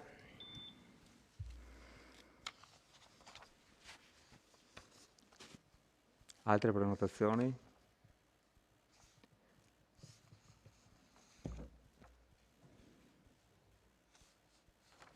Consigliere De Bastiani. Sì, io ho visto questa proposta di mozione quando appunto è stata convocata questo Consiglio Comunale e devo dire che io sarei, di principio sono d'accordo nello spostare i due mercati, no, attenzione, di spostare il mercato, quello agricolo, in Piazza Duomo, però so anche che è riscontrato che è gradito dove sta adesso, no? Sono convinto che Serravalle abbia il diritto e noi abbiamo il dovere di recuperare il mercato vecchio, però io me lo immagino sotto forma di ampliamento, cioè senza togliere a dove sta già, ma ampliando quello esistente, perché è vero che storicamente Serravalle è la sede naturale del mercato, però è vero anche che nel frattempo i tempi sono cambiati e adesso abbiamo camion pesanti che frequentano il mercato che una volta appunto erano pochi pulmini o addirittura dei carretti, no? E questi camion hanno bisogno di spazi più agevoli per manovrare e per partecipare. Ci sono una serie di considerazioni. Per esempio mi incuriosisce il fatto dell'intervento di Rasera, no? Vorrei capire come ti poni, no? Di fronte a questa mozione per la quale in parte sei dichiarato favorevole e in parte invece contrario, quindi non lo so come si potrà votare, però ecco, la considerazione mia è che secondo me questo è un punto che va approfondito, che andava magari portato in commissione e che va condiviso con tutti gli operatori e le forze, cioè voglio dire, I consigli di quartiere in questo caso vanno consultati e sentiti e loro sicuramente possono dare delle indicazioni utili per una decisione del genere. Vanno sentiti e consultati gli operatori, i commercianti che partecipano alla realizzazione del mercato, perché è vero che sono tutti da fuori, ma ben vengano, no? Perché cioè, voglio dire, è importante anche per la nostra città avere un mercato importante con molte bancarelle, con molte offerte, cioè, valorizza anche la nostra città. Vanno sentiti i commercianti di Serravalle, vanno sentiti gli stessi cittadini che frequentano il mercato. Quindi mi sembra che considero che porre la domanda in questo momento e porre i consiglieri di fronte a una decisione sia insufficiente in questo momento. Quindi a mio avviso va sicuramente affrontato. Ripeto, io di massima condivido la proposta, però a mio avviso va approfondita e presentata dopo un confronto con le parti interessate.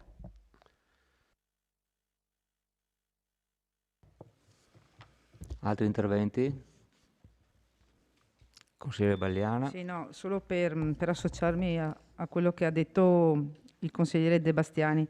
Anch'io penso che queste scelte sono molto importanti e è difficile svilupparle e analizzarle in una seduta qui all'interno del Consiglio Comunale, perché non abbiamo tutta una serie di elementi che ci permettono di decidere. Cioè, abbiamo un'idea di massima per un sentito dire, per un modo con cui vediamo la città, però sono d'accordo con lui che servono un po' più elementi, diceva prima Rasera, tutto il discorso della strutture e quant'altro, quindi anch'io mi associo all'appello del consigliere De Bastiani di eventualmente incaricare la commissione competente, quella delle attività produttive, che è la prima, no, la prima attività produttive, quindi la rosta, sì, di sviluppare questa tematica e di portare una proposta all'attenzione del Consiglio Comunale, perché mi viene anche un'altra idea, ma la butto là, ma perché sono tutte idee, voglio dire anche Piazza Meschio,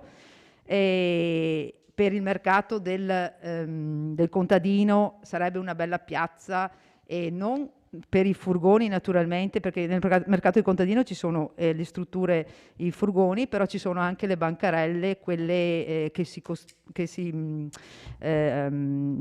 vengono collocate insomma a mano, no? Non c'è e trasportate. Quindi anche questa sarebbe un'idea, avendo Piazza Meschio, la piazza, i parcheggi sono abbastanza vicini, dove si libererebbe quello attuale, cioè è vicino anche a tutta una serie di parcheggi, quindi voglio dire, le proposte sarebbero anche molteplici, quindi sicuramente necessita questa proposta di un esame in una commissione.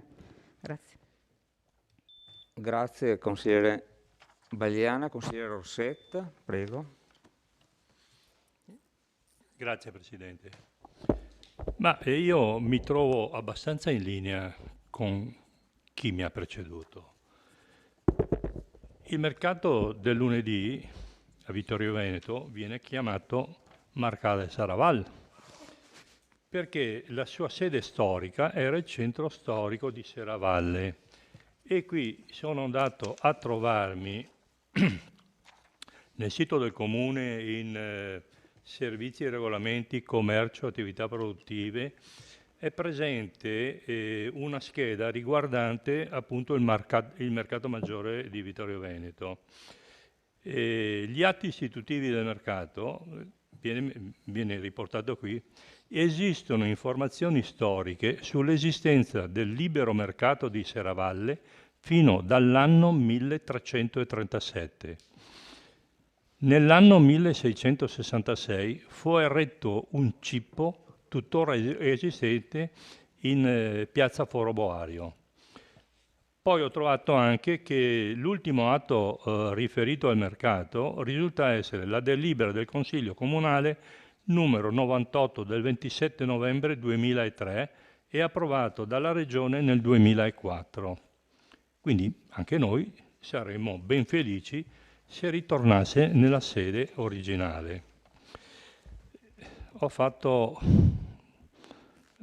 seguito le attività produttive in un precedente mio impegno in questa città e, se non ricordo male, lo spostamento di luogo di un mercato può essere operato solo se vengono tenuti in considerazione determinati criteri e indirizzi.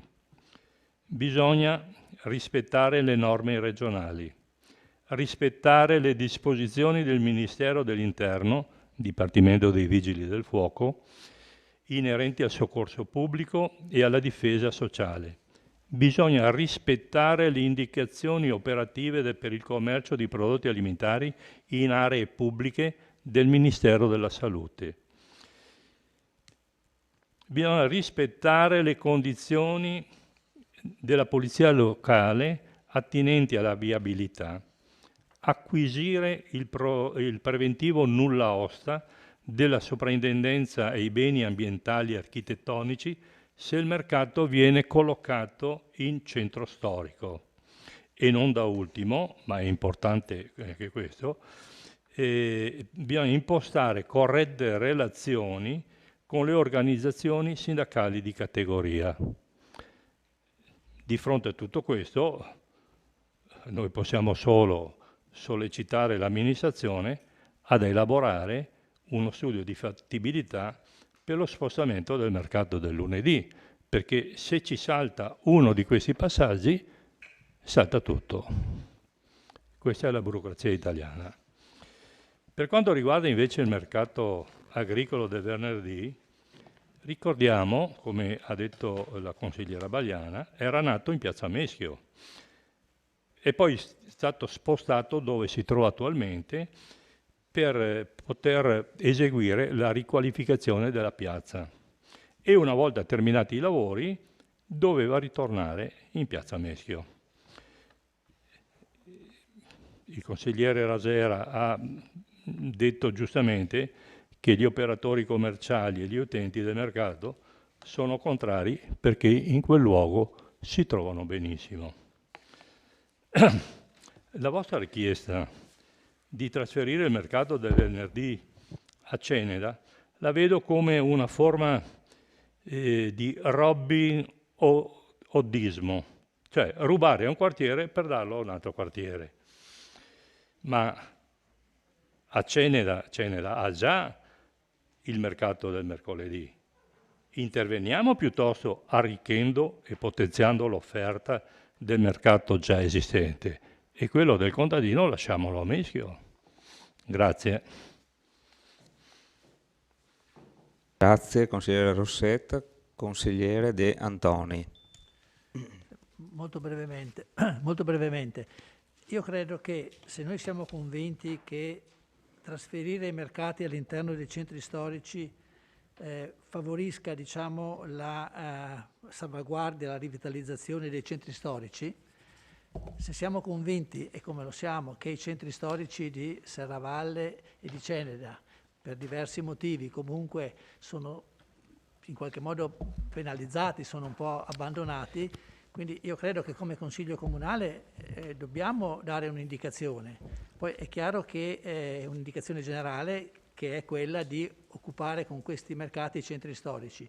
È chiaro poi che ci sono delle norme da rispettare, che ci sono degli accordi da trovare, ma io non mi farei condizionare dagli operatori, cioè mi farei condizionare eventualmente dalla nostra popolazione, perché è chiaro che gli operatori possono, diciamo, preferire la piazza, diciamo, antistante l'ex quinto corpo d'armata, perché è bella larga, forse avranno anche facilità di arrivare e di parcheggiare, però dal punto di vista della rivitalizzazione del centro storico quel posto lì, diciamo, non ha niente, no? Perché anche non ci sono tantissime abitazioni. Comunque, se è vero che mettere un mercato rivitalizza il centro storico, valutiamo, approfondiamo la possibilità di portarlo a Ceneda. Sul discorso di Serravalle mi sembra che quasi tutti gli intervenuti sono d'accordo, quindi ci saranno delle norme da rispettare, delle consultazioni da fare, giustamente, perché non si può fare sulla testa di nessuno queste cose, sentire i consigli di quartiere, sentire gli operatori, però dal punto di vista del Consiglio Comunale diamo un'indicazione precisa. Il mercato del lunedì deve andare a Serravalle. Per quanto riguarda il mercato del contadino, chiamiamolo così, quello del venerdì, valutiamo se effettivamente l'interesse principale, generale, è quello di portarlo a Ceneda, indipendentemente dalle richieste degli operatori, oppure se portarlo a Ceneda comunque comporta delle grosse problematiche che io adesso non conosco. Il mercato del mercoledì a Ceneda è un mercatino, diciamo, ci sono 3 o 4 bancherelle che vanno, quindi mi sembra difficile trovare, diciamo, anche diciamo, le persone, gli operatori che possono implementare questo mercato del mercoledì, perché uno lunedì, uno venerdì e mercoledì, diciamo, io vedo che quando passo di là sono 3 o 4 bancherelle solo, quindi secondo me il Consiglio Comunale si deve esprimere su questa cosa, sulla opportunità di mettere i mercati dove ci sono i centri storici che maggiormente soffrono, verificando tutti i passaggi con le associazioni di categoria, con gli operatori e soprattutto però con i cittadini. Grazie consigliere De Antoni. Adesso faccio anch'io un intervento come consigliere comunale di Forza Italia. Allora, la collocazione del mercato di Serravalle è un problema oggettivamente sentito in città, soprattutto perché il mercato è storicamente e tradizionalmente legato al centro storico di Serravalle, dove è nato e si è sviluppato nel corso dell'intero XX secolo. L'ipotesi di un possibile rientro del mercato nel centro storico non è quindi da rigettare, anzi è meritevole della massima attenzione. Va però anche oggettivamente rilevato che vi sono altre ipotesi per mantenere il mercato dove è attualmente e qualcuna anche di spostarlo verso più sud. Come pure va ricordato che è intenzione anche dell'amministrazione comunale di formulare a breve un incarico per uno studio che valuti tutte le possibili soluzioni logistiche commerciali per il mercato del lunedì a Vittorio, anche in vista di un suo ampliamento. Ritengo pertanto che in questo momento ci troviamo in una sorta di situazione sospesa, per cui può risultare utile attendere di disporre degli esiti di questo studio che ci permetterà poi di avviare un ampio, completo e articolato dibattito per prendere poi le decisioni politiche sulla collocazione del mercato del lunedì. Mi sembra quindi utile e forse anche logico e funzionale non impegnare in questo momento l'amministrazione comunale al fine di riportare in toto il mercato entro il centro storico, ma di attendere i risultati dello studio che potrà e dovrà essere quindi alla base di una discussione con i cittadini, i commercianti, i consigli di quartiere, come giustamente diceva il consigliere De Bastiani, l'amministrazione comunale e con gli operatori esercenti del mercato del lunedì. Grazie. Consigliere Dus, prego. Sì. Un tempo si diceva che quando la politica non vuole scegliere istituisce una commissione. Ora invece abbiamo scoperto che fa fare degli studi. Adesso, siccome la decisione è un po' combattuta all'interno della maggioranza, si dice no, affidiamo lo studio, che così è un po' un lavarsene le mani. Io, se non sbaglio, Sindaco, lei l'ha detto anche recentemente a un incontro che siamo trovati sulla tenda TV, ha detto è nel mio programma di mandato lo spostamento del mercato a Serravalle. Allora, sono passati 709 giorni del suo insediamento, ha fatto molte cose e tutti lo riconoscono. Tra queste molte cose che ha fatto, adesso le chiediamo di affrontare anche questa qui, che è lo spostamento del mercato. Come, scusa? Sì, sto parlando col sindaco. Presidente. E quindi le chiediamo anche questo, lo spostamento del mercato. L'idea perché abbiamo messo dentro anche il mercato di Ceneda?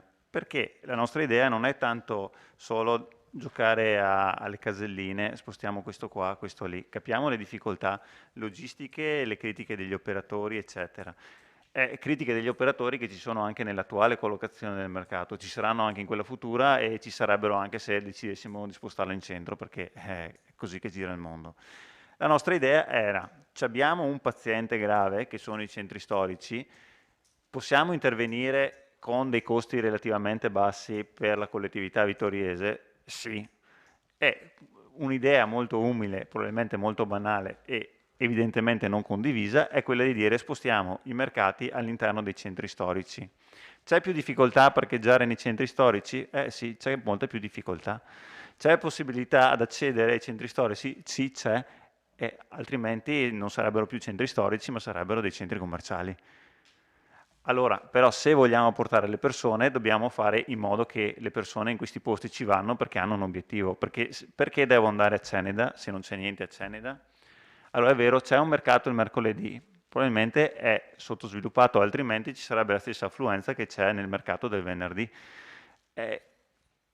Questa, ripeto, è stata una proposta, non viene condivisa, si vuole dire no, creiamo uno studio, facciamo passare magari altri 709 giorni, nessun problema, sono delle scelte che fate, però non dite dobbiamo pensare, cioè, allo studio cosa chiediamo?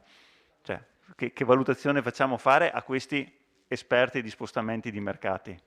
Questo mi chiedo. Cioè, come ha detto molte volte il consigliere Gomiero, bisogna prendersi la responsabilità delle scelte, me l'ha ricordato l'altro giorno quando io mi sono astenuto su Piazza Meschio e me l'ha ricordato anche il consigliere Rossetti. La responsabilità delle scelte bisogna prendersele quando siete qua, quando siamo qua. Benissimo. E invece mi pare che qua si deleghi ad altri, a uno studio terzo, le scelte, come è successo poi invece su Via Oberdan, dove a parti invertite, dove prima ha fatto l'opera e dopo ha fatto lo studio.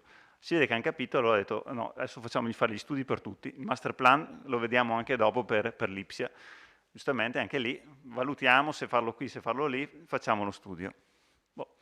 Secondo me anche su una questione, ripeto, pur complicata per alcuni motivi logistici, però alla fine è una scelta politica che creerà scontenti sia da una parte che dall'altra. Comunque, rispondo una battuta. Lei ha toccato un tema molto importante che è quello, ha detto, i centri storici, vogliamo portare dentro la gente nei centri storici perché non sono dei centri commerciali. E la cosa è molto complicata, no? Perché se vogliamo rivalorizzare i centri storici e portare la gente all'interno dei centri storici dove sono delle strutture non diciamo adeguate come i centri commerciali per poter ospitare gente, allora sì c'è bisogno di professionisti e gente competente che risolva delle problematiche anche di tipo tecnico. Ecco il motivo degli studi. Ecco, una battuta. Prego, Vice Sindaco. Grazie Presidente. Allora cerco un attimo di fare un po' di chiarezza su questo dibattito che è un bel dibattito, devo dire. Ricordo che l'abbiamo accennato a dicembre col bilancio di previsione, che era nostra intenzione intervenire sui mercati. Era una delle slide quando ogni assessore ha presentato, quindi non è che non l'abbiamo detto, cioè è un argomento che abbiamo preso per mano, risolvendo in questi 3 mesi già da subito il discorso del mercato del contadino, in cui c'erano 14 bancarelle, abbiamo cambiato ormai facendo l'accordo con le associazioni di categoria, adesso sono arrivate nuove bancarelle perché siamo riusciti ad aprire alle province di confine con prodotti che non erano presenti all'interno del mercato agricolo e adesso dopo anni di richieste, consigliere Dus, dopo anni di richieste da parte delle associazioni di categoria, siamo riusciti, ed è la prima venerdì arrivata la bancarella del pesce, ecco, e a cominciare a un mercato che ha 20 posti, di cui erano solo 14 occupati, adesso occuperemo già altri 4 posti. Quindi siamo intervenuti già su quel mercato perché era molto più semplice intervenire con un po' di buona volontà e quel mercato, devo dire, funziona, gli operatori sono contenti e contenti chi ci va, perché è veramente un mercato che funziona. Non entro nel merito se dobbiamo spostarlo o no a Serravalle, perché, sì, in Duomo. In Duomo c'è un mercato che avrebbe 15 posti, è nato con 15 posti. Ce ne sono 3 occupati. Allora io dico, analizziamo perché non va quel mercato. E allora lì facciamo tutta una serie di ragionamenti, perché credo anch'io, se ci fossero 15 bancarelle lì ci andrebbe più gente, ma se 15 bancarelle non vanno vuol dire che magari c'è qualcosa che non funziona in quel posto, quindi c'è da fare un altro tipo di ragionamento. Ci siamo trovati a dire sì, la nostra intenzione è di cercare di portare il mercato a Serravalle. Apro una piccola parentesi. La Regione nel 2016, nel 23 gennaio 2017, chiede per il riconoscimento del mercato di Serravalle le seguenti carte: attestazione che tutte le aree adibite al commercio su aree pubbliche su posteggio ubicate nel comune rispettano le vigenti norme in materia di requisiti igienico-sanitari, attestazione che non ci siano dei divieti posti a tutela delle aree aventi valore archeologico, storico, artistico, ambientale, attestazione che la definizione delle aree adibite al commercio su aree pubbliche di posteggio ha tenuto conto a fini della dislocazione dei posteggi delle aree di esigenze igienico-sanitarie e delle superfici richieste a seconda della normativa regionale, che siano dotate di sufficienti parcheggi, nonché di adeguato spazio riservato ai mezzi di soccorso e di servizio, che sia in sicurezza, eccetera, eccetera. Una serie di domande. Attestato che tutte le aree adibite al commercio su aree pubbliche rispettano le disposizioni vigenti in materia di prevenzione incendi. E a questa richiesta dobbiamo ancora dare una risposta. Okay. Detto questo, con una lettera del genere anche noi ci siamo detti il mercato cerchiamo di dare una diversa collocazione. Sarebbe bello, e qui concordo col consigliere Rasera e col consigliere Rossell, ma con tutti voi, il mercato di Serravalle, sarebbe bello che il mercato tornasse a Serravalle. Non tutto il centro di Serravalle, perché ci sono 95 bancarelle, di cui adesso 76 occupate, non tutte le 95 bancarelle mi stanno in centro storico a Serravalle. L'idea mia da assessore, ma quello che penso io può essere completamente sbagliato, era utilizzare via Cavour, e magari i banchi alimentari usare le piazze tipo Piazza Minucci, Piazza Vecellio o via Casoni. Ma sono idee mie dell'assessore che però poi deve confrontarsi con tutti gli altri.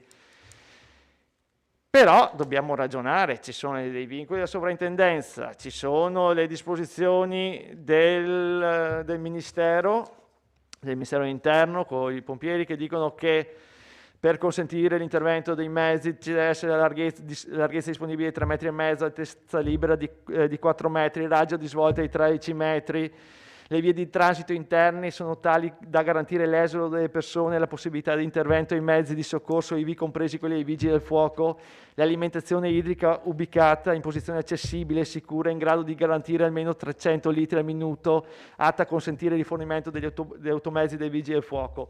Cioè, voglio dire, spostare il mercato, che sono arrivato lì con tanta voglia, subito dai, poi ti trovi con una serie di normative e per questo da qui consigliere Dus uno studio, perché bisogna che chiedere se il centro storico di Serravalle, dove noi tutti auspichiamo di portare il mercato del lunedì, ha le caratteristiche che soddisfano le normative vigenti.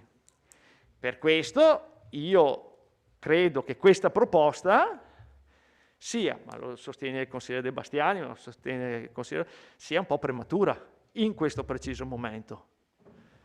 Noi in bilancio avevamo messo a disposizione una cifra per uno studio, ma l'ho detto a dicembre, non è che lo venga a dire adesso 5 mesi dopo, perché qualcuno ci dicesse sì, tu vuoi il mercato a Serravalle, se vuoi il mercato a Serravalle lo devi fare così, così, così. Oppure uno mi dice no, non puoi fare il mercato in quella piazza perché c'è il vincolo della sovrintendenza, magari porta il mercato in via Petrarca fino al Duomo di Serravalle e mi ponga una soluzione. Mi può anche dire, spero di no, il mercato tu a Serravalle non lo puoi fare, lo devi fare in centro, io spero di no.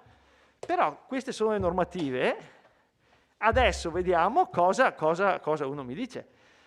Io non voglio dire siamo stati votati per risolvere i problemi. Il mercato in quella posizione, secondo me, non va bene e concordano i consiglieri di maggioranza, ma penso anche quelli di minoranza, per una serie di problematiche. Allora cerchiamo di sistemare e di vedere cosa possiamo fare. La volontà dell'amministrazione è portarlo verso Serravalle, certamente. La volontà dell'amministrazione è dire il mercato del contadino sta bene dov'è e il mercato del contadino sta lì. In Duomo ci sono 15 bancarelle, cerchiamo di trovare un motivo, un qualcosa che lo renda attrattivo, che tornino 15 bancarelle in Duomo. Questo è da fare, il lavoro da fare. Non è semplice perché sarebbe bello, questo è. Una cosa importante che ho sentito sottolineare è il discorso di uno viene qua a fare il mercato, deve trovare la corrente a disposizione. Non può arrivare con i generatori che in estate puzza solo di benzina quando passi al mercato. Quindi noi dobbiamo fornire di servizi a chi va al mercato e anche su questo la nostra amministrazione deve lavorare. Okay. Quindi questo è il mio pensiero. La reputo una mozione che è prematura, magari riportata qui fra un po' di tempo potrebbe essere sottoposta magari a una maggior discussione. Questo è il mio grazie. Grazie, Vice Sindaco. Altri interventi? Altre prenotazioni? Nessuno? Prego. Sebastiani.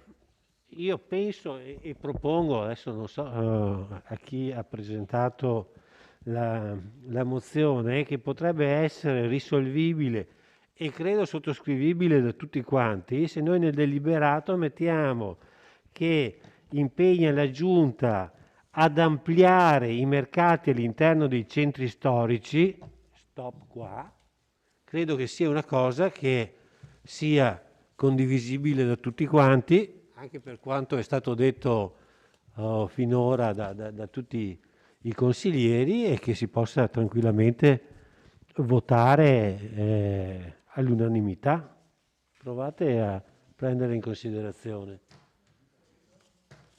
Cioè, se noi facciamo deliberato, il Consiglio Comunale impegna la Giunta, invece di trasferire, ampliare, perché lo sappiamo tutti che non si può trasferire il mercato tutto a Serravalle, non ci sta neanche, il mercato all'interno delle mura di Serravalle non ci sta fisicamente, quindi ovviamente... Vabbè, c'è già nel quartiere di Serravalle, è già nel quartiere di Serravalle. Allora, no, impegna la Giunta ad ampliare i mercati all'interno di centri storici, punto. È un compromesso che però può trovare tutti quanti d'accordo. Come non vuol dire niente? No, ad ampliare all'interno dei centri storici, ampliarlo, farlo più...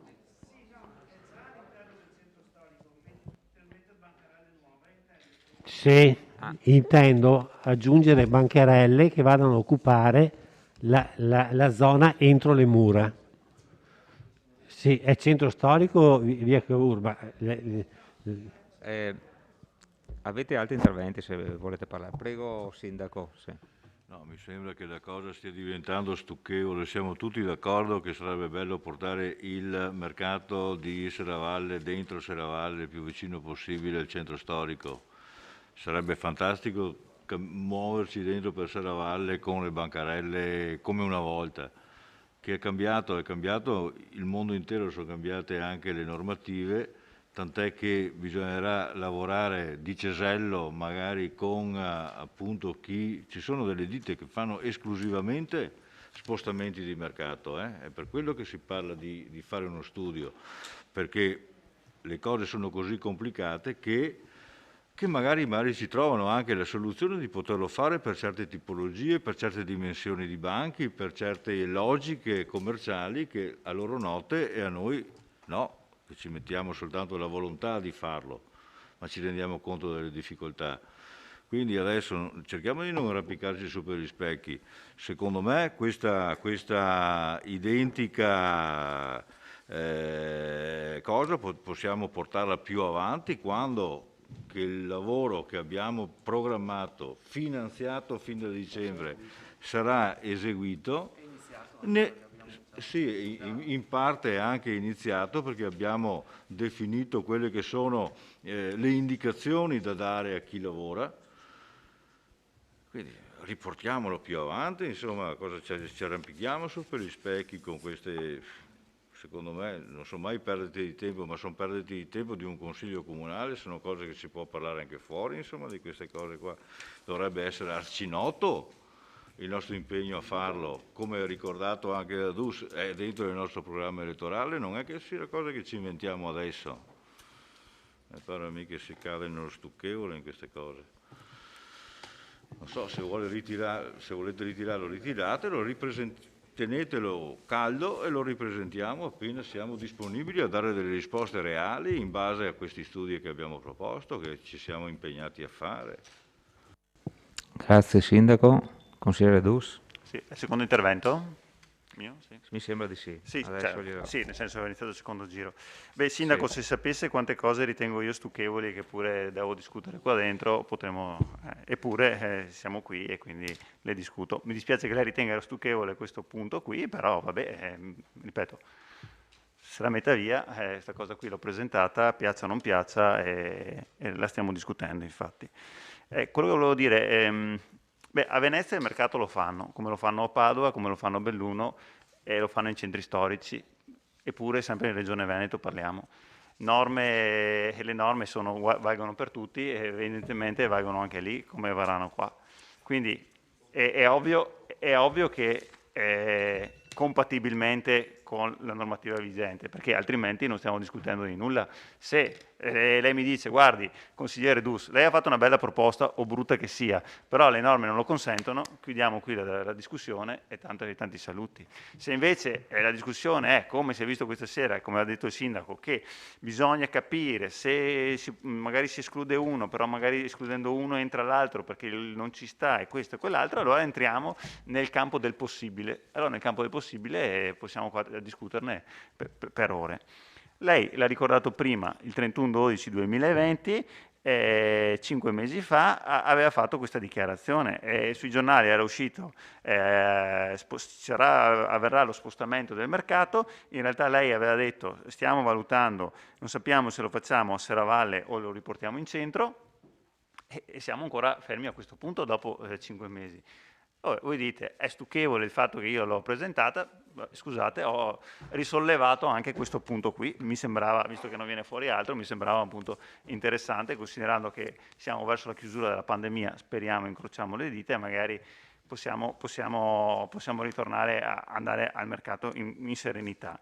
Faccio presente inoltre che già oggi il mercato di Vittorio Veneto non rispetta le norme che dovrebbe rispettare, tanto è vero che purtroppo, visto che di norme ne escono una al giorno, mi ha fatto presente un ambulante che se loro dovevano usufruire dei servizi igienici non potevano andare nei servizi igienici dei bar, perché i bar non gli lasciavano entrare perché potevano fare solo l'asporto. Siccome il comune non metteva a disposizione i SEBAC, allora non c'erano neanche i SEBAC, per cui gli operatori dovevano tenersi duri in tutti i sensi, dalla mattina alle 5 fino alle 2 quando chiudono il mercato, ed è un problema, cosa che invece non avviene magari a Ceneda, dove i SEBAC vengono posizionati, almeno una volta mi è sembrato di averli visti. Ecco, cioè io capisco che ci sono, non c'erano, sì c'erano, adesso non ci sono più neanche là. Allora, capisco che ci sono tutti questi problemi.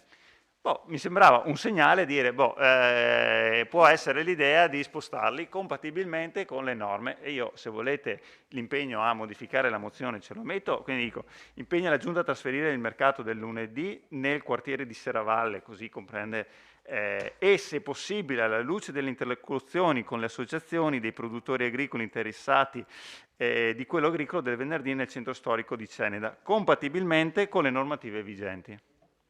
Questo è il punto di mediazione che vi propongo, ma liberissimi di bocciare questo mio emendamento come l'intera proposta, ordine del giorno che abbiamo proposto. Grazie. Grazie consigliere. Consigliere De Nardi. Sì, volevo solo precisare una cosa. visto che ormai stucchevole è diventato il refrain di questa discussione. Mi sono mai sognata in vita mia di fare una proposta che imponesse a qualcuno di violare una norma. Credo che l'intelligenza che alberga nelle menti di questa sala sia sufficiente, anzi abbondantemente sufficiente, per dare per scontato che ogni proposta è formulata ovviamente nel rispetto delle norme che eventualmente fossero sovraordinate rispetto all'indicazione. Cioè, non è che devo arrivare non credo di dover arrivare a scriverlo su qualsiasi cosa nel rispetto delle norme vigenti, credo sia un dato di fatto sottinteso. D'ora in avanti mi premurerò di scriverlo, però lo scrivete anche in tutte le delibere, perché bisogna scrivere, se no non si capisce. Grazie consigliere. Altri interventi?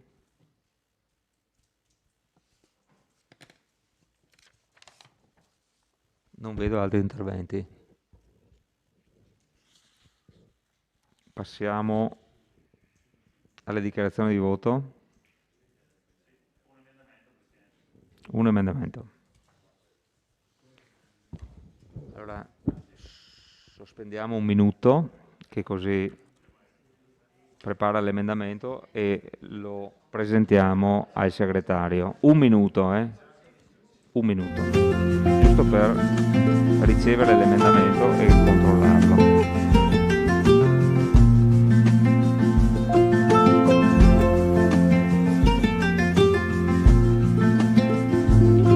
Consigliere Casagrande, se vuole, si può alzare.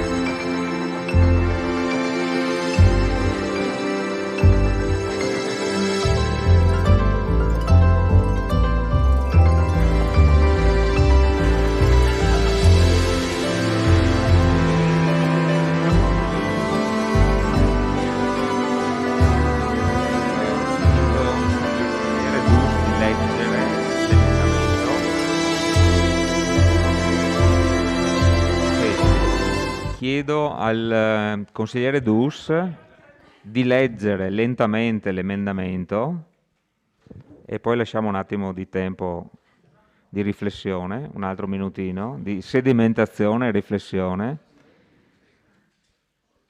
Prego, consigliere.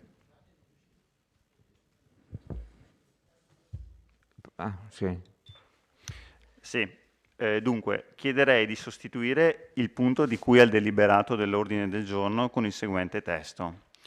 Impegna la Giunta a trasferire il mercato del lunedì nel quartiere di Serravalle e, se possibile, alla luce delle interlocuzioni con le associazioni dei produttori agricoli interessati, di quello agricolo del venerdì nel centro storico di Ceneda, compatibilmente con le normative vigenti. Bene, grazie consigliere, se mi consegna il documento. Sì, perfetto. Sì, no, io ho difficoltà a leggere. È vero.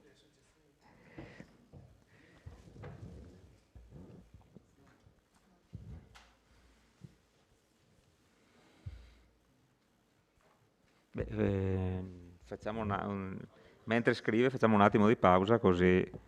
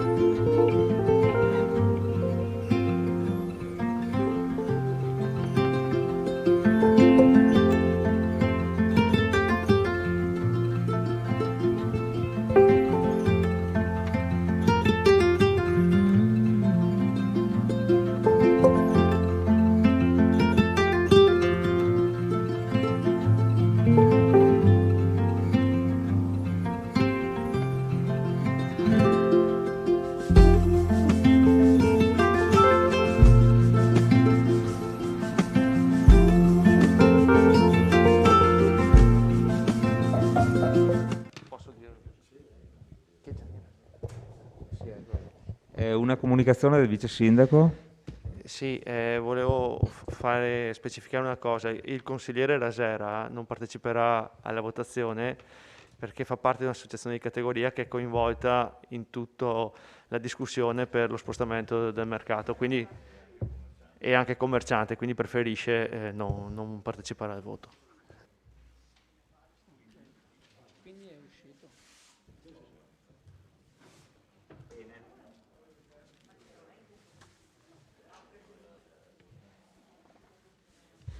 Allora, votiamo l'emendamento proposto dai proponenti la delibera, l'ordine del giorno. Favorevoli? 6. Contrari?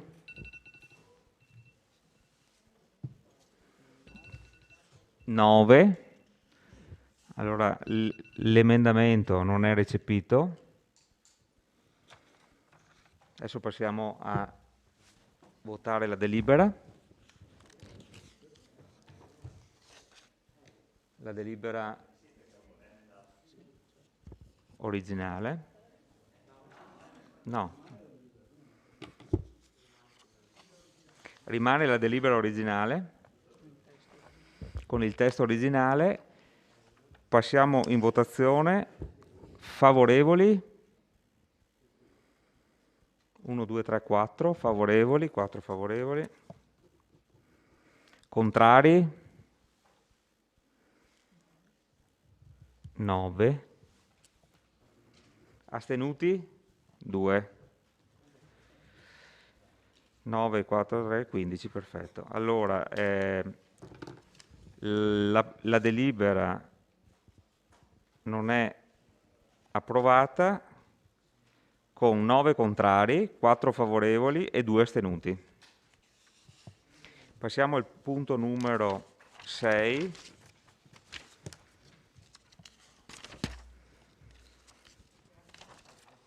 Proposta di ordine del giorno dei consiglieri De Antoni, Dus Denardi e Tonon sulla situazione sanitaria del nostro territorio. Prego il consigliere De Antoni di illustrare la proposta di ordine del giorno.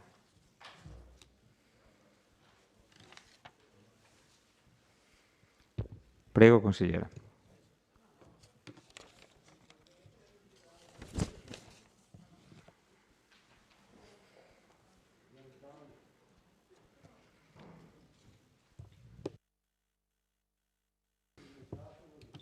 No, ma adesso mi ha dato la parola adesso.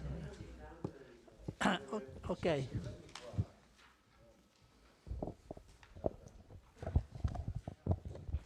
Ok, va bene, grazie.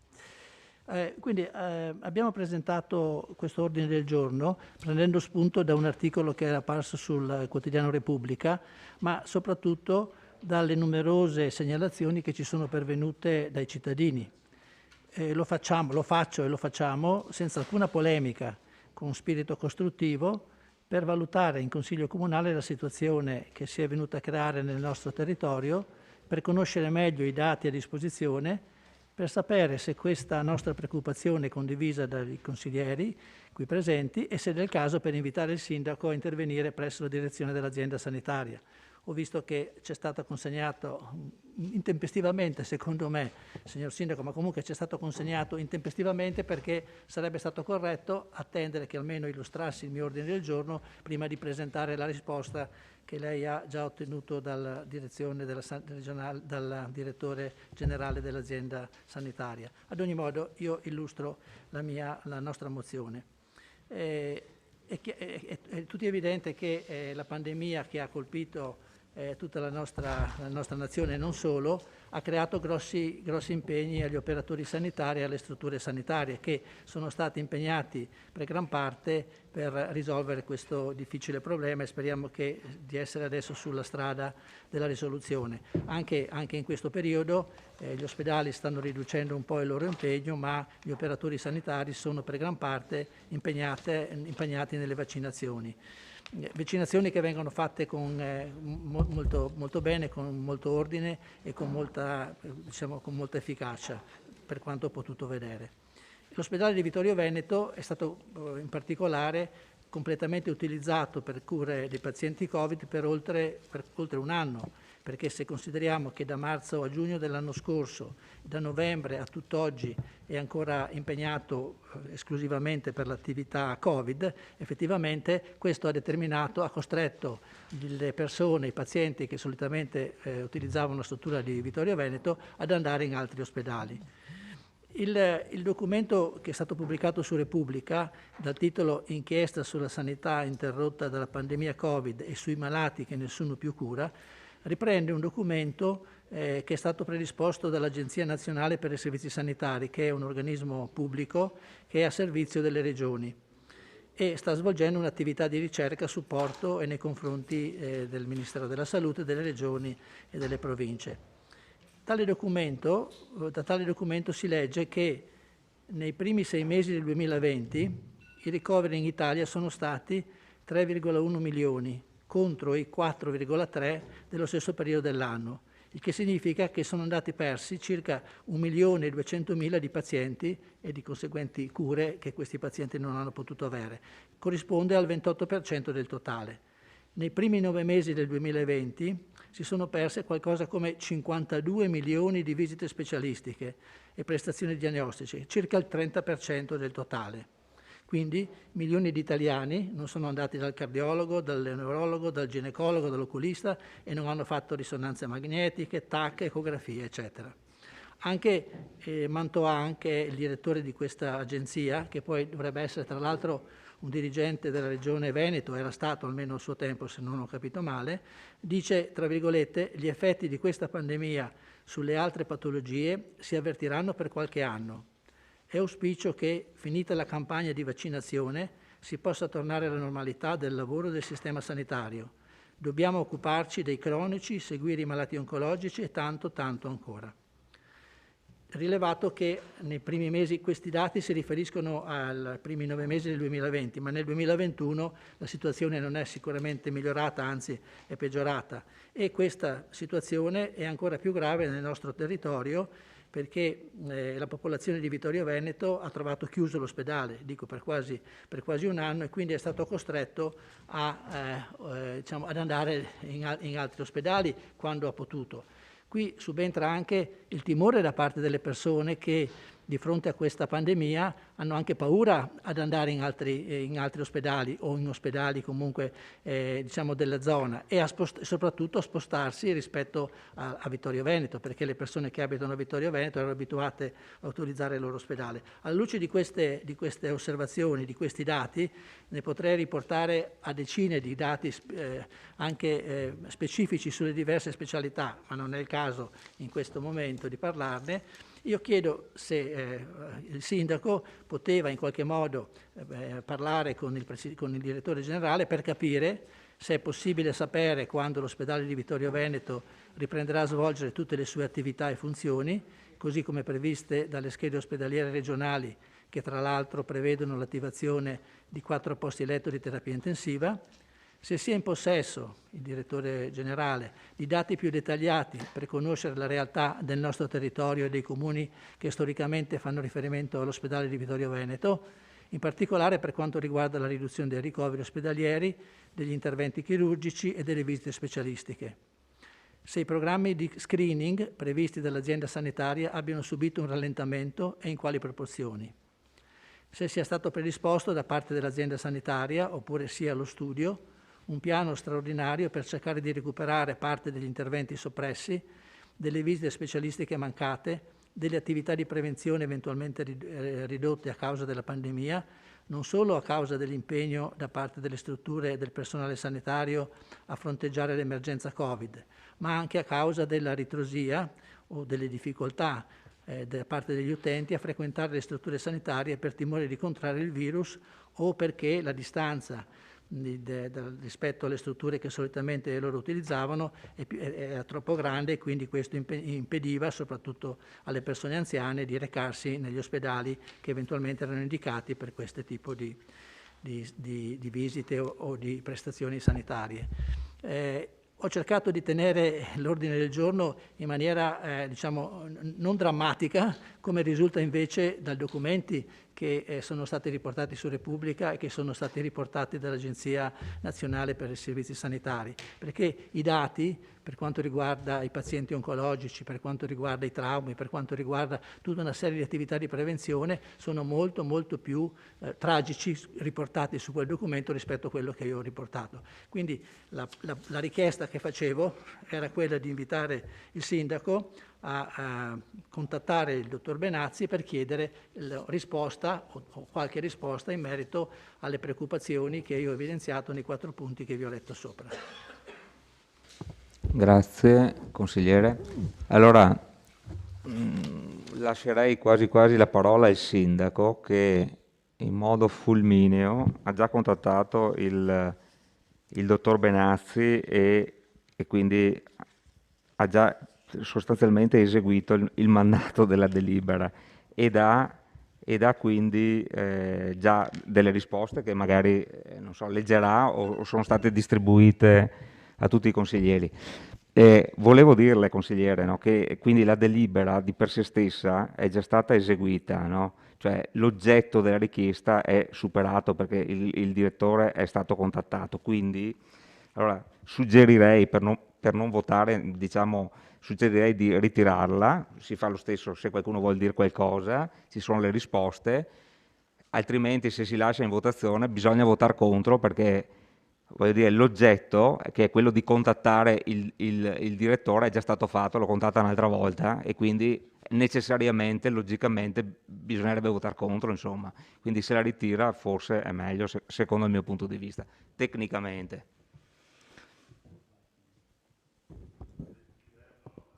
Sì, Sì, io credo che correttamente prima il sindaco dovrebbe leggerci o comunque riferirci sui contatti che ha avuto col direttore generale dell'azienda sanitaria. Alla luce delle indicazioni che il sindaco ci leggerà, prenderemo atto di quello che è stata la risposta e al limite ci dichiareremo soddisfatti o insoddisfatti. Quello che a me premeva, come ho detto, è quello di capire se il Consiglio Comunale condivide queste preoccupazioni che noi abbiamo. Se sono preoccupazioni valide le condivide, altrimenti può anche essere che alla luce della risposta del direttore generale possiamo tutti essere contenti perché tutti i problemi che io ho sollevato non ci sono. Va bene. Però perlomeno leggiamo la Va bene, sì, risposta. sì, ma sicuramente. Prego, Sindaco.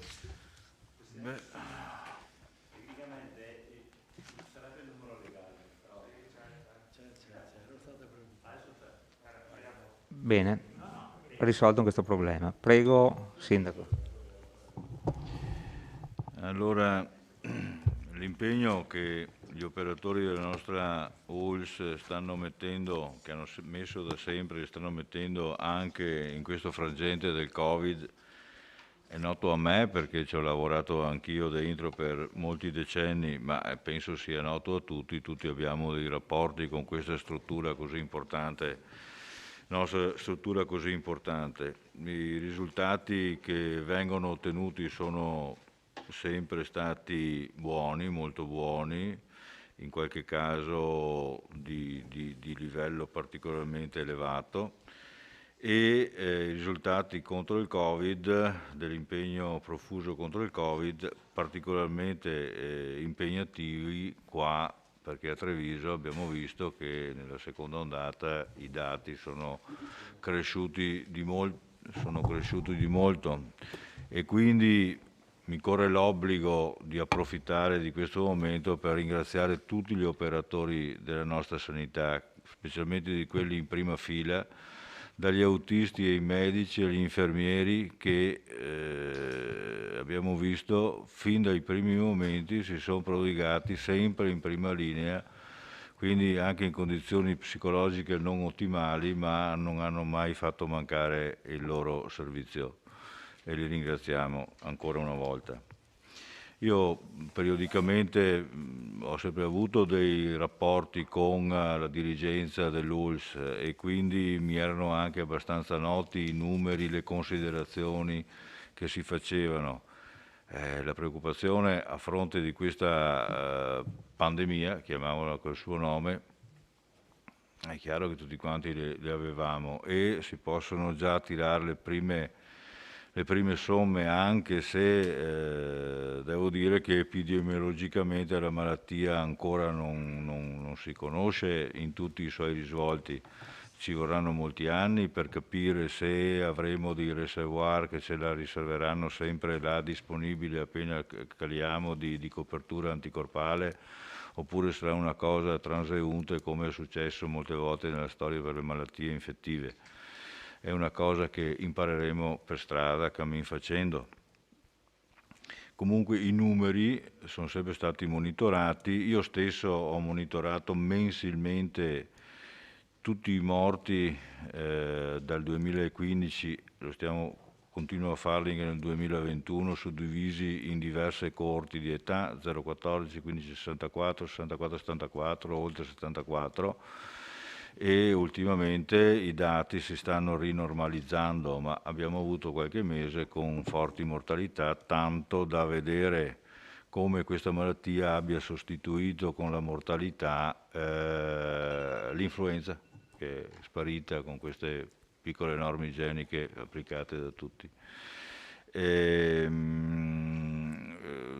C'è qualcuno che disquisisce su questi numeri così come sono stati creati, nel senso che praticamente attualmente stiamo contando come morti di Covid tutti i morti che fossero stati seropositivi e magari non sono morti per il Covid, avevano altre patologie che gli avevano stati, magari il Covid era coincidente oppure la goccia che ha fatto traboccare il vaso.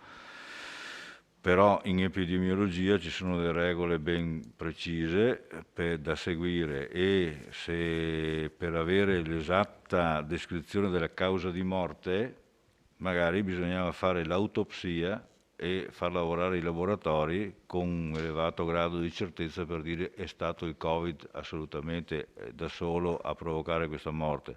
Si è preferito un metodo molto più semplice, che è questo che stanno applicando, che dà comunque una curva, una misura, altrimenti sarebbe stato impossibile essere più raffinati, quello lo si farà col tempo, un po' alla volta, conoscendo la malattia. Comunque io ho visto la vostra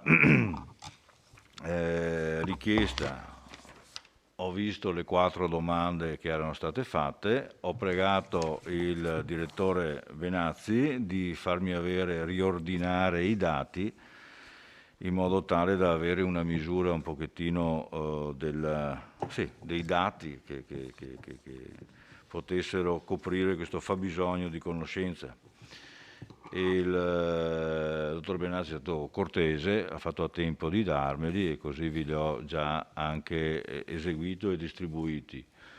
Praticamente il dottor Benazzi parte dall'inizio dicendo che i numeri stanno velocemente calando, la pressione delle vaccinazioni sta percentualmente crescendo e quindi fra le temperature medie che si alzano, fra le vaccinazioni che aumentano, i numeri stanno effettivamente precipitando, per cui non è detto che il nostro ospedale, per tornare a bomba di quello che lei chiede, che voi chiedevate, è presumibile che possa riacquisire tutte le sue funzioni con metà di maggio o alla fine di maggio, secondo le proiezioni attualmente disponibili. Comunque molte attività non sono state interrotte, ancorché i numeri siano cambiati. Faccio un esempio che fa il dottor Benazzi. Gli screening, che facevano parte, mi pare, di una delle domande, non sono mai stati interrotti, solo che i numeri sono calati perché c'era la percezione di pericolo soltanto andare a consegnare il campione, no? O prelevare la provettina. E quindi i numeri sono calati a fronte di un'attività mai interrotta, come mai si è interrotta l'attività della chirurgia oncologica. Cioè certe cose più importanti di altre sono state lo stesso perseguite. È chiaro che avendo il nostro ospedale occupato come ospedale Covid, abbiamo avuto l'incomodo di dover andare presso altri nosocomi per poter avere visite specialistiche che i numeri, il monitoraggio dei numeri c'è sempre stato.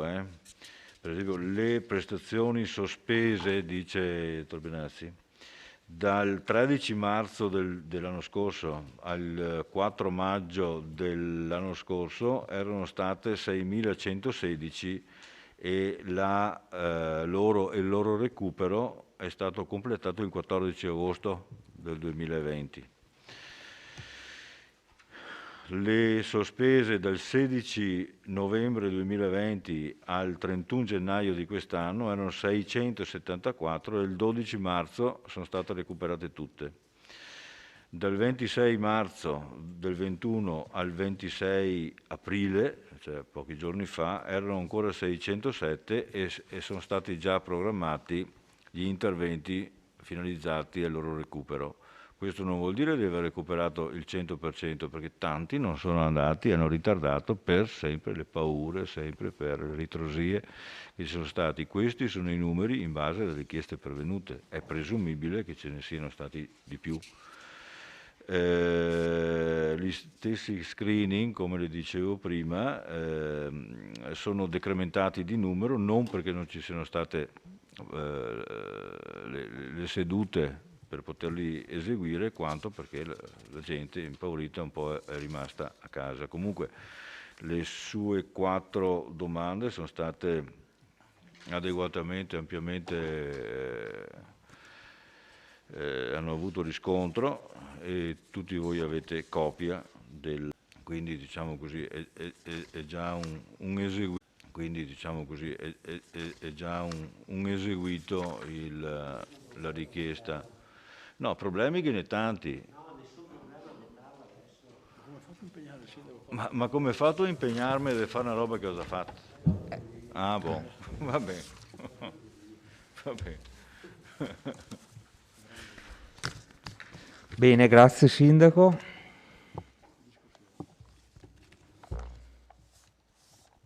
Allora, se qualcuno ha qualcosa da dire, se no io proporrei di ritirarla proprio per un fatto tecnico, che la cosa è stata fatta, è già eseguita e quindi se no bisogna votare contrario, no?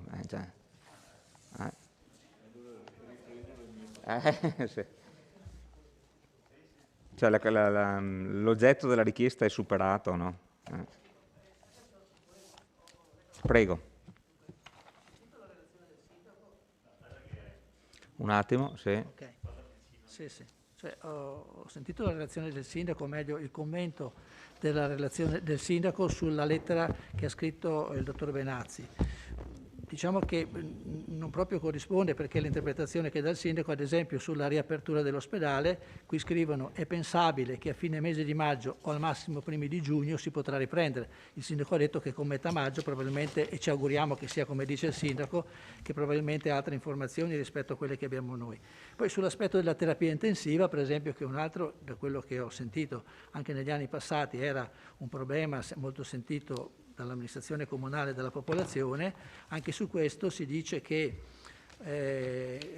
l'azienda sanitaria ha già provveduto all'elaborazione di specifici progetti, oggi in fase di autorizzazione, anche in seguito a sopraggiunte modifiche dovute alle nuove indicazioni nazionali in merito di implementazione di posti letto di terapia intensiva.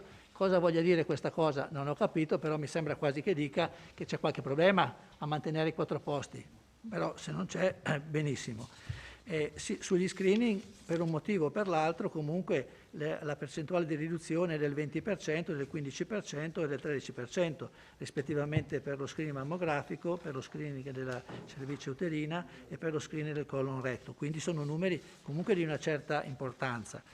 Non capisco la tabella che è stata presentata a pagina 3, dove si parla di periodo di riduzione di attività, dove si dice che le prestazioni, sembra che le prestazioni sospese siano state solo 600, ma non ho capito se riguardano anche l'ospedale o solamente gli ambulatori distrettuali, perché effettivamente con la chiusura completa, perché io ho persone che mi hanno detto, ho avuto anche delle esperienze, diciamo, non dirette, ma comunque di persone che conosco, cioè tipo una visita a Torino richiesta ai primi di gennaio, era stata programmata per metà aprile e poi è stata rinviata alla fine di maggio, per dire. Cioè, queste cose qui non si leggono, ma sono tanti casi di questo tipo. Ecco. E questa era una visita a Torino che probabilmente non aveva il carattere d'urgenza, però sento dire che anche per problemi, diciamo, di patologie più importanti, comunque questi ritardi ci sono stati. E quello che io in sostanza chiedevo a lei di dire al direttore generale era che, vista la situazione che a noi si pare grave, sembra che questa zona sia un'isola felice rispetto al territorio non solo italiano ma anche del Veneto, perché nel Veneto ha dati simili a quelli che ho letto io. Qui siamo a percentuali molto inferiori, sembra che sia un'isola felice, benissimo, però comunque la preoccupazione c'è, il disagio c'è e mi viene anche un po', diciamo così, da rispondere in maniera non tanto educata quando scrive il direttore che da ricordare comunque che sono sempre rimaste aperte a disposizione della popolazione la struttura poliambulatoriale distrettuale di Vittorio Veneto e le strutture private accreditate. Ora in Italia c'è un servizio sanitario nazionale che dovrebbe coprire tutte le prestazioni. È chiaro che il cittadino, quando trova chiusa la porta dell'ospedale, deve andare nelle strutture private. Che questa sia una cosa apprezzabile o condividibile non mi sembra tanto, ecco, perché proprio il sistema italiano è diverso, ne abbiamo parlato anche quando abbiamo fatto la visita al nuovo centro di medicina. Per cui io diciamo, mi considero parzialmente soddisfatto dalle sì, osservazioni che ha fatto il direttore generale e io credo che comunque, se vogliamo, visto che alle mie domande parzialmente è già stato risposto, credo che però il Consiglio Comunale potrebbe darle mandato di diciamo, tenere sempre viva questa cosa nei confronti dell'azienda sanitaria, assicurarsi che le procedure per l'autorizzazione dei 4 posti letto di terapia intensiva possano andare avanti velocemente, che questa ripresa venga data anche diciamo, questa questa tranquillità da dare alle persone, ai residenti di Vittorio Veneto, può essere un impegno importante dell'amministrazione. Se è vero, come dice anche il direttore generale, che tante persone non sono andate in ospedale perché avevano paura, e ne conosco anch'io tante, però il fatto di poter rassicurare le persone su questo credo che sia una cosa importante. Quindi un'approvazione dell'ordine del giorno fatta oggi ha anche questo significato di dire: il Consiglio Comunale di Vittorio Veneto ha esaminato i dati di questi mesi, ha preso atto delle indicazioni. Silenzio. Il Consiglio Comunale di Vittorio Veneto è preoccupato per questa situazione, ha richiesto dei chiarimenti alla direzione dell'azienda sanitaria, alcuni chiarimenti sono stati dati, ma il Consiglio Comunale tiene sempre alta l'attenzione su questi temi e assicura che sarà vigile perché effettivamente gli impegni presi dall'azienda sanitaria vengono portati a soluzione. Questo mi sembra che sia comunque è un ordine del giorno che non ha nessun valore, non ha nessuna conseguenza di tipo economico, ma rappresenta l'attenzione, la preoccupazione dei consiglieri che rappresentano tutta la popolazione rispetto a queste problematiche. Quindi io non intendo ritirare questo ordine del giorno, credo che debba essere comunque riproposto e che debba essere fatto proprio dal Consiglio Comunale. Va bene, grazie consigliere. Allora, consigliere Balliana. Sì, no, intervengo solo per dire che secondo me questo ordine del giorno va trattato come tutti gli altri ordini del giorno presentati, cioè è dovuto il rispetto agli ordini del giorno presentati dai consiglieri comunali e quindi penso sia obbligo aprire una discussione. Nessuno dice che non si deve fare la discussione. Ecco. Attenzione, io ho solo detto che se volete... Sì. Dopo aver fatto la discussione si può passare al ritiro prima di fare la votazione per evitare che si voti contro, perché l'oggetto, questa è questione di logica, l'oggetto della richiesta è già stato fatto, quindi uno non è che può dire sono favorevole a richiedere un'altra volta, no, sono contrario a richiedere, l'ho già fatto, è logica. Ok, magari adesso Prego. magari durante il dibattito possono emergere anche situazioni particolari e richiedere un emendamento, voglio dire, cioè Sì. ci sono tante cose che possono Andiamo emergere avanti, prima andiamo della avanti. fine, ecco. Allora, non lo volevo precludere, ok, andiamo grazie. avanti e votiamo. Allora, sì, nel merito penso che la mozione presentata l'ordine del giorno presentato dal consigliere De Antoni apra vari spunti di discussione. Innanzitutto, Sindaco, ci uniamo ai ringraziamenti che lei ha espresso nei confronti del personale che in questo periodo, un lungo periodo, ha avuto situazioni di pressione non indifferenti. Dico solo che non bastano i ringraziamenti, ci vuole un potenziamento sotto questo aspetto del personale e questo dovrebbe venire da parte della Regione Veneto, perché altrimenti rischiamo insomma anche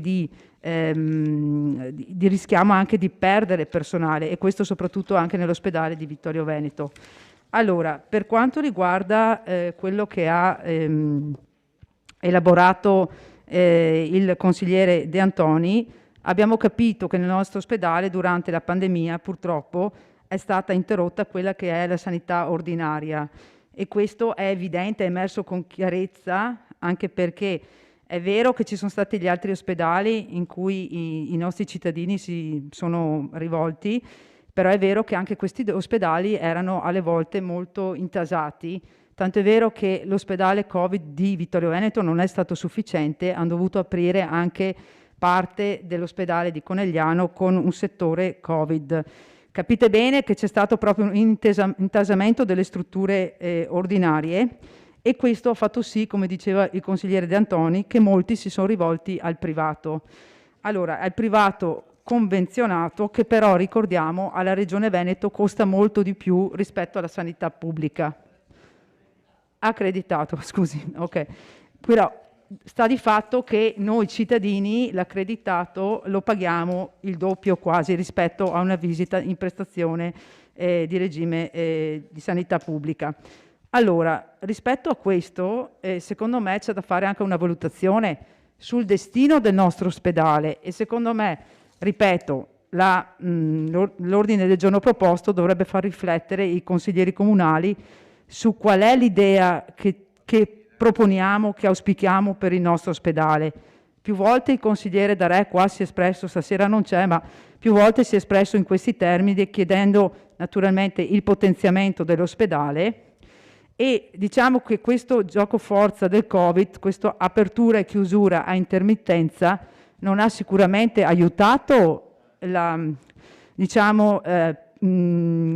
frequentazione dell'ospedale, più che altro ha fatto sì che molti pazienti, molti cittadini si sono allontanati dal nostro ospedale, si sono rivolti altrove e anche per il personale stesso, il personale operante all'ospedale di Vittorio Veneto, perché messo in condizione di operare in situazioni di Covid, non essendo delle volte del tutto preparato naturalmente, ricordiamo che sono stati fatti dei rapidi cambiamenti, hanno dovuto subire grosse pressioni, tant'è vero che tanti hanno chiesto anche di trasferirsi in altre strutture. Quindi volevo solo porre questa questione, che questo apri-chiudi rispetto alla sanità ordinaria rischia di indebolire il nostro ospedale. Capisco che siamo in una situazione di emergenza pandemica e che 9 ospedali della nostra provincia hanno dovuto essere convertiti a ospedale Covid, però questo deve anche farci riflettere, lo diceva prima il sindaco, no? Quale sarà poi il futuro? Chissà come andrà questa pandemia, chissà quale sarà l'evoluzione. Quindi è giusto anche che noi in questa sala facciamo delle riflessioni rispetto a questo. Quindi io faccio un appello che finita questa situazione il nostro ospedale continui a essere un ospedale dove venga garantita la sanità ordinaria, degli ospedali cosiddetti generalisti con delle specializzazioni naturalmente, però dove un cittadino, tra l'altro il nostro ospedale raccoglie un'area vasta del territorio che va anche dall'Alpago alla zona del Bellunese, possa in qualche modo dare delle risposte. Ultima cosa, il discorso delle terapie intensive. Già quando avevo posto l'interrogazione la scorsa volta mi era stata data la medesima risposta. Mi sembra che non sia stato aggiunto nulla rispetto alle righe di risposta. Quindi inviterei il dottor Benazzi ad attivarsi per portare queste 4 terapie intensive all'interno dell'ospedale di Vittorio Veneto. Grazie.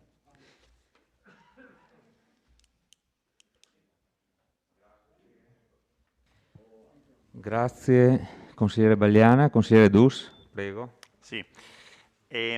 Allora, prima una questione di merito, nel senso che lei Presidente dice giustamente è stato presentato un punto all'ordine del giorno che conteneva delle richieste per il sindaco ha risposto a queste richieste, per cui perché discuterne? Cioè, No, perché no. votarla, scusi, perché Sì, votarla? sì, Perché sì. votarla? Io credo, perché provo a interpretare la risposta, perché il soddisfacimento a queste richieste lo deve determinare il proponente, quindi in questo caso il consigliere De Antoni. Sì. Evidentemente non c'è stato il tempo, se magari venivano presentate prima ma sono arrivate oggi, quindi è giusto presentarle adesso, non c'è stato il tempo di valutare, ora siamo qui in discussione No. e le stiamo Sì, sì. valutando. Tengo a precisare comunque, consigliere Dus, che l'oggetto è l'oggetto bisogna votare l'oggetto della delibera non nel merito della risposta dell'interpellato, diciamo, perché questa tra l'altro, o questo ordine del giorno, Sì, ma è lei più dice simile che- a un'interrogazione. Sì, voglio ma lei dire dice che la delibera viene superata nel momento in cui c'è No, stata si la dice, risposta. guardi, Lo so, cioè, l'ho letta, lo so. Sì. quindi non si entra nel merito delle risposte, si entra, cioè Allora, se non si l'oggetto entra nel merito da della risposta, valutare, la votiamo come... l'oggetto da valutare è la richiesta di dare mandato al sindaco di contattare il dottor Benazzi, cosa che è già stata fatta, quindi logicamente cosa devo fare? Nessun problema, abbiamo qua la mozione, quindi... Boh, comunque la mettiamo ai voti, nessun problema. Sì, ecco. Detto questo, una prima considerazione politica molto franca e molto sincera. Credo, Sindaco, che deve essere estremamente soddisfacente poter interloquire con questa rapidità e con questa frequenza ed efficacia poi con importantissimi esponenti regionali ed avere nell'immediato una risposta. Cioè proprio senza una soluzione di continuità credo sia una bella cosa. Evidentemente l'affinità politica paga, perché mi ricordo quando governavamo noi questo era a dir poco inimmaginabile, quindi che un sindaco giustamente, se fa una domanda in regione, si trovi una risposta sul tavolo è un'efficacia, un'efficienza da parte della regione, una capacità di persuasione da parte della giunta, e evidentemente è proprio, se c'è lo stesso affinità politica, lo stesso colore, le cose funzionano. Quando i colori cambiano invece il meccanismo si inceppa. E vabbè, questo purtroppo l'abbiamo riscontrato sulla nostra pelle, quindi mi premeva sottolinearlo. Detto questo, entrando nel merito della questione, credo che quella sollevata dal consigliere De Antoni sia una questione assolutamente rilevante. Le risposte di Benazzi credo siano molto strutturate, d'altra parte se non le sa lui le cose chi può saperle, certamente non io, e quindi è stato secondo me utile per tutti che queste domande e questa attenzione su questo particolare punto all'ordine del giorno siano state esposte in questo Consiglio, come tanto utili siano le risposte della Regione, che stanno dando e daranno sicuramente modo anche più avanti sia di rassicurare i cittadini sui ritardi che si sono riscontrati in questi mesi, sia su il ripristino dell'ospedale a cui tutti noi siamo legati e su cui magari in questi mesi, causa pandemia e problemi pandemici collegati, non si è posta particolarmente attenzione. Grazie. Sì, consigliere Dus, quello che volevo dire io è che volevo risparmiare una connotazione negativa, perché sostanzialmente vuol dire l'oggetto è superato e quindi è una questione solamente temporale, no? Ecco, a un argomento così rilevante, quindi risparmiare un voto negativo, perché dopo alla fine rimane, no, l'alia del voto negativo che non ha nessun significato con l'oggetto della delibera. Ecco, questo era.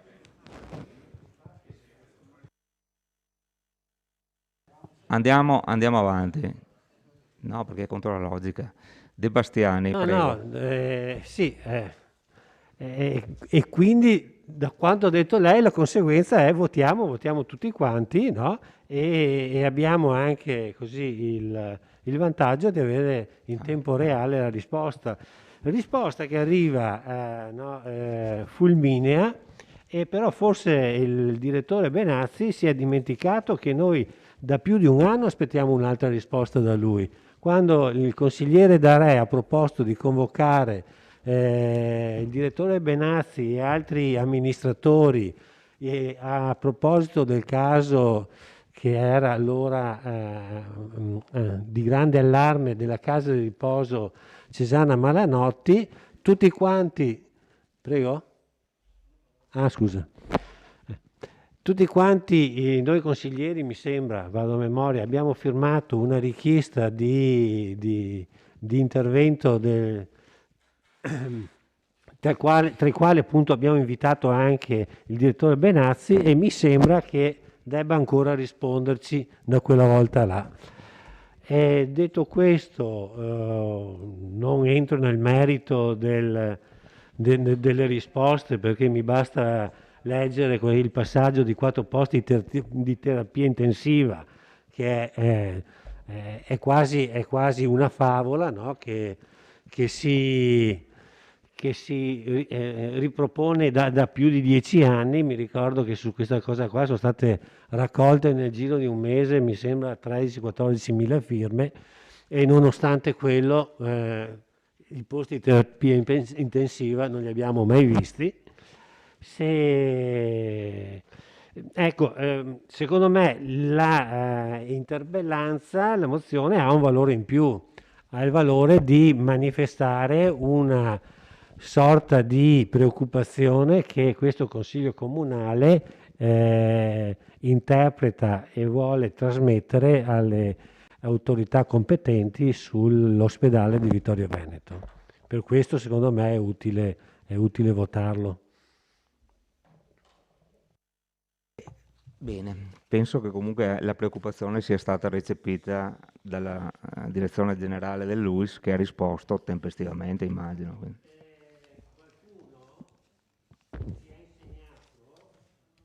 Che la politica si fa per atti. Quindi un atto è proporre una delibera e un atto è votarla e non votarla. Quindi secondo me se la politica si fa con atti è il caso di porre al voto questa interpellanza. Va bene. Altri interventi? Se non ci sono altri interventi, dichiarazione di voto.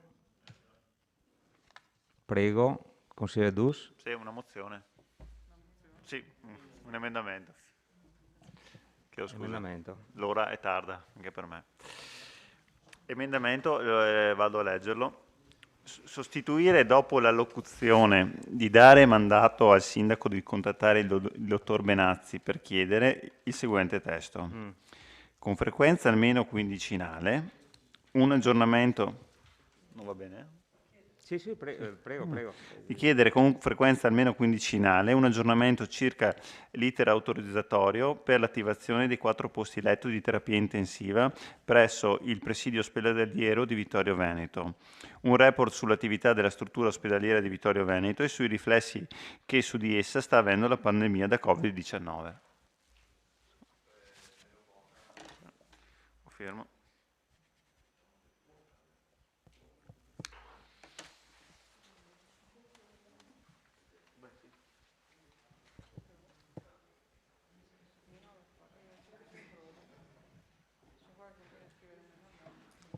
Benissimo, ho chiesto al segretario. Prego.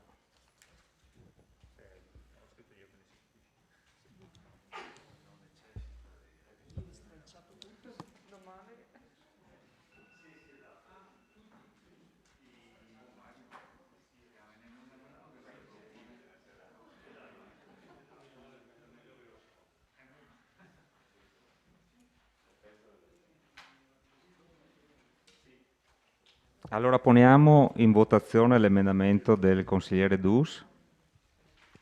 Favorevoli? 1, 2, 3, 4, 5, 6. Contrari? 11 contrari. L'emendamento non è recepito.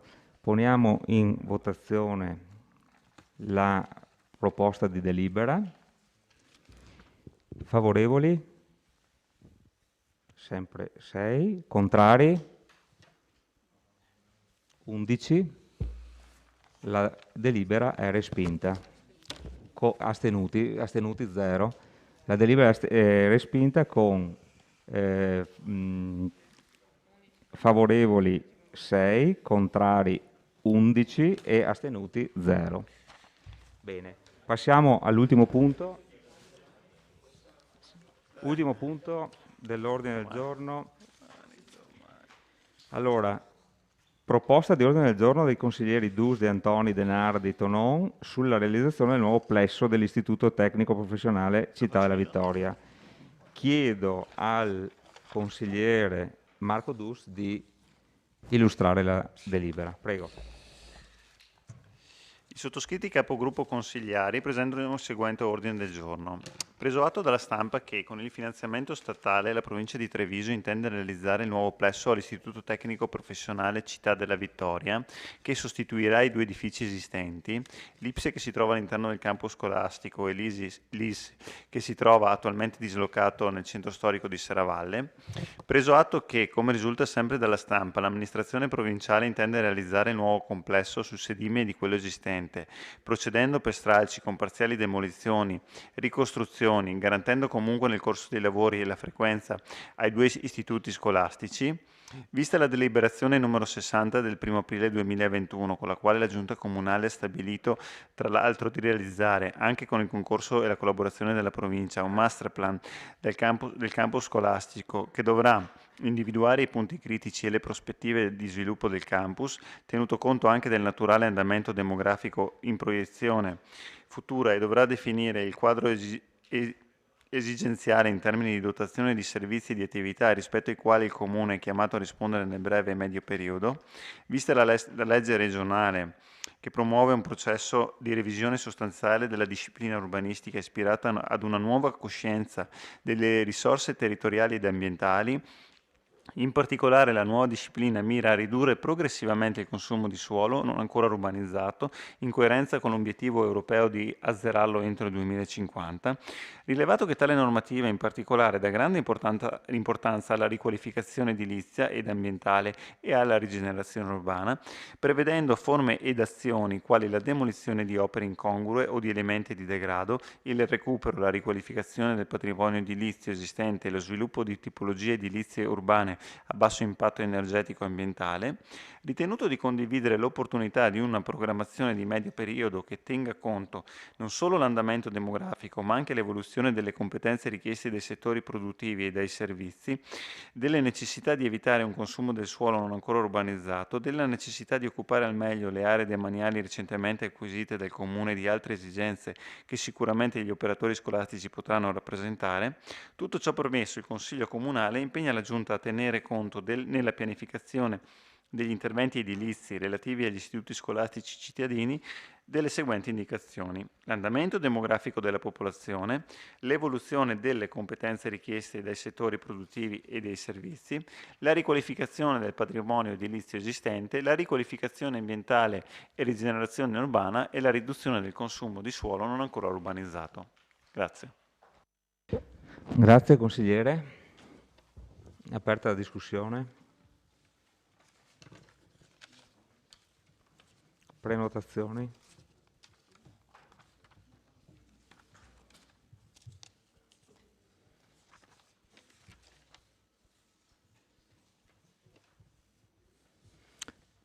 Consigliere Bagliana.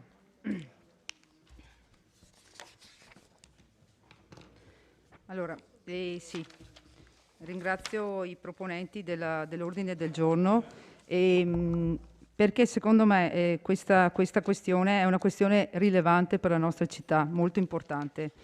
E la scelta dove sarà collocata la scuola, la nuova scuola, secondo me determinerà anche un possibile futuro urbanistico della città di Vittorio Veneto e anche dal punto di vista sociale ed economico.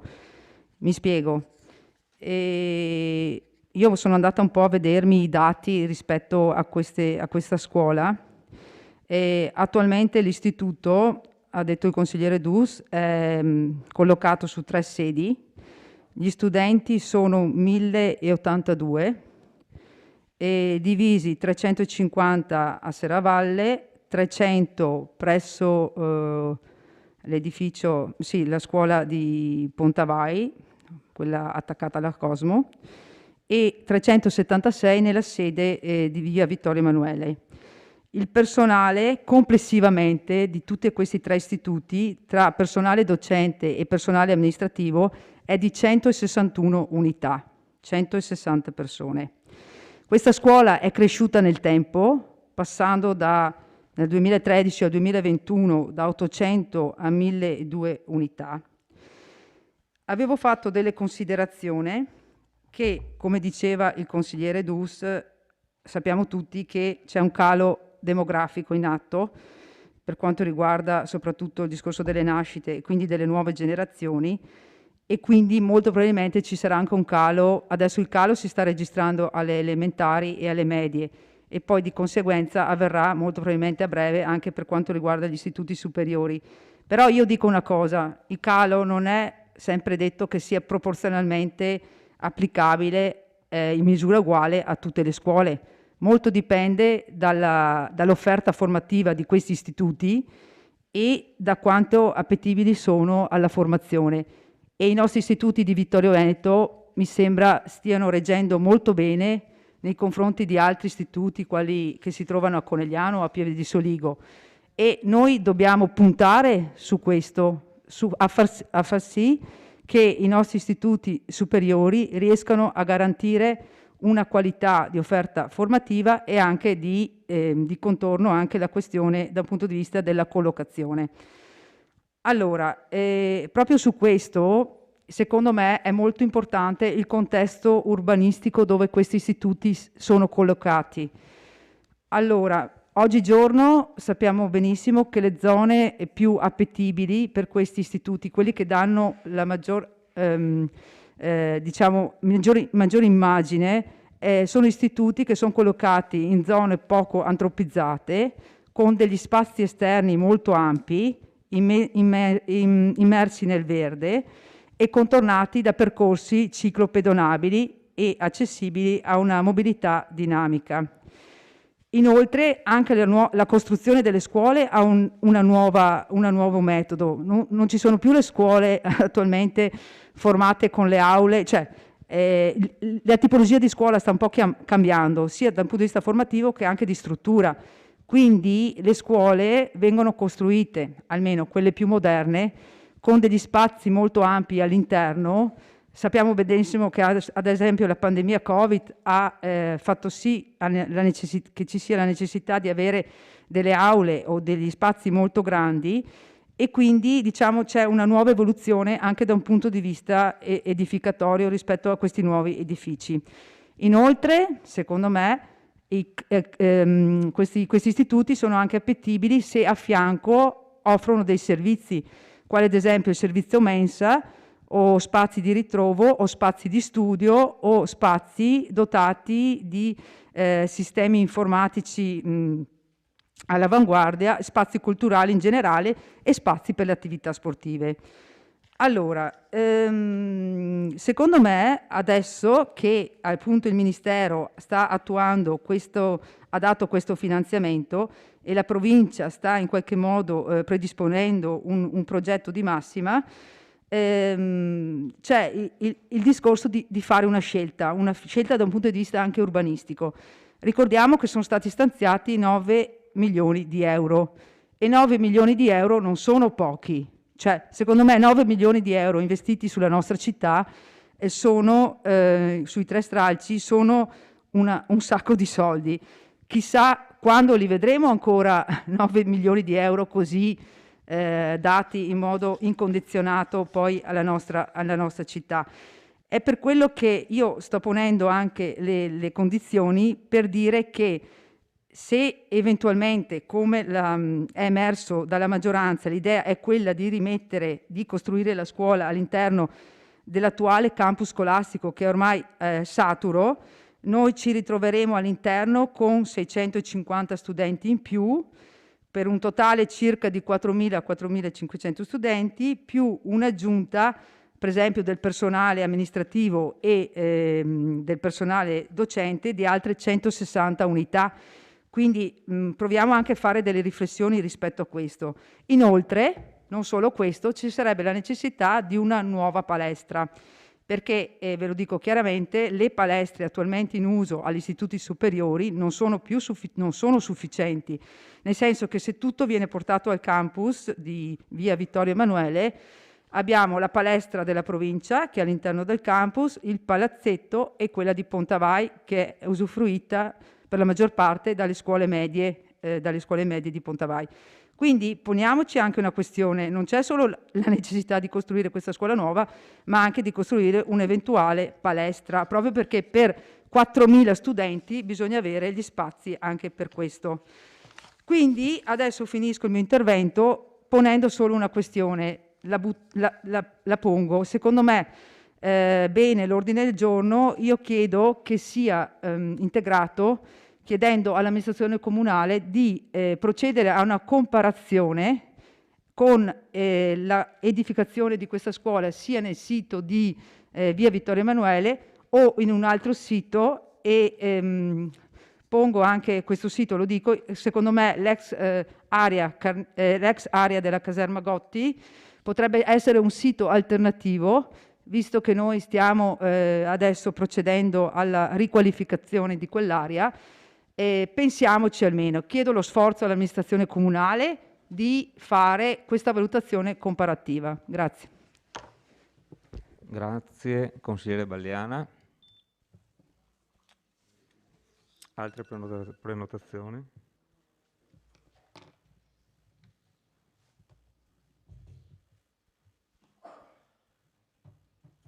Altri interventi? Sindaco.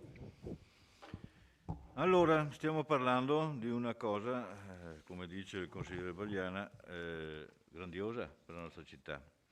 Anche perché questi 9 milioni servono per rinnovare uno dei plessi più vecchi del nostro campus, che poi campus non è, nel senso che è cresciuto un po' per gemmazione, con giusta posizione di un istituto dopo l'altro, ma non ha i caratteri del campus, perché non è un hortus conclusus dove gli studenti possono trovare l'insegnamento, lo svago, la palestra, la mensa, servizi, praticamente la biblioteca o quelle che sono le tipicità dei campus.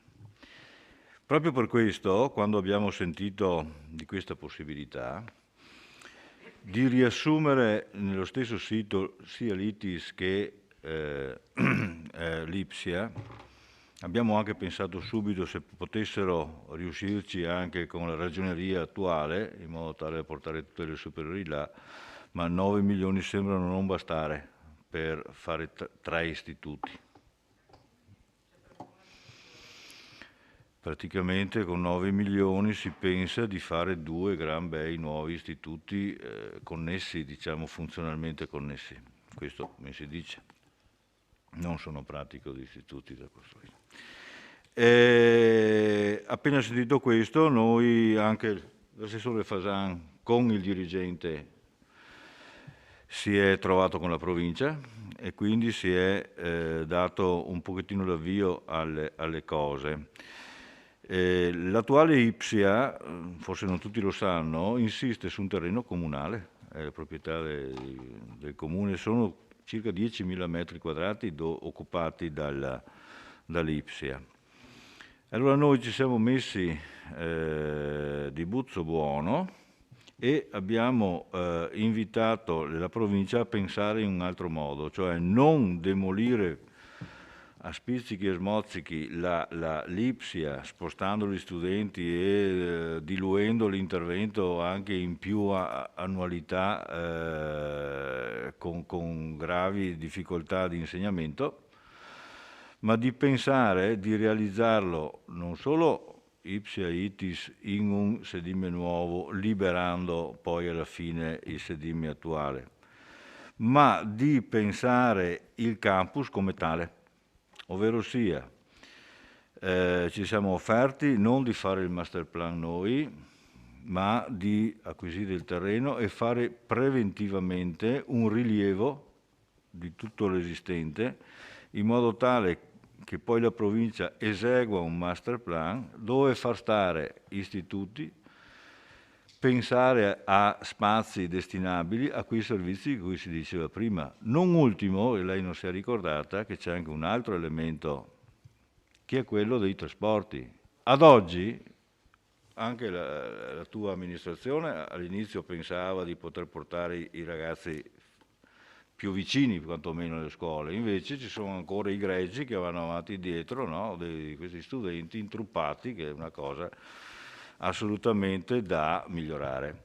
Quindi se con un master plan si riesce a intravedere la possibilità di rendere organico quello che oggi è cresciuto, come dico, per gemmazione, ben venga, perché ci si può appunto aggiungere una viabilità interna dove consegnare i ragazzi in sicurezza e portarli via comodamente e sicuramente, dove dare un domani i servizi necessari a una massa così elevata di studenti e di insegnanti e di personale comunque implicato nella scuola. Questo è quanto. Circa le cose qua, anche qua, impegna la Giunta a fare cose che stiamo già facendo per quanto di competenza, ma sono riservate al corpo docente e alla provincia. Sono loro che fanno i calcoli dei fabbisogni, delle convenienze, delle richieste del mondo produttivo e di tutte queste cose qua. Dopo, se si tratta di fare di centellinare il consumo del suolo, di parlare di quote parti di impegno che è riservato al comune, si fa come sempre, non vedo particolari differenze. Qua ci state chiedendo di impegnarsi a fare cose che sono della provincia. Okay? Noi, quando abbiamo sentito che la provincia era impegnata, abbiamo dato la nostra risposta. Sapete come siamo fatti, siamo un pochettino anche irruenti nelle risposte, forse anche troppo alle volte, ma insomma ci siamo impegnati a fondo per appoggiare la provincia nelle scelte migliori che vengono fatte, sia, ripeto, dal sistema docente che dal sistema provincia, che è tenuta a investire, costruire, adeguare la parte strutturale. Tutto là.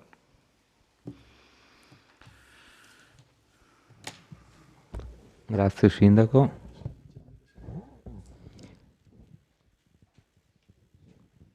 Prego, consigliere Tonon. Grazie Presidente. In realtà, Sindaco, non è che spetti tutto alla provincia, anche se alla provincia spetta la costruzione e l'edificazione delle scuole, fra virgolette, secondarie, chiamiamole così, per semplicità, delle scuole superiori in sostanza. Nel senso che quanto si chiede implica comunque un coinvolgimento non secondario, anzi, dell'amministrazione comunale.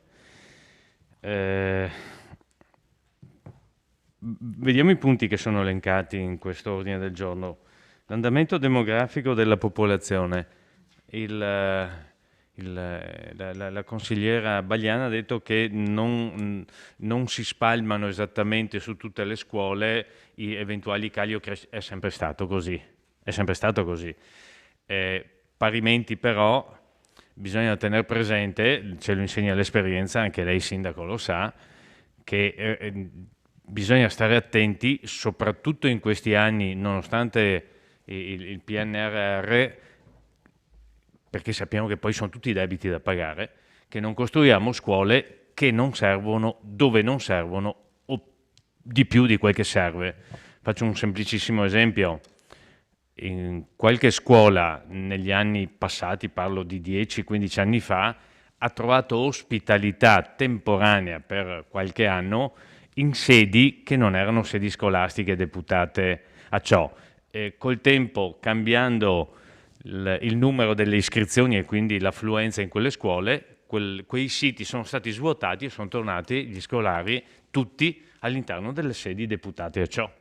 Se si fosse pensato come qualcuno, facciamo la scuola nuova, quella scuola sarebbe per buona parte non utilizzata, cioè con aule vuote. È capitato anche con scuole, per esempio, elementari questo.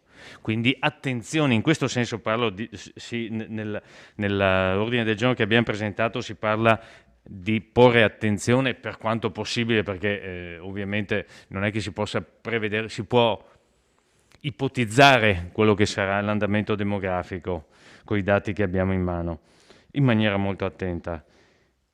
L'evoluzione delle competenze, sì, questa ragione il Sindaco è più facile, è più, come dire, una competenza diretta della provincia piuttosto che il comune. Però per quanto riguarda invece gli ultimi punti, riqualificazione del patrimonio edilizio esistente, riqualificazione ambientale e rigenerazione urbana, riduzione del consumo del suolo non ancora urbanizzato, sono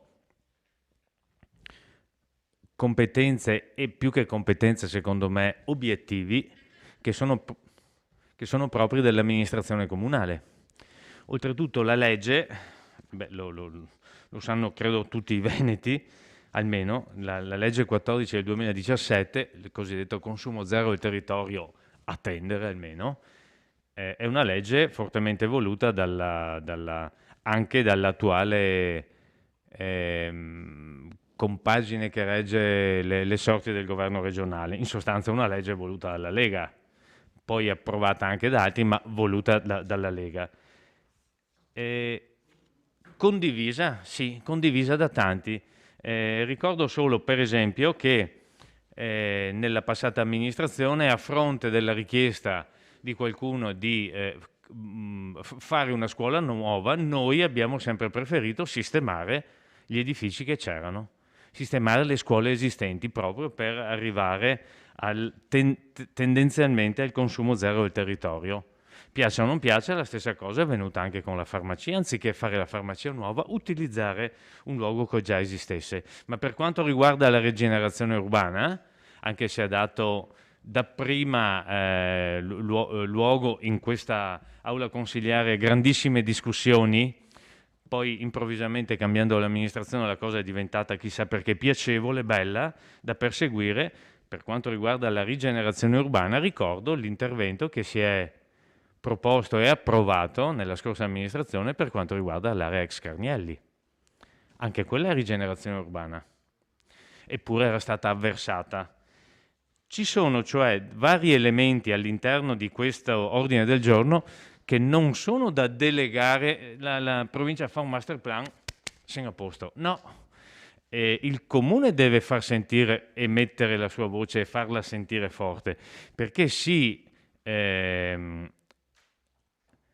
lavora, si progetta, si costruisce il futuro dei nostri ragazzi e della nostra città. Poi, sindaco, è vero, anche noi avevamo, come dire, pensato, uno, al problema dei trasporti, due, anche alla viabilità interna, perché quando si parlava dell'accesso sud del traforo si era studiata anche una viabilità interna, d'accordo con la provincia. Poi sa meglio di me che c'è sempre qualcuno che ha mal di pancia quando si tratta di cambiare qualcosa, ma è normale, siamo un popolo fortemente conservatore. Non parlo a livello di partiti, parlo di altro.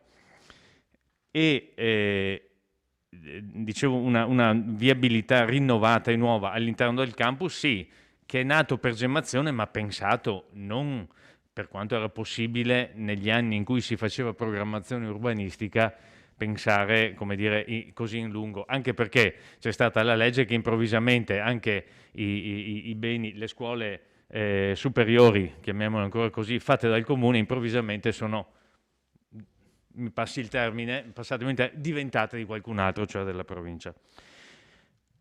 Cosa significa questo? Che non mi pare per nulla superato questo ordine del giorno, anzi mi pare che impegni ancora di più e valorizzi quelle che sono le competenze, meglio, gli obiettivi della città e dell'amministrazione nel suo complesso, e che credo che la città abbia necessità di sentirle forti e chiari. Grazie. Grazie, consigliere Tonon. Consigliere Dus. Sì, credo che, Sindaco, su questo punto non ci capiamo, parliamo, cioè, probabilmente abbiamo due modi di pensare diversi, cioè, ci sta, per carità, perché sia su questo punto qua che sui Carnielli che se ne era discusso, proprio vedo che facciamo fatica a capirci, ma ripeto, va benissimo così. Allora, io non credo che lei voglia essere solo uno spettatore di questa partita qua, ma credo che voglia essere un artefice nelle scelte, seppur molte di queste scelte sono in capo alla provincia. Quindi io credo che alcune indicazioni da parte del comune dovranno essere date alla provincia su come muoversi sul nostro territorio. Ecco. E il senso dell'ordine del giorno era questo: diamo delle indicazioni. Io ho fatto delle proposte abbastanza alte, non le ho detto facciamolo alla Gotti, facciamolo qua, facciamolo di là, perché se no mi dicevate no, c'è il master plan. Allora dico ok, allora come faccio io amministratore a mettere dei paletti che non sono dei paletti, a mettere la cornice di un quadro di come vorrei io che venisse fuori quest'opera qui, senza però andare a calpestare le competenze di altri. Ecco, lo faccio attraverso l'enunciazione forse di principi troppo alti, lei mi dice li abbiamo già assorbiti o sono già nel nostro DNA, però ripeto, come diceva prima il consigliere De Bastiani, qui lo scriviamo nero su bianco, queste sono le indicazioni che diamo come Consiglio Comunale, questi sono gli obiettivi che vogliamo raggiungere e questi sono gli obiettivi che votiamo.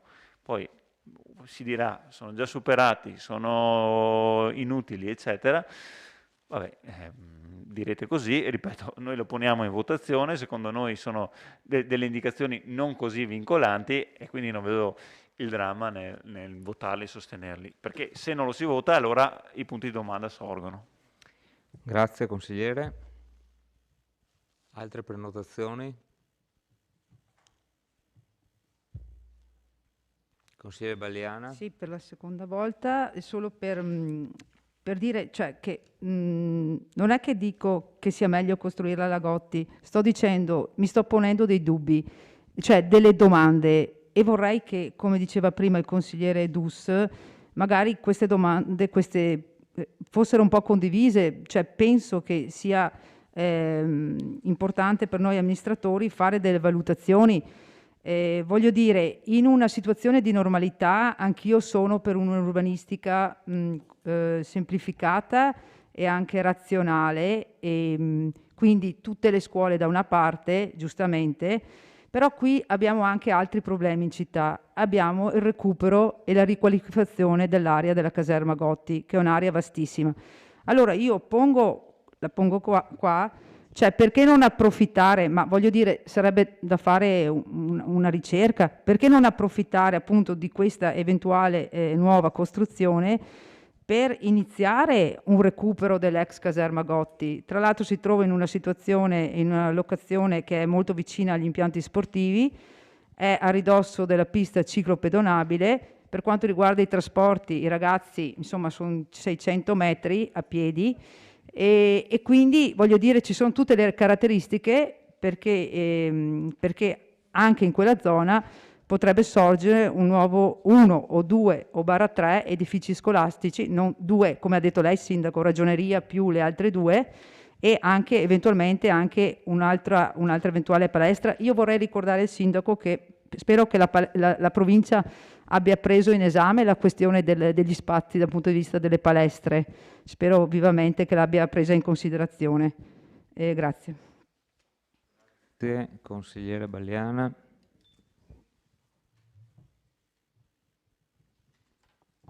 Altre prenotazioni? Nessun altro? Sindaco? Prego. Sì, una risposta al consigliere Dus e al consigliere Tonon. Se andate a rivedere le legislazioni troverete che io prima non ho detto che il Comune non c'entra. Ho detto che per quanto di competenza il Comune non si è mai rifiutato e mai posto difficoltà a fare la sua parte, e quindi nelle voci in cui la competenza comunale è chiara lo faremo come l'abbiamo sempre fatto quando ce n'è stato bisogno, come faremo. Quindi non ho detto che era tutto della provincia, per quanto di competenza noi siamo già qua. Circa il discorso dell'andamento demografico, è vero, se pensassimo solo al decremento della natalità che al momento ci angustia, allora non dovremmo praticamente fare.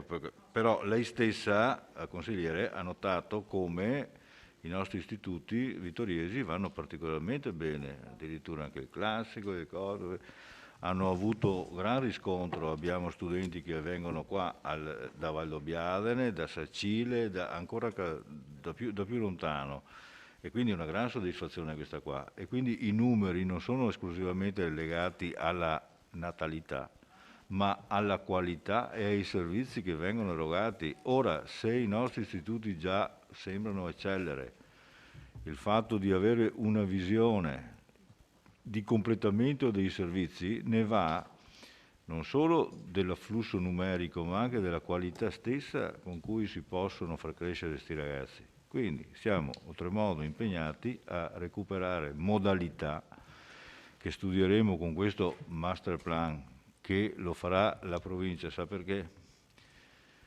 Semplicemente perché abbiamo cercato di farlo pagare la provincia, non perché non ci partecipiamo, mentre il rilievo che facciamo sui terreni che possono essere considerati a disposizione, che devono essere studiati con un apposito rilievo, perché nel pensare bisogna pensare anche alle quote per gli sottoservizi e tutte quelle robe là, per avere una visione precisa prima.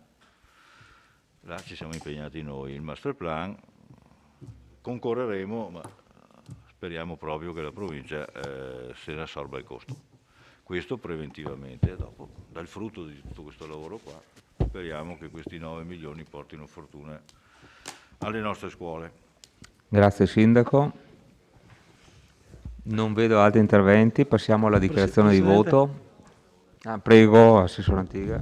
Grazie Presidente, se posso solo fare un appunto, nel senso l'idea di cercare di perseguire un'altra strada per dare compimento a quel campus, che ad oggi per la verità campus è solo, come diceva il Sindaco, sulla carta, nato per gemazione, è perché ci siamo trovati un progetto già appaltato da provincia per fare gli istituti con la spesa, l'impegno di spesa di 9 milioni di euro. E quindi è stato forse quella la molla che ci ha fatto dire, spesi là, il problema di eventuale sviluppo del campus è identico, solo che abbiamo forse sciupato 9 milioni di euro.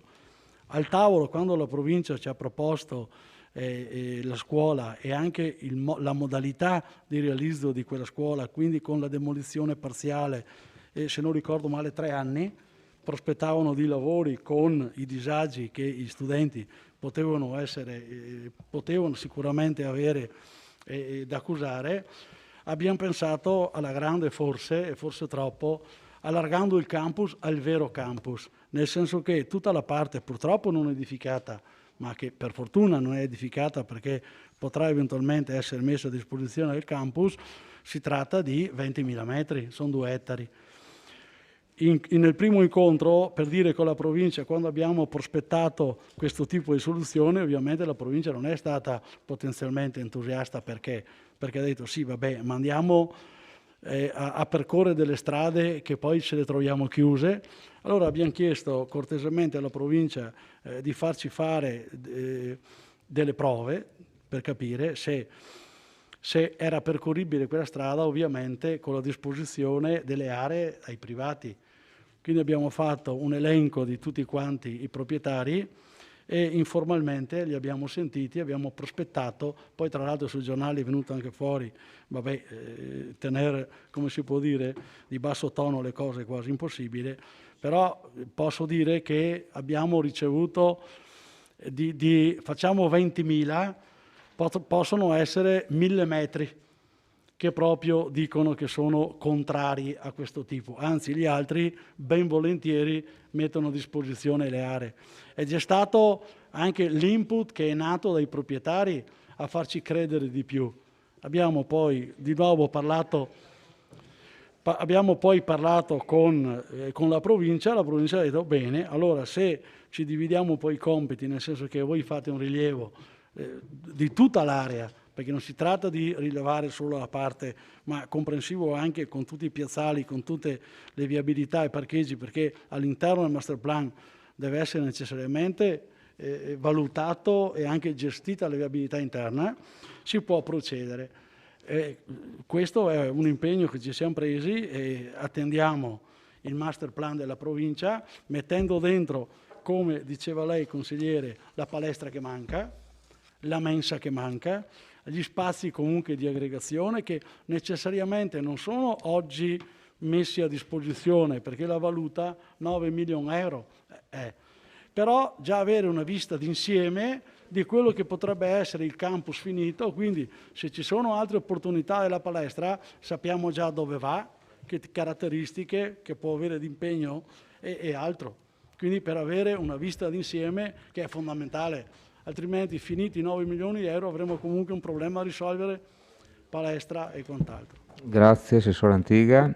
Dichiarazione di voto? Nessuna? Bene, passiamo in votazione. Favorevoli? 6. Contrari? 11. Astenuti? 0. La delibera è respinta con favorevoli 6, contrari 11, astenuti 0. Buonanotte.